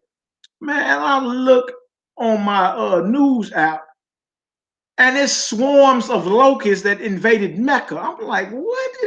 So it let me know it's like only the Most High, man. Like, how is this is the portion that a lot of Israelites are going over today? You know what I'm saying? A lot of Israelites are going over this Torah portion right here because it's been heavy in Israelite spirit about, you know what I'm saying, exodus and redemption and you know what I'm saying, the fall of our enemies and all that. So as I'm up studying and then I look, I'm like, man, this is the very plague. This is the 9th plague. The plague of locusts was the 9th plague, if I ain't mistaken. No, it was the locusts were the 8th plague. And then I look on my news app, and Mecca them been hit with locusts first time ever. I'm talking about swarms of them, and they call it plague. You can't say this Bible ain't real, man. I'm like, wow, man. News app I be on, y'all, is the Daily Mail. It's snowy Sabbath right here in St. Louis, too, Zafani Habak. Yeah. The Daily Mail, man. Get on the Daily Mail. The Daily Mail is a good one. Let me type it up in there. Daily Mail. Jerusalem Post is good too. Daily Mail, Jerusalem Post. Keep your eyes on the Holy Land, man. Right? Check that, like check on Jerusalem. You need to be checking on your land every day. You need to be checking on what's going on, the politics. We need to know who getting elected. Make the screen big, okay. We need to know who getting elected and all that. Like what type of underhanded politics is going down.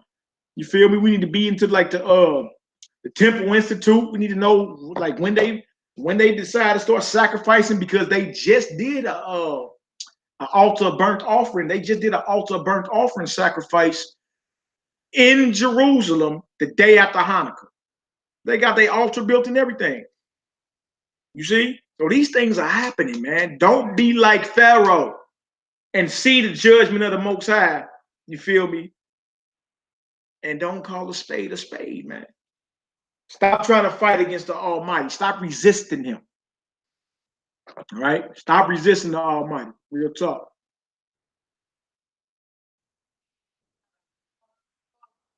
All right, so let's get it right here, y'all. Bro say, hey, let the screen go up. I got you. All right. I'll make it a little bigger for you. That ain't no problem. All right. I'm on 150. This is 175, though. So we're going to put it on 175. Oxy put those up there. Oh, hold on. Isaiah, we in Isaiah 43 next, y'all. All right, so Isaiah 43. And this is about what we just saw, what we just basically the Most High redeeming Israel. But now thus saith Yahweh that created thee, O Yaakov, and he that formed thee, O Yisrael. Fear not, for I have redeemed thee. I have called thee by thy name. Thou art mine. Did y'all hear that? We belong to the Most High, man. He said, you mine. What you mean? You belong to me. Notice he told them in Exodus 13, sanctify all them to me. Sanctify them firstborn males. And we all belong to the Most High, but especially them firstborn boys, right? Which is beautiful because earlier in Exodus, all the firstborn males was destroyed. We see the same thing when the Messiah was born. Herod and them tried to get it who? All the males, 2 and under, right?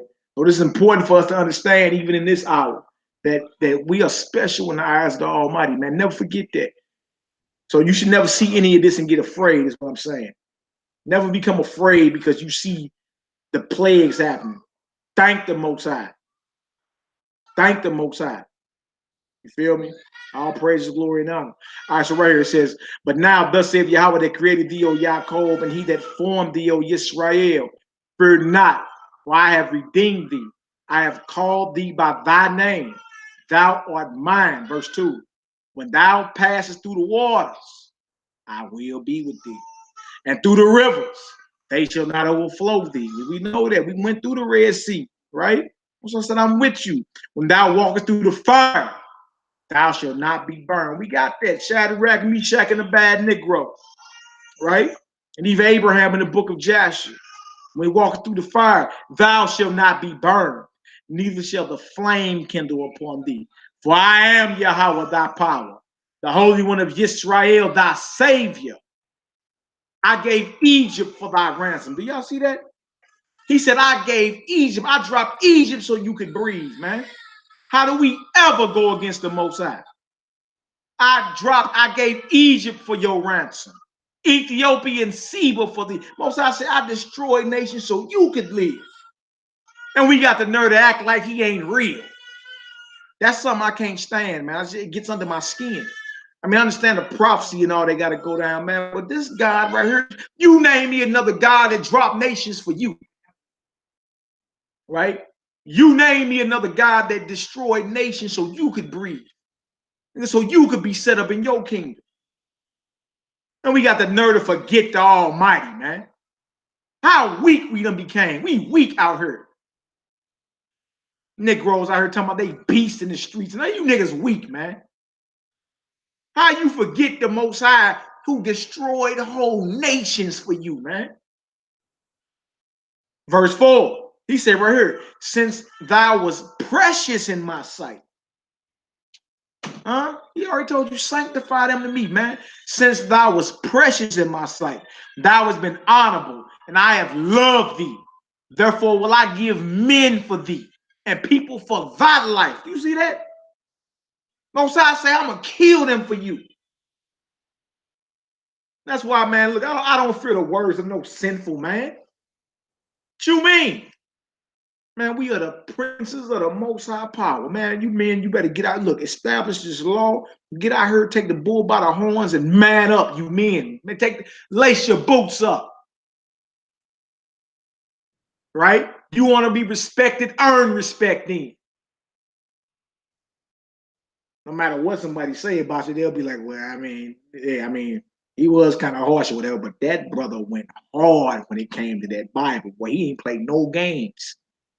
I'd rather that be said about me. Who are you talking about, Malachi? Oh, yeah, he was some pushover chump.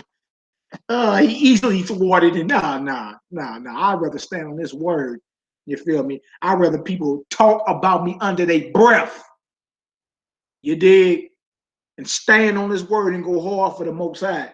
You dig? And be considered somebody that's kind of harsh, brother. You dig? And some chump sucker. You dig? That changed his doctrine like the wind.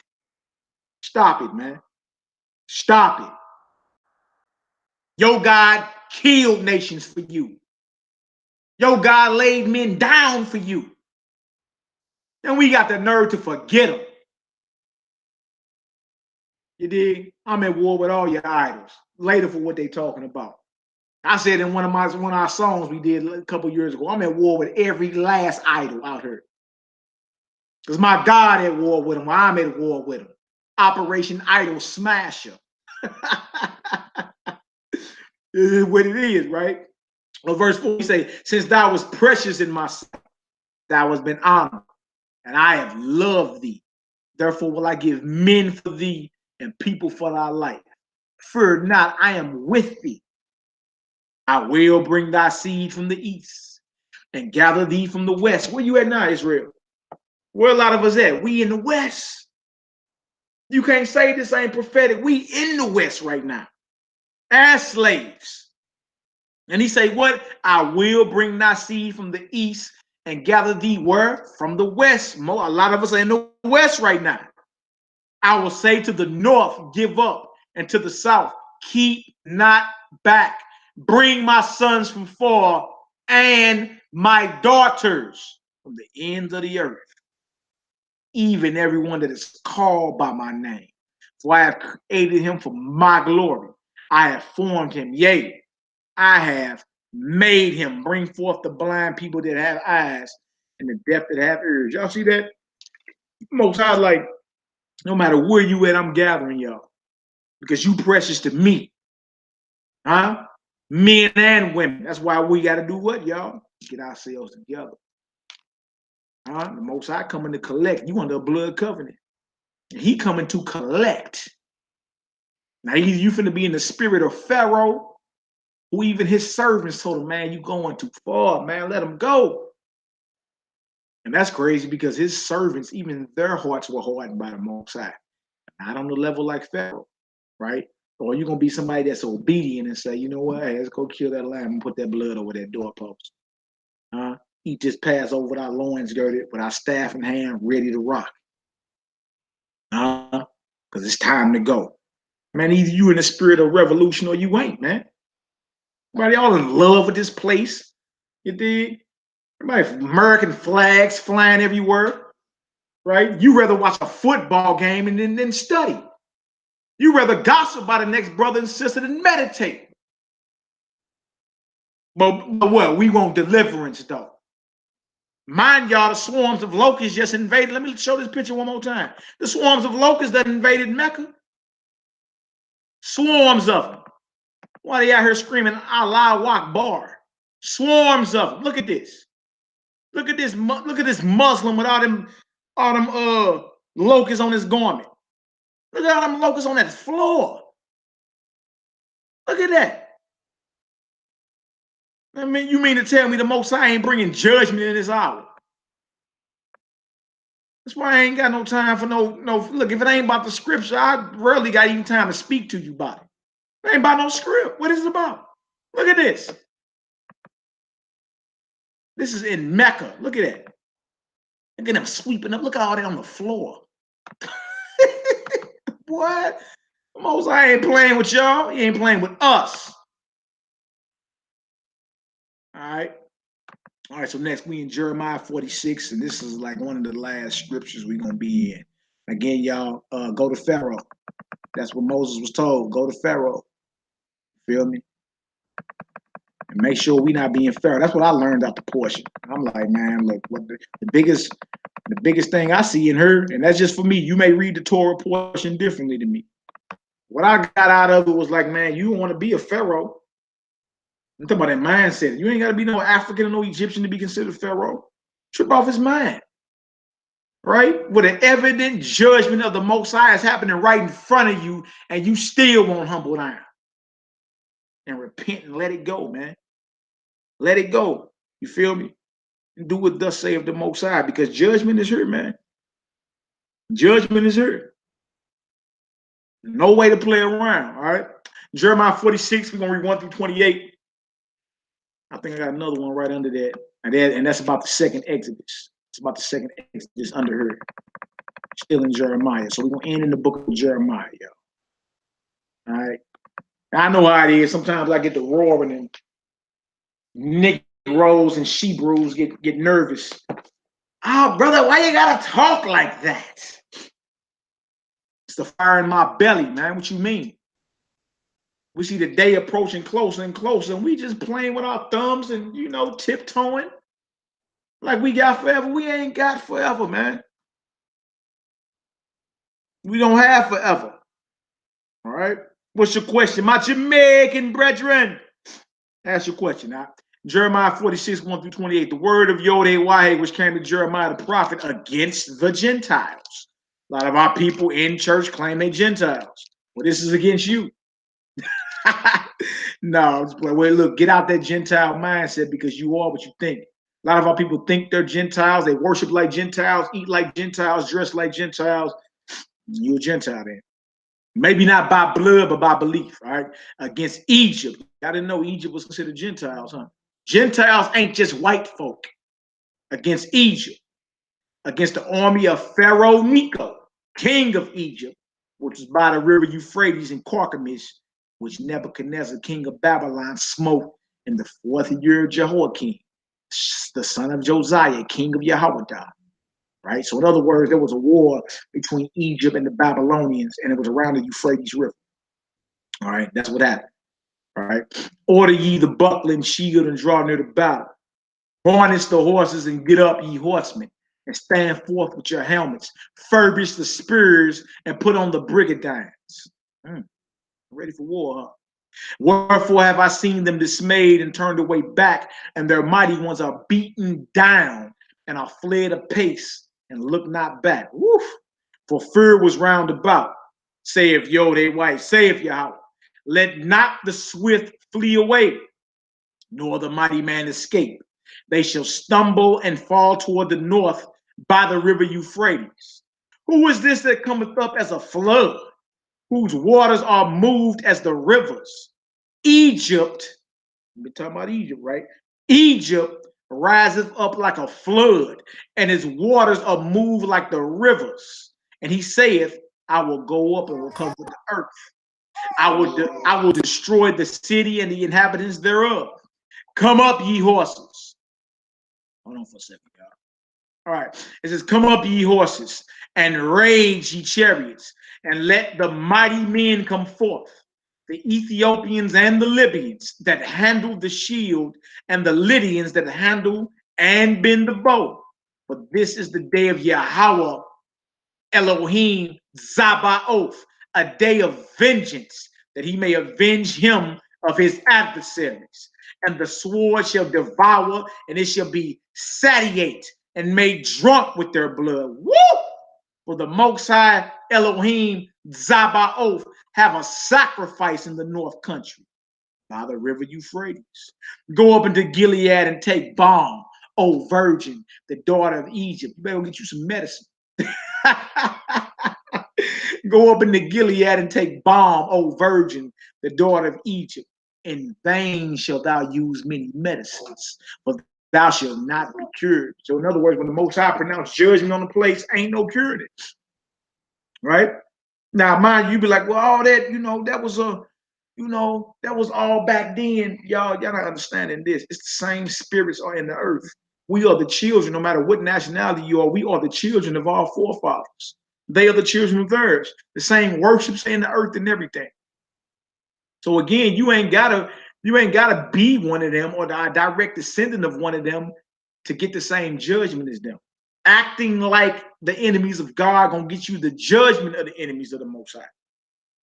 You see? It's just what it is, man. So he telling you, in vain shall thou use many medicines, for thou shalt not be cured. Why? Because the Most High enter into judgment. Y'all, the judgments are in the earth. When you done talking, man, judgments are in the earth, right? Your government partially shut down right now. They talking about cutting food stamps, delaying taxes. Oh, that done blew some of you tax time ballers. If that's the case, you tax time drug dealers is over. You was waiting for a few racks to get you a little pack to get back on. It's over. You dig? Food stamps. Wow, that's gonna hit a lot of people. And if you ain't ready, then used to the fast. If you ain't ready, man, you dig? You gonna snap. You see why the Most High told us to gather together? Y'all should already be moving toward each other, growing your own food, man. You should already be getting together and gathering together, bringing forth your resources. You should already be doing this. You see?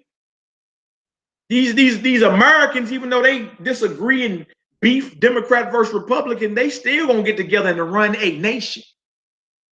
We don't even do that. We don't even do that. We don't even attempt and even try to do it. Right? Well, you just left church to join church. That's all you did. You left church to join church. Shout out to my son Hezekiah. Look at me all upside my face. What's up with you, little joker? What's good, young prince? Well, we just basically left church to join church. Right? Verse 12. The nations have heard of thy shame, and thy cry hath filled the land. For the mighty man have stumbled against the mighty, and they are falling both together. Hallelujah. The word that Yahweh spake to Jeremiah, the prophet, how Nebuchadnezzar, king of Babylon, should come and smite the land of Egypt. Declare ye in Egypt This sounds familiar because Egypt was smitten when we was in captivity there, right? You see? But it's the Most High that put the spirit on these kings or these other nations. He put the spirit of war on them. He mingles the spirit of war in the earth. Isaiah the 13th chapter, right? Yahweh Zabaoth. Zabaoth is Hebrew for army or armies or legions. You see? The Most High Yahweh Zabaoth. That's the same principle of the Most High that you can call on if your co-worker tripping with you, if you know anybody tripping with you and you ain't trying to knock nobody's teeth out, you can call on Yahweh Zabaoth. I've done it. But make sure you right. I've done it. And heathens in turn redder than stop signs apologizing to me behind that. All right. So he say right here, right? He say, how Nebuchadnezzar, king of Babylon, shall come and smite the land of Egypt. Right? Declare ye in Egypt and publish in Migdol and publish in Naph and Taphanes. Say ye, stand fast and prepare thee, or the sword shall devour round about thee. Why are thy valiant men swept away? They stood not, because Yahweh did drive them. He made many to fall, just like in Egypt, right? Made them fall, drowned them in the Red Sea.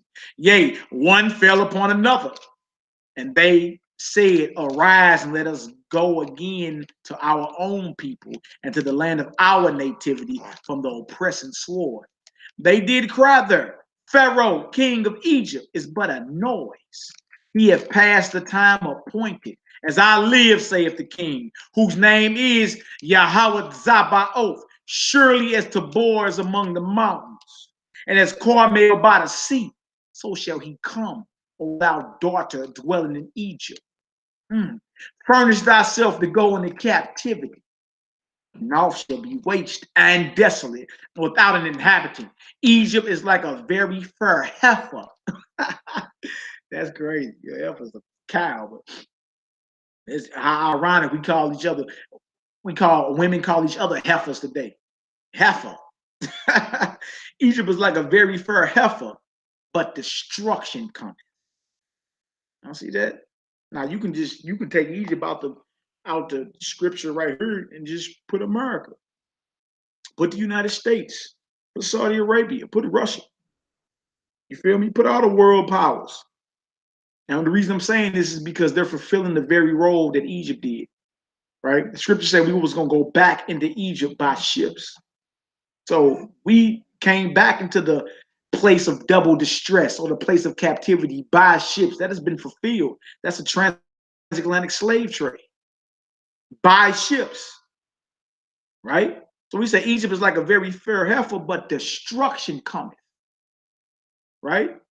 Judgment is coming, man, when you done talking, right? When you get up on Monday morning and you checking the Dow Jones and the stock market and it tell you Apple was down 700 points, you're supposed to be praising the Most High behind it because destruction is coming. It cometh out of the north. Also, her hired men in the midst of her like fatted bullocks. They also are turned back and are fled away together. They did not stand because the day of their calamity was come upon them and the time of their visitation. So who is America's hired men or her mighty men? It will be all your special forces, the Green Berets, the Leatherneck Marines, the Navy SEALs, the UN troops. No matter how mighty you think these so-called soldiers are, this place is coming down, man. It ain't just the United States of America. Great Britain, the United Kingdom is coming down. Rome, the Vatican is coming down. China, Russia, Japan, all of it's coming down. Yeah, you may appear as a very fair heifer right now, but destruction is coming. And all your little army, all your little mighty soldiers and your special forces won't be able to save you in that day. Why? Because the greatest army in existence is about to invade. You see? All praise, glory, and honor to the Most High, man. And notice that because the day of their calamity was come upon them and the time of their visitation, 22, the voice thereof should go like a serpent. Woof. They shall march with an army and come against her with axes as hewers of wood.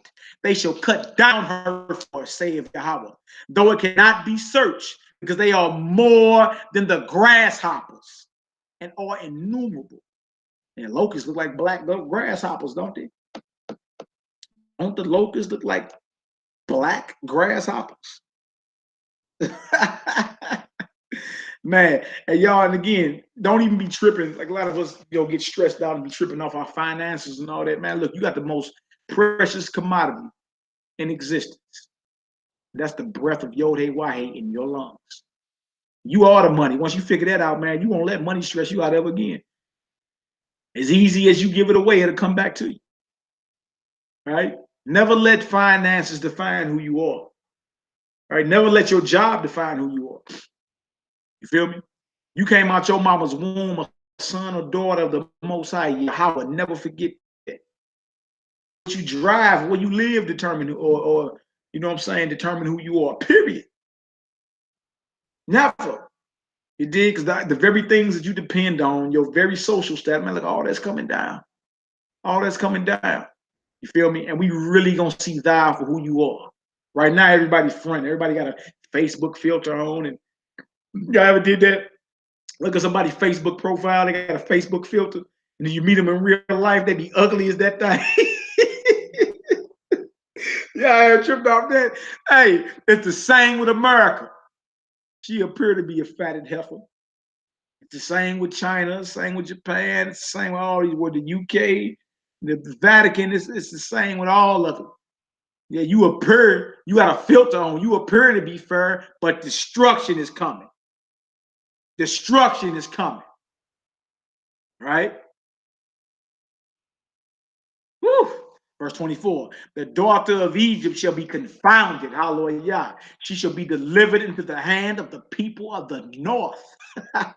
Yahweh Zabaoth, the power of Israel, saith, behold, I will punish the multitude of No and Pharaoh and Egypt with their gods and their kings, even Pharaoh and all them that trust in him. You see that? And all them that trust in him. Do y'all see that? So for any of our brothers that's under that Kemet, that Kemetic vibration, that Kemet high, you better hurry up and get up out of that.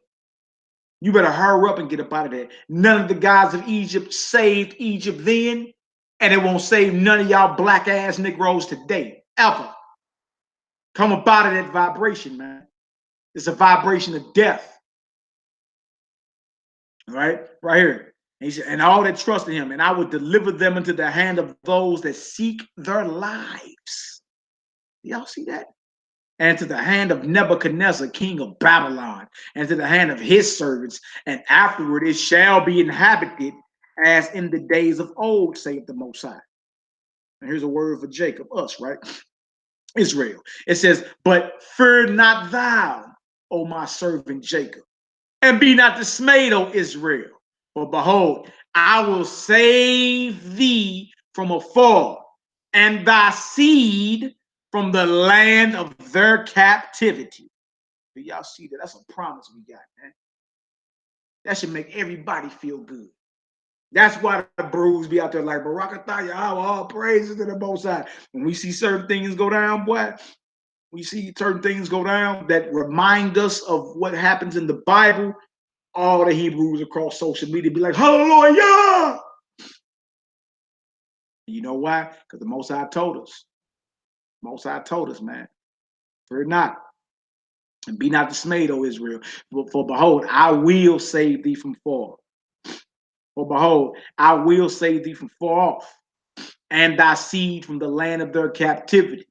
And Yaakov shall return, and be in rest, and at ease, and none shall make him afraid. Y'all heard that? That's what's coming. And that's how you know those that's not Israel in the land right now. We have Israelites in the land. Shout out to the brothers in the land. But the occupying, the controlling force, those aren't Israelites. Because if they were, guess what? They would be at ease, they would be resting, and there will be none that will make them afraid. Right? You can't tell me they're not afraid. A Scud missile can get launched from the Gaza Strip at any moment. Huh? A Palestinian dog catcher can throw on a dynamite vest and walk up into walk on a bus at any moment and blow it up. What you mean? That's how you know, man, if we really just slow down and read the scriptures, what they are saying, You will not only realize how special you are to the Most High, but you'll hold yourself in check. That's what we need is hold yourself in check, man. Challenge yourself to be righteous than the day before, more righteous. You understand? Be patient with your people, man. Long suffering. Who said it was going to be easy? I like it when stuff hard. It's a challenge. I love a challenge. I ain't going to lie to you. I don't like stuff all easy. And I like a challenge. And just what it is, right? It says right here, fear thou not, O Jacob, my servant, saith Yahweh, for I am with thee. For I will make a full end of all the nations will I have driven thee. Y'all, that include where you at now. You in Egypt, you just scattered all over. So everywhere we at is considered Egypt, Rome. Most High said, I'm gonna make a full end, not a partial end, right? So this little government shutdown ain't nothing but a precursor. It ain't a full end though. The Most High said He's going to make a full end of everywhere where He have driven us, everywhere. So all praises, man. When we see these things, that's why you see the bruise. I know a lot of times, y'all, we sound like religious nutcases. No, man, the Most High said He was going to make a full end of all the nations where He had driven us. And I believe that. You see? But I will not make a full end of you or thee, but correct thee in measure. Yet will I not leave thee wholly unpunished. So we got that. That's the reason for the slavery and everything. You feel me? The ups and downs. You understand? In and out of slavery. Most I said, I gotta punish you. Right? It's the same way how you discipline your children. I gotta discipline you. Come on now. And let you just get away with that. I gotta discipline you for that. I gotta get at you for that. You understand?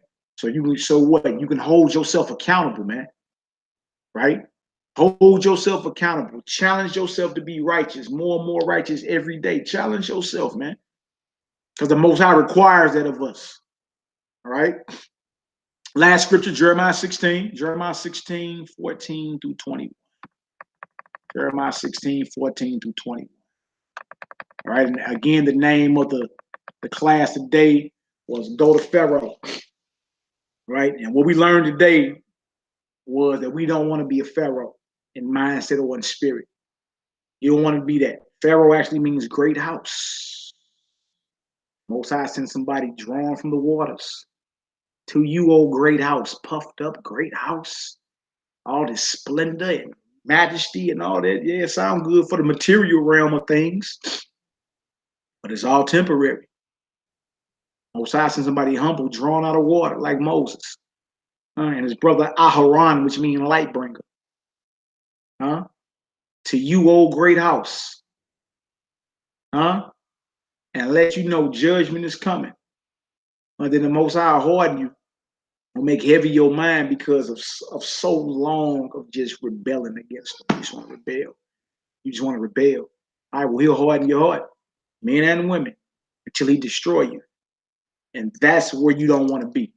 And that was what I've learned from this Torah portion right here, because they don't be like Pharaoh, boy. You know what I'm saying? And about Pharaoh, all that judgment was going on around him. All of it. Rivers were turning bloody. Hell was mixed with blood and fire. Frogs, lice, locusts, boils. Darkness so thick you could touch it.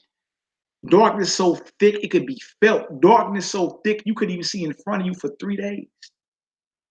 Firstborn get killed. Man, I'm talking about the Most High systematically picked Egypt apart, man. Then redeemed us. Get on up out of there. You know what I'm saying? All praise and glory now. Don't be like Pharaoh, man. Be like the righteous men and women in the Bible, but not like his enemies. But even in the case of his enemies, we can learn from them.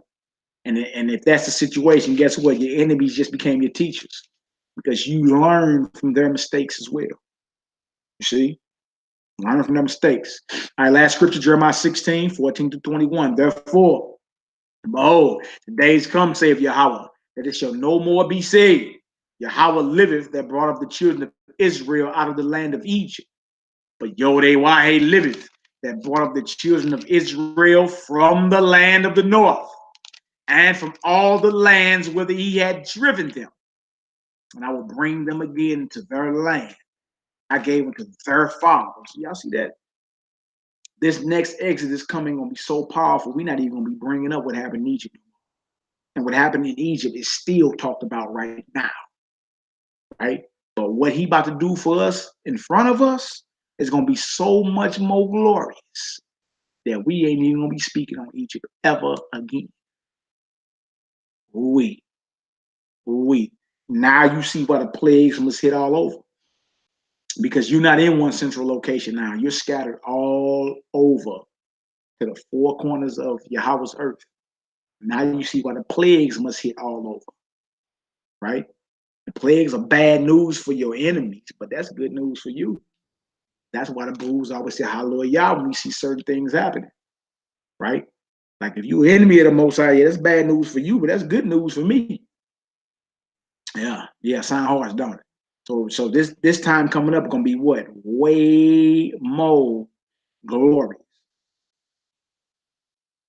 You know what I'm saying? Way more glorious. All praise, glory, and honor. All right, right here it says, "Behold, I will send for many fishers, saith Yahweh. They shall fish them. And after I will send for many hunters, and they shall hunt them from every mountain and from every hill and out of the holes of the rocks." Y'all see that? We fishers and hunters, man. Whatever we need to do to bring forth this word. We throw a little bait out there to catch you like a fish, or we'll hunt you down. We'll hunt you down. We didn't have to get on young gang bangers before, fresh off a killing spree. You understand? Had that Negro taking guns off his hip. Huh? Took the clip out, then yanked the round out the head and was like, man, I feel like I'm disrespecting God talking to y'all, brother. Please keep teaching. Man, we ain't better at. We kept spitting. We'll fish you. We'll fish you, throw a little bait out there, or we'll hunt you down. Got another brother, man. We was over in East St. Y'all know anything about St. Louis? East St. Louis is right across the Mississippi River in Illinois. And a lot of times, I mean, it's a stereotype, but sometimes East St. Louis don't mess with St. Louis. But I was over there with a loved one time and ended up on a dope set somehow. I mean, because I was with my people and I was riding with him, but we had to run over here and then run over there. You dig? And in the meantime, I mean, I get out, I'm seeing Hebrews, I'm rapping with bros, like, what's good? What's up with you? But long story short, the one brother, he was a vice lord over there. You know what I'm saying? You know, Gangster Disciples, vice lords, that's over in Illinois, right? He's a vice lord. His whole set was, man, but he was a Muslim. How about that? You feel me? He was into the Quran heavy and all that. The next morning, after I was over there with my people, and I just was spitting. I was like, I don't even care. Yeah, I'm from St. Louis, whatever. I'm just spitting, like whatever. Bing, bing, bing, script. And his brother had just got shot by some St. Louis cats too. The next morning, that brother called me and say, hey, Malachi, man, I just burned my Quran on my front grass. Burned it. Poured some gasoline on that deal and burned it. You feel me? I was saying it to say that's the brother we had to hunt down. I had to hunt that brother down. And he knew what it was because he looked me in the eyes and seen it wasn't no fear. I don't care. Yeah, I'm from St. Louis. I'm over here, but I'm over here talking about the word of the Most High. That's what I'm over here doing. And they know it wasn't no fear, no flinching, no blinking, no stuttering. Yeah, if I'm going to go out, I'm going out teaching the word. The next morning, that brother called me and told me he burned his Quran. I gave all praises to the Most High. You did? So we'll throw a little bait out there and fish, but sometimes we got to hunt these jokers down, man. Let them know what time it is, man. All right. Verse 17. For mine eyes are upon all their ways. They are not hid from my face, neither is their iniquity hid from my eyes. First, this right here. Also, some more news just came out. Royal family confirms unfortunate news. I'll read that later. Okay. And first, I will recompense their iniquity and their sin double, because they have defiled my land and have filled my inheritance with the carcasses of their detestable and abominable things. Oh, Yahweh, my strength and my fortress and my refuge in the day of affliction. That's right. The Gentiles shall come unto thee from the ends of the earth and shall say, surely our fathers have inherited lies. vanity and things wherein there is no profit. You got a lot of Gentiles in these hours letting it be known who our power is and who we are. Plenty of Gentiles in these hours. They know their fathers inherited lies, vanity, and things wherein there's no profit. 20. Shall a man make gods unto himself, and they are no gods? Therefore, behold, I will this once cause them to know. I will cause them to know my hand and my might, and they shall know that my name is Yod-Heh-Wah, Yahweh. All praise and glory now to the Most High, family. Owner, creator, and possessor of all things. Owner, creator, and possessor of all things. Let me go ahead and come on back on the screen real quick. I pray y'all got some understanding on this beautiful Shabbat. No matter where you at, they say down in Texas it's a little humid, boy. Up here in the STL, it's snow on the ground. I got the snow plows out, everything, man. But it's all good. All praises, glory now to the Most High. Again, the name of the class was Go to Pharaoh. And what we learned is not to be psychologically like a Pharaoh, man. That's not what you want to be. You don't want to be like Pharaoh, right? When you're looking at all this judgment in the earth around you, you understand? And you look at it like it's nothing. But your pride won't let you humble down and repent. See? All praise and glory now to the Most High, owner, creator, and possessor of all things. Any of y'all got any questions? Any questions? Any questions? What y'all got? If not, I'm gonna fall on back and bro, I say East St. Louis is like North Memphis, yeah. A lot of family here in the STL, no doubt, man. Hallelujah. Any questions anybody got? Feel me? And if not, we're gonna close on out with a song. I'm gonna pick a closing song. And we're gonna pray out. All praise to the Most High. Again, owner, creator, and possessor of all things. I'm gonna sit on back and hang with the fam a little taste. Get a few things done. Hold on real quick. Again, I thought I sent everybody out those that anarchist cookbook and that whatchamacallit, and the Hebrew primer. And we getting everything together, man. Too, we just gotta structure our weeks accordingly. Gotta structure our weeks accordingly, you know what I'm saying? And then we can start back Hebrew classes at the beginning phases and all that. Like I did last year. Well, matter of fact, that was in I believe that was in 2017 we did that. That way y'all can start going into the Hebrew as well. You know what I'm saying? And getting a little deeper understandings, man. Shalom, shalom. Who's that? Yehuda Ger, shalom, out. Shalom. How about this? Anybody got a closing song? What's your email? Hold on, put my email. You're all good, man. Ain't no stupid questions around here, brother. Honor and humility, STL at gmail.com. If I missed you, just email me again, man. I be having so many of these deals. At gmail.com. That's my email right there. All right, Ox say you want to do Psalm 103. That's what we gonna do. All right, what was you asking, bro? Let me see. 103 came through first. TT Noy. Our bro put 144 up. Yeah, 130. Let's see. Old jogging suit came back with a basketball shorts on. It got hot quick down there. Boy, I was down there with you, man. I've met some real brothers from SEL and the Feds. Mm-hmm. Yeah, the barbershop chop session is going down next Friday. It should have went down yesterday, but a storm came through the STL, so we wasn't able to, you know what I'm saying? But next Friday, the actual barbershop that we're going to be at is a new location.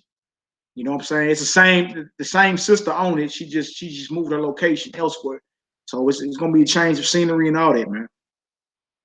You know what I'm saying? So yeah, that's next Friday. Barbershop Chop Shops is back in the building. So that should be what is it, the 18th? That should be January the 18th. January the 18th at 8 p.m. Central Standard Time. We're gonna be holding Barbershop Chop Shops again here in the STL. Yep. To the royal family. I don't know, man. I'm gonna look that up when I get up off here. Blessed week family. All praises. Let's see. Yeah, Hebrew. Let me see. Who put the first psalm up in there? That's what we're gonna do. We can't have respect of persons, brothers. I see Psalm 143. Let me see. And that was Howard Brad. That was my Jamaican brethren. Kylie Bettis, we should pick a day and time once a month to come together as a nation and pray, family. No reason, just because wheresoever we may be, someone send a notification and we take a few minutes to pray. Yeah, no doubt. If y'all want to, we just got to pick a day. I can put them on the, because what YouTube doing now, we can actually post on YouTube, like scriptures or whatever, anything that we're trying to say. And I think it's like 9,000 subscribers on the YouTube channel, so I can put that out. And we just got to pick a day. Y'all let me know. No, all right, let me see what was the first psalm that was put in here. That's the one we're gonna have to do. Then we're gonna close out. All right. What question did brothers start? Okay, the survival one in the Hebrew. I got you. I got you. AJMC Henry 7. I got you, bro. Just email me again and it's coming right to you. I got all of it. I can send it from my phone. I got them downloaded on my phone. Okay, can you explain why the Most High rain downs meat? Rain downs meat if you left Egypt with cattle. Are you talking about the quail and are you talking about the quail in the wilderness? Is that what you're talking about?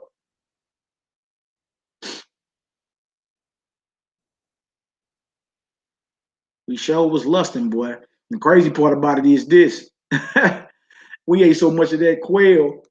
It sounded like we was eating it raw too, man. You feel me? But we ate so much of it started coming out our nose and everything. Right? It was almost like the Most High was giving us what we was lusting for, or something like that. You feel me? Dealing with the Most High, man, like his mindset outside of what we see in scriptures, it'd be kind of hard to dissect his mind on why he would have did that, even though we had cattle and we had all that, no doubt. For whatever purposes and reasons. Like a lot of that was for the sacrificing, and we wasn't just like killing our animals like that per se. Like, okay, well, dang, on a cheeseburger, let me go kill this cow, type situation. You know what I'm saying? A lot of times when we ate the flesh that we ate, it was special occasions. You feel me? Today you eat meat 3 times a day, which you shouldn't be eating like that anyway. But you eat meat 3 times a day in this setup we eat. You feel me? But if you was limited with cattle and livestock and all that, you had to kill your livestock just so you can eat you a beef hot dog or something like that. Then you wouldn't have been killing your flock like that. You feel me? It just depends. If special occasions, especially feast days, or somebody pop up, you feel me, that you ain't seen in a while, kill a fatted calf or whatever. You understand? So when you read the stories, reread back over the story, you'll see he sent quail and they was eating it so much it came up out of their nose. But it seems as if in our mindset we was on some lust field. Like we was lusting to be back in Egypt and be provided for. You understand? Go back and eat the watermelons and the chicken and the Popeyes chicken and the leaves. Feel me? It's almost like what the Most High do for us ain't good enough, man. So, I mean, I hope that helped a little taste. Yeah. But it's like the Most High gave us what we was lusting for. It's like we was desiring and lusting to go back to Egypt. So the Most High rained down quail and was like, well, go ahead and do that. He did eat that. We ran and ate that and it started coming out our nose. A lot of our cattle and stuff we had was for the Most High sacrifice. You know what I'm saying? Passover and, his feast days and all that. Outside of that, only a special occasion. Feel me? Only a special occasion. I hope that helped a little bit. It looked like Psalm 143 was the first one put up in here. Let's see what else. Psalm 143. And bro, you ain't never no problem, man. You ain't never no problem. Now just email me honor and humility. I ain't right. Just email me while I put mine up in there. AJ MC Henry, email me there and I just forward it over to you. Much love, much love. Okay. All right, I got a question. Okay, bang. Pretty much like, yeah. Let's bang. When are the Hebrew class? I know, Serafina. I know. Me and Yaki trying to. It's kind of like scheduling because the brother be doing his thing. He be getting all the herbs and everything together and rocking hard with his health and all that. So we just got to figure out like which days that we gonna Like, which day am I going to do and which day is he going to do? Are we going to go twice a week or once a week or something? But I will let y'all know when that Hebrew start. We going to get it in there too, man. Y'all going to love it. Y'all going to love it. All right, let me see. Y'all willing. Yeah, y'all coming up here for the Hebrew. Y'all keep having a seminar, a health seminar, man. You know what I'm saying? I'll be in the house. I might be a little late though. I got a dinner with my mother, my Ima. Got a dinner with my Emi, that day. So I might be a little bit late, but I'll be in the building. Y'all willing? They said, did we eat all the cattle? No, we didn't eat all of it, man. We ain't eat all of it. Yeah, like why did we want meat if we had cattle? No doubt. But see, a lot of things. Remember when Pharaoh was saying leave the cattle and all that? He was saying leave the cattle, leave the cattle. And they're like, nah, man, we got to go sacrifice unto the Most High. When you get that, when you reread the story about the quail and all that, let's trip off the mindset of the Israelites at that time, and that'll give you an answer on why. Like, why would he send quail or meat when we already had meat? It was like the Most High giving us the desires of our heart because we were lusting to be back in Egypt. We were lusting to be slaves and be dependent on our oppressors rather than being dependent on the Most High. Feel me? So, all right, that's what you want, I give to you. Here you go, bang. You feel me? And we rushed up there and ate all that and quail coming out our nose and everything. They don't even say they cooked it. It wasn't raw because he said we ain't. Moses was pissed because they kept whining. No doubt. I don't eat raw meat. No, you're not supposed to eat raw meat at all. Yep. Gilbert Patterson just emailed me, y'all. Quail tastes like chicken, believe it or not. I know that's a big controversy going on right now. Is chicken clean or not? Quail tastes just like chicken. My aunt Obadiah here in the STL fried some quail for us, man, probably like 2 years ago. You feel me? He actually got more meat on it than chicken. More meat on it. It's more meaty. You feel me? I might start getting me some quail again, man. Pretty good there, but live like heathens, lusting, yep. A little taste.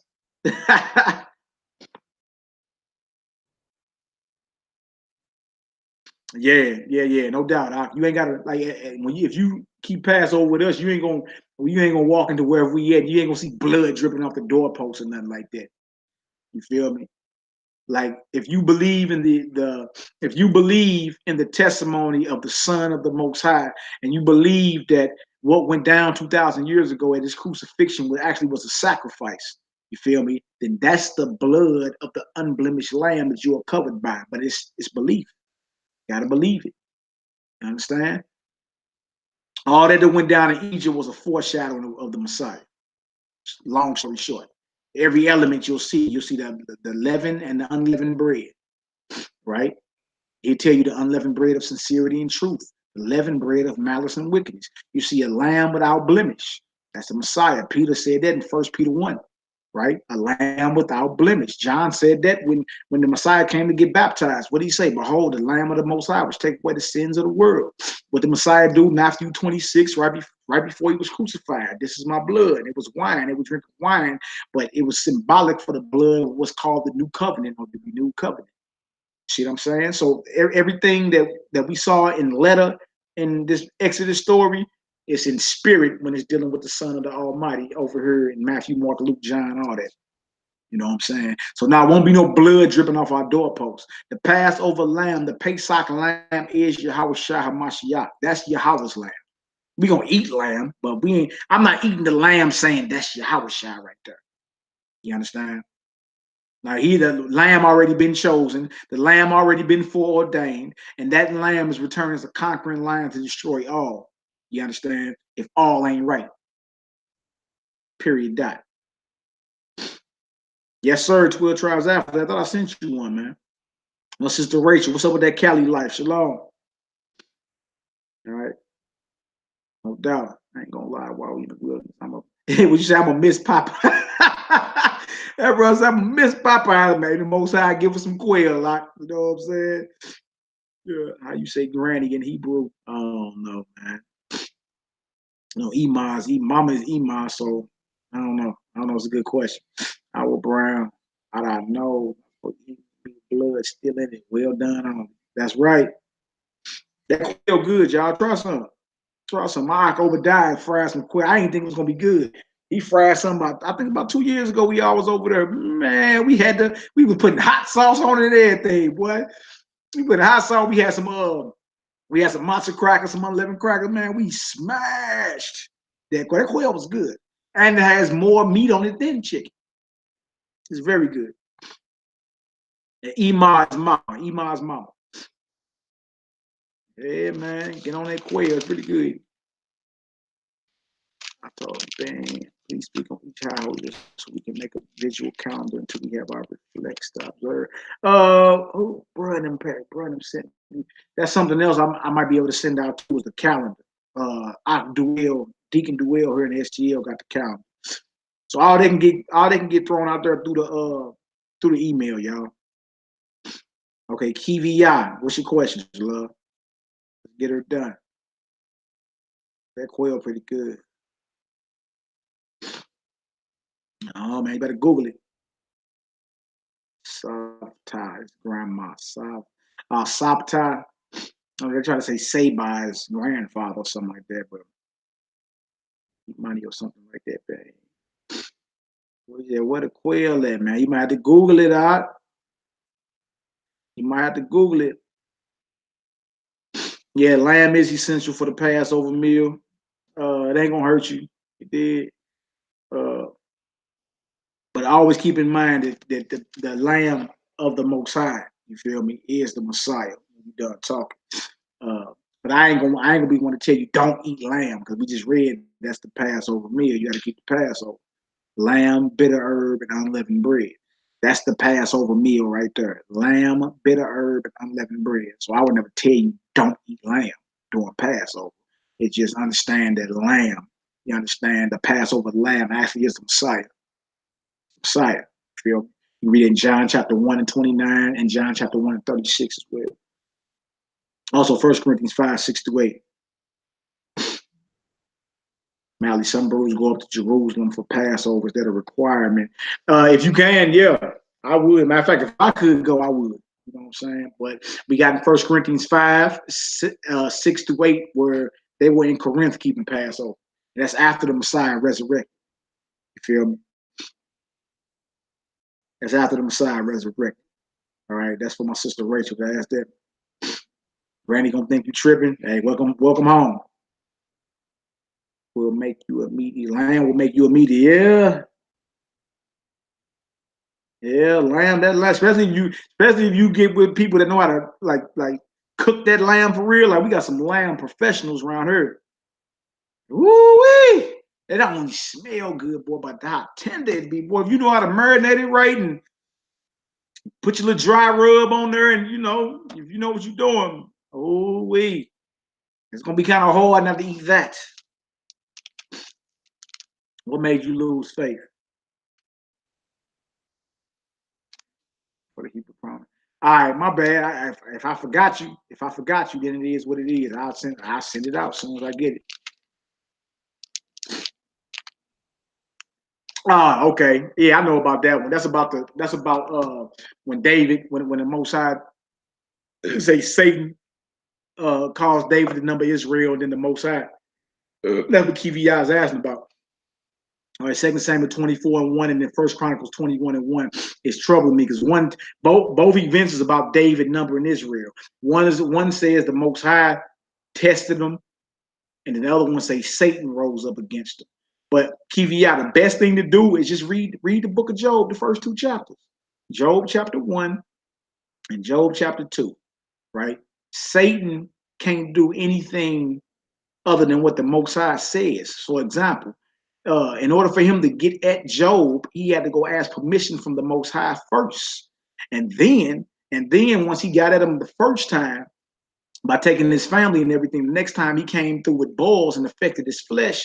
But right before that, the Most High told Satan, you caused me to move my hand against Job. You see what I'm saying? You called me to move my hand against Job. So when you see that the enemy caused David to number Israel, but then the other one says the Most High, don't get short-circuited and think, well, damn, Most High, the enemy? No, that ain't what they're saying. You feel me? Whenever it comes down to tests, whenever it comes down to being tempted or whatever it is, you feel me? In order for the enemy to tempt you, he first had to get permission from who? The Most High God. So in essence, it's all coming from the Most High anyway. You dig? It's just he got to get permission to come tempt you to test to see if you're going to be faithful.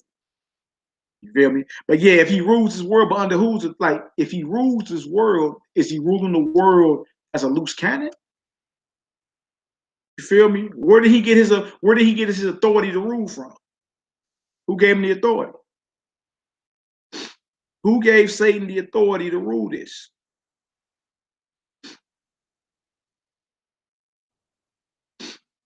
You feel me? Once you realize that Satan is not a loose cannon, he don't do what he want to do. He under orders too. He's under orders too. Matter of fact, let's read that for the sister real quick.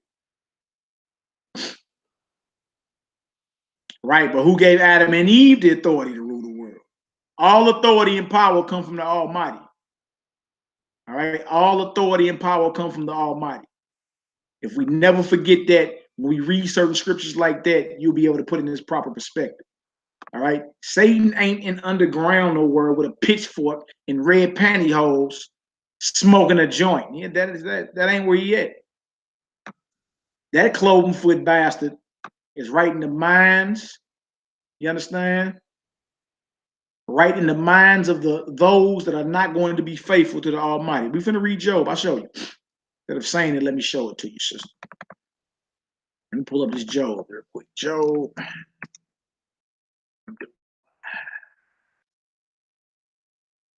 Give you an example of what I'm saying real quick. Bing, bing, bang. Yeah, it's always an answer. The Bible will answer itself, kiviyah. Never forget that. Scriptures will answer itself.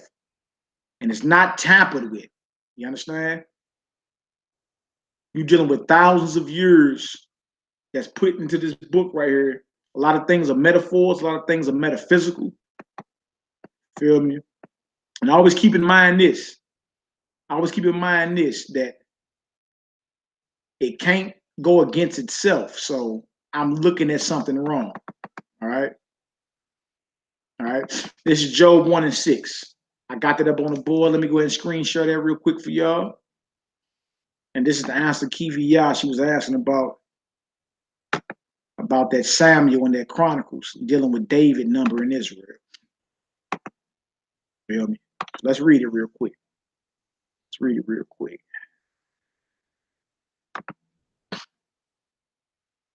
And then if we got to read chapter 2 as well, we'll read some of chapter 2, you see. To destroy him in the end. That's his purpose. See, we got to, in order to understand the Most High, you got to unlearn all the Christianity or Islam we've been taught.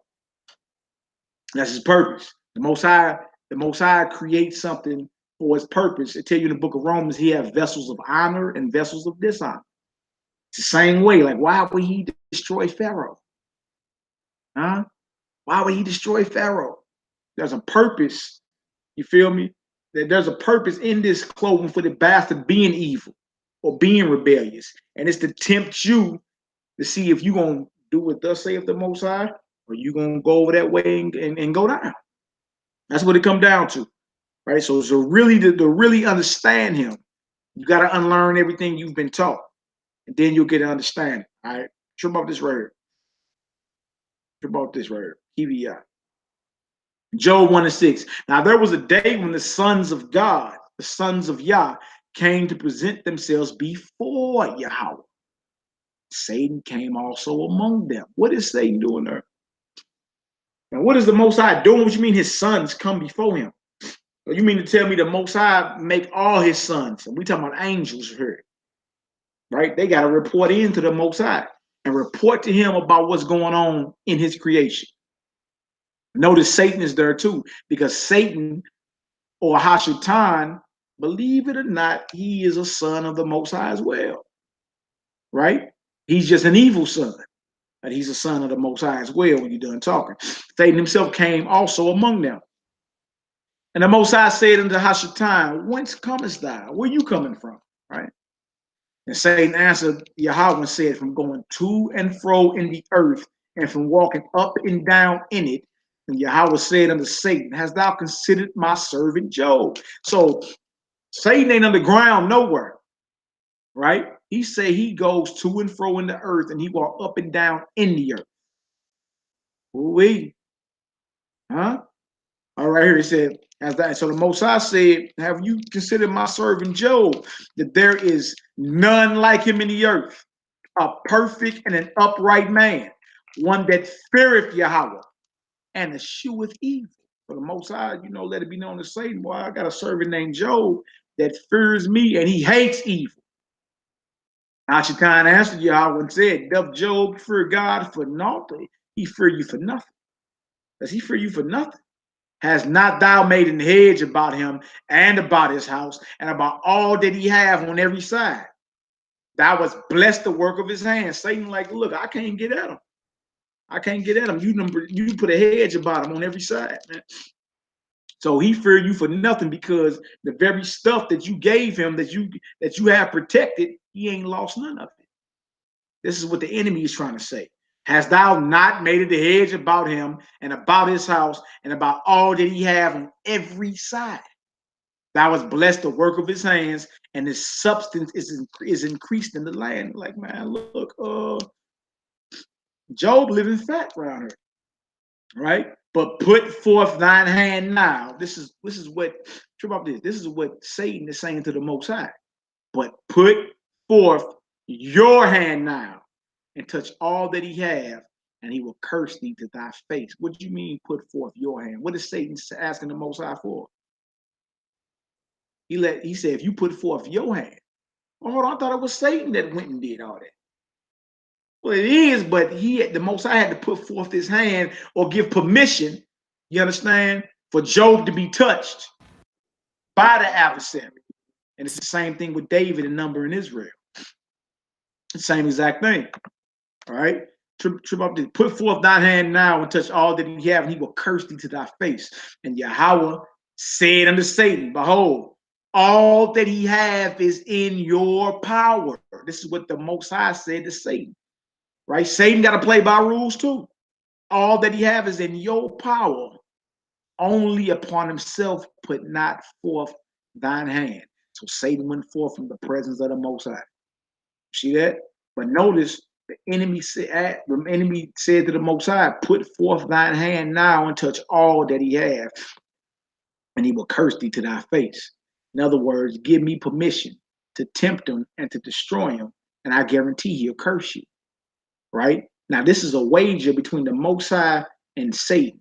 And this wager can easily happen with one of us. Easily. Your faith has to be tested. This is something that we must learn from the book of Job. In the end, he was double blessed. He came out more blessed in the end than he was in the beginning. But he had to go through what? His wilderness.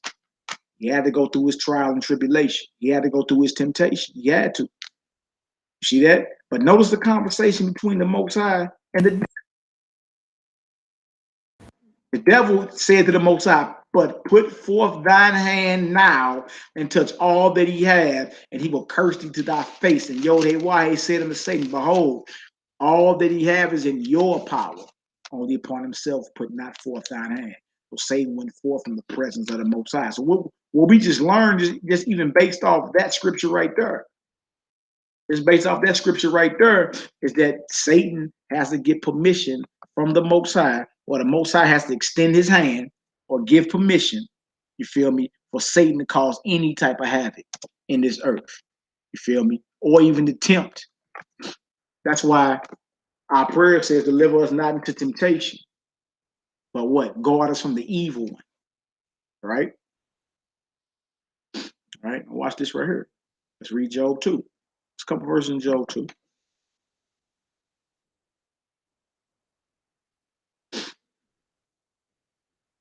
All right, let's trim off this Job 2, Kiviyat. What I'm trying to show you is that the adversary himself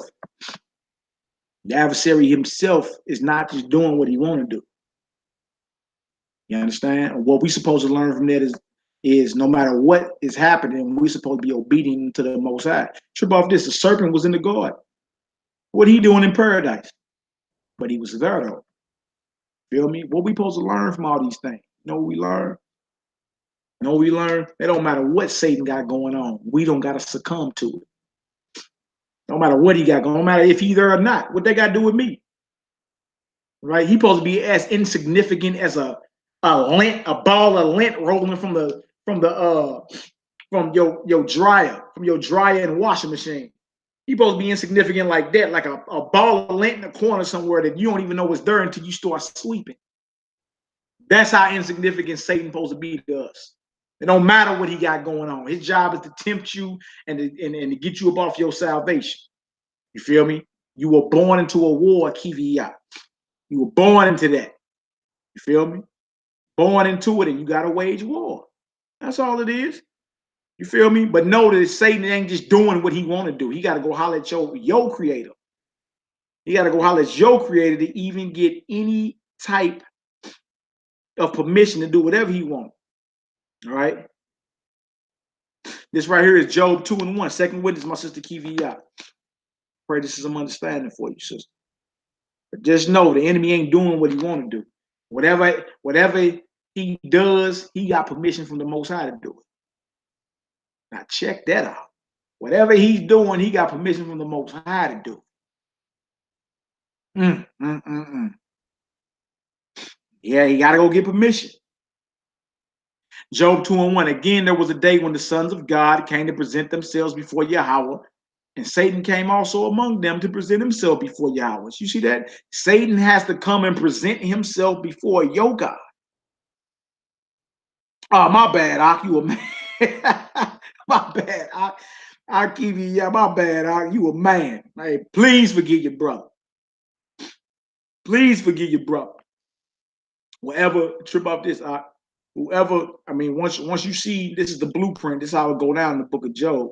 Wherever you see a man being tempted or tested, whenever you see that, you feel me? And it's apparent, it seems as if, okay, that's the enemy or whatever. Any type of temptation that go down, the Most High has to give permission. It's permission given. You feel me? And when I'm talking about dealing with the enemy, like the Most High himself, he'll put you through a trial. You know what I'm saying? But temptation, whenever you see that happening anywhere, you understand? And you say, okay, well, that's the devil. Well, the devil had to go get permission. He can't just do what he want to do. That's what must be learned. He can't just do what he want to do. He ain't just a loose cannon doing whatever. If he didn't got permission to tempt you, he coming to tempt you. If the Most High say, nah, leave him alone. He ain't strong enough yet. He can't touch you. Notice, why does the enemy have to present himself before Yah? That's the question you should be asking yourself. Why?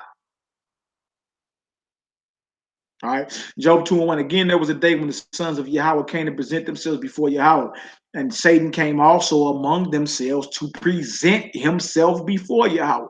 And Yahweh said unto Satan, from whence comest thou? Satan answered Yahweh and said, from going to and fro in the earth and from walking up and down in it. Your enemy is in this earth, believe it or not. Yahweh said unto Satan, hast thou considered my servant Job, that there is none like him in the earth, a perfect and an upright man, one that feareth Yahweh and escheweth evil. And still, trip off this, and still he holdeth fast his integrity. Trip off this. Although you, this is the Most High talking to Satan, although you, Satan, move me against him to destroy him without cause. You see that? You see that? Without cause.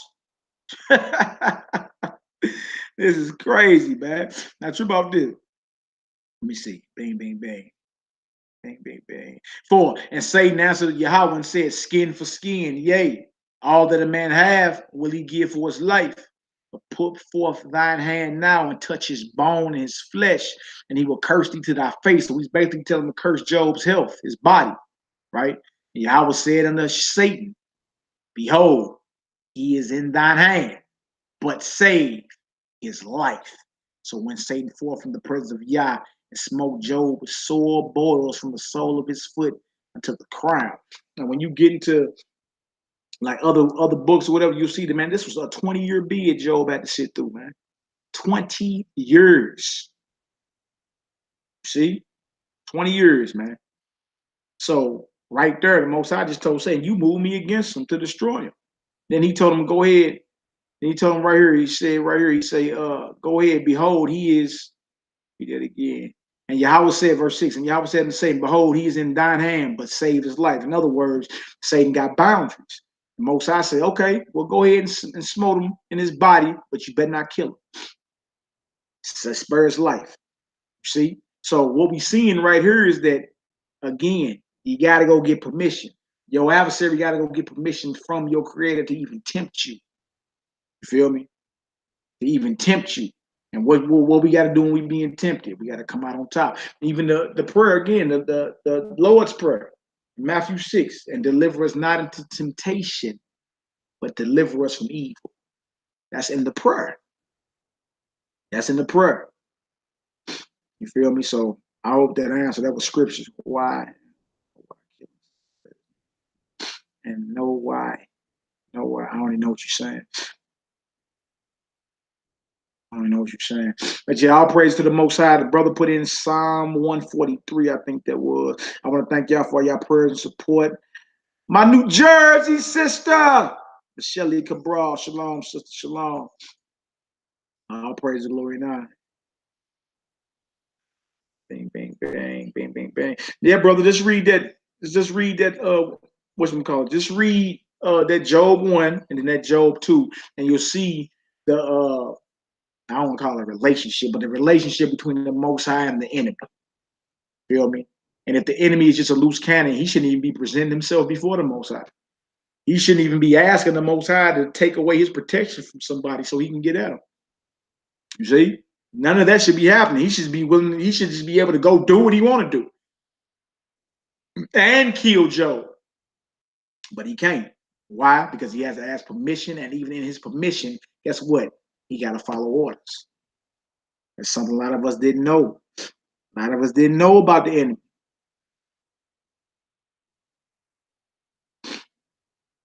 Who the scripture tell you tested Abraham? Huh?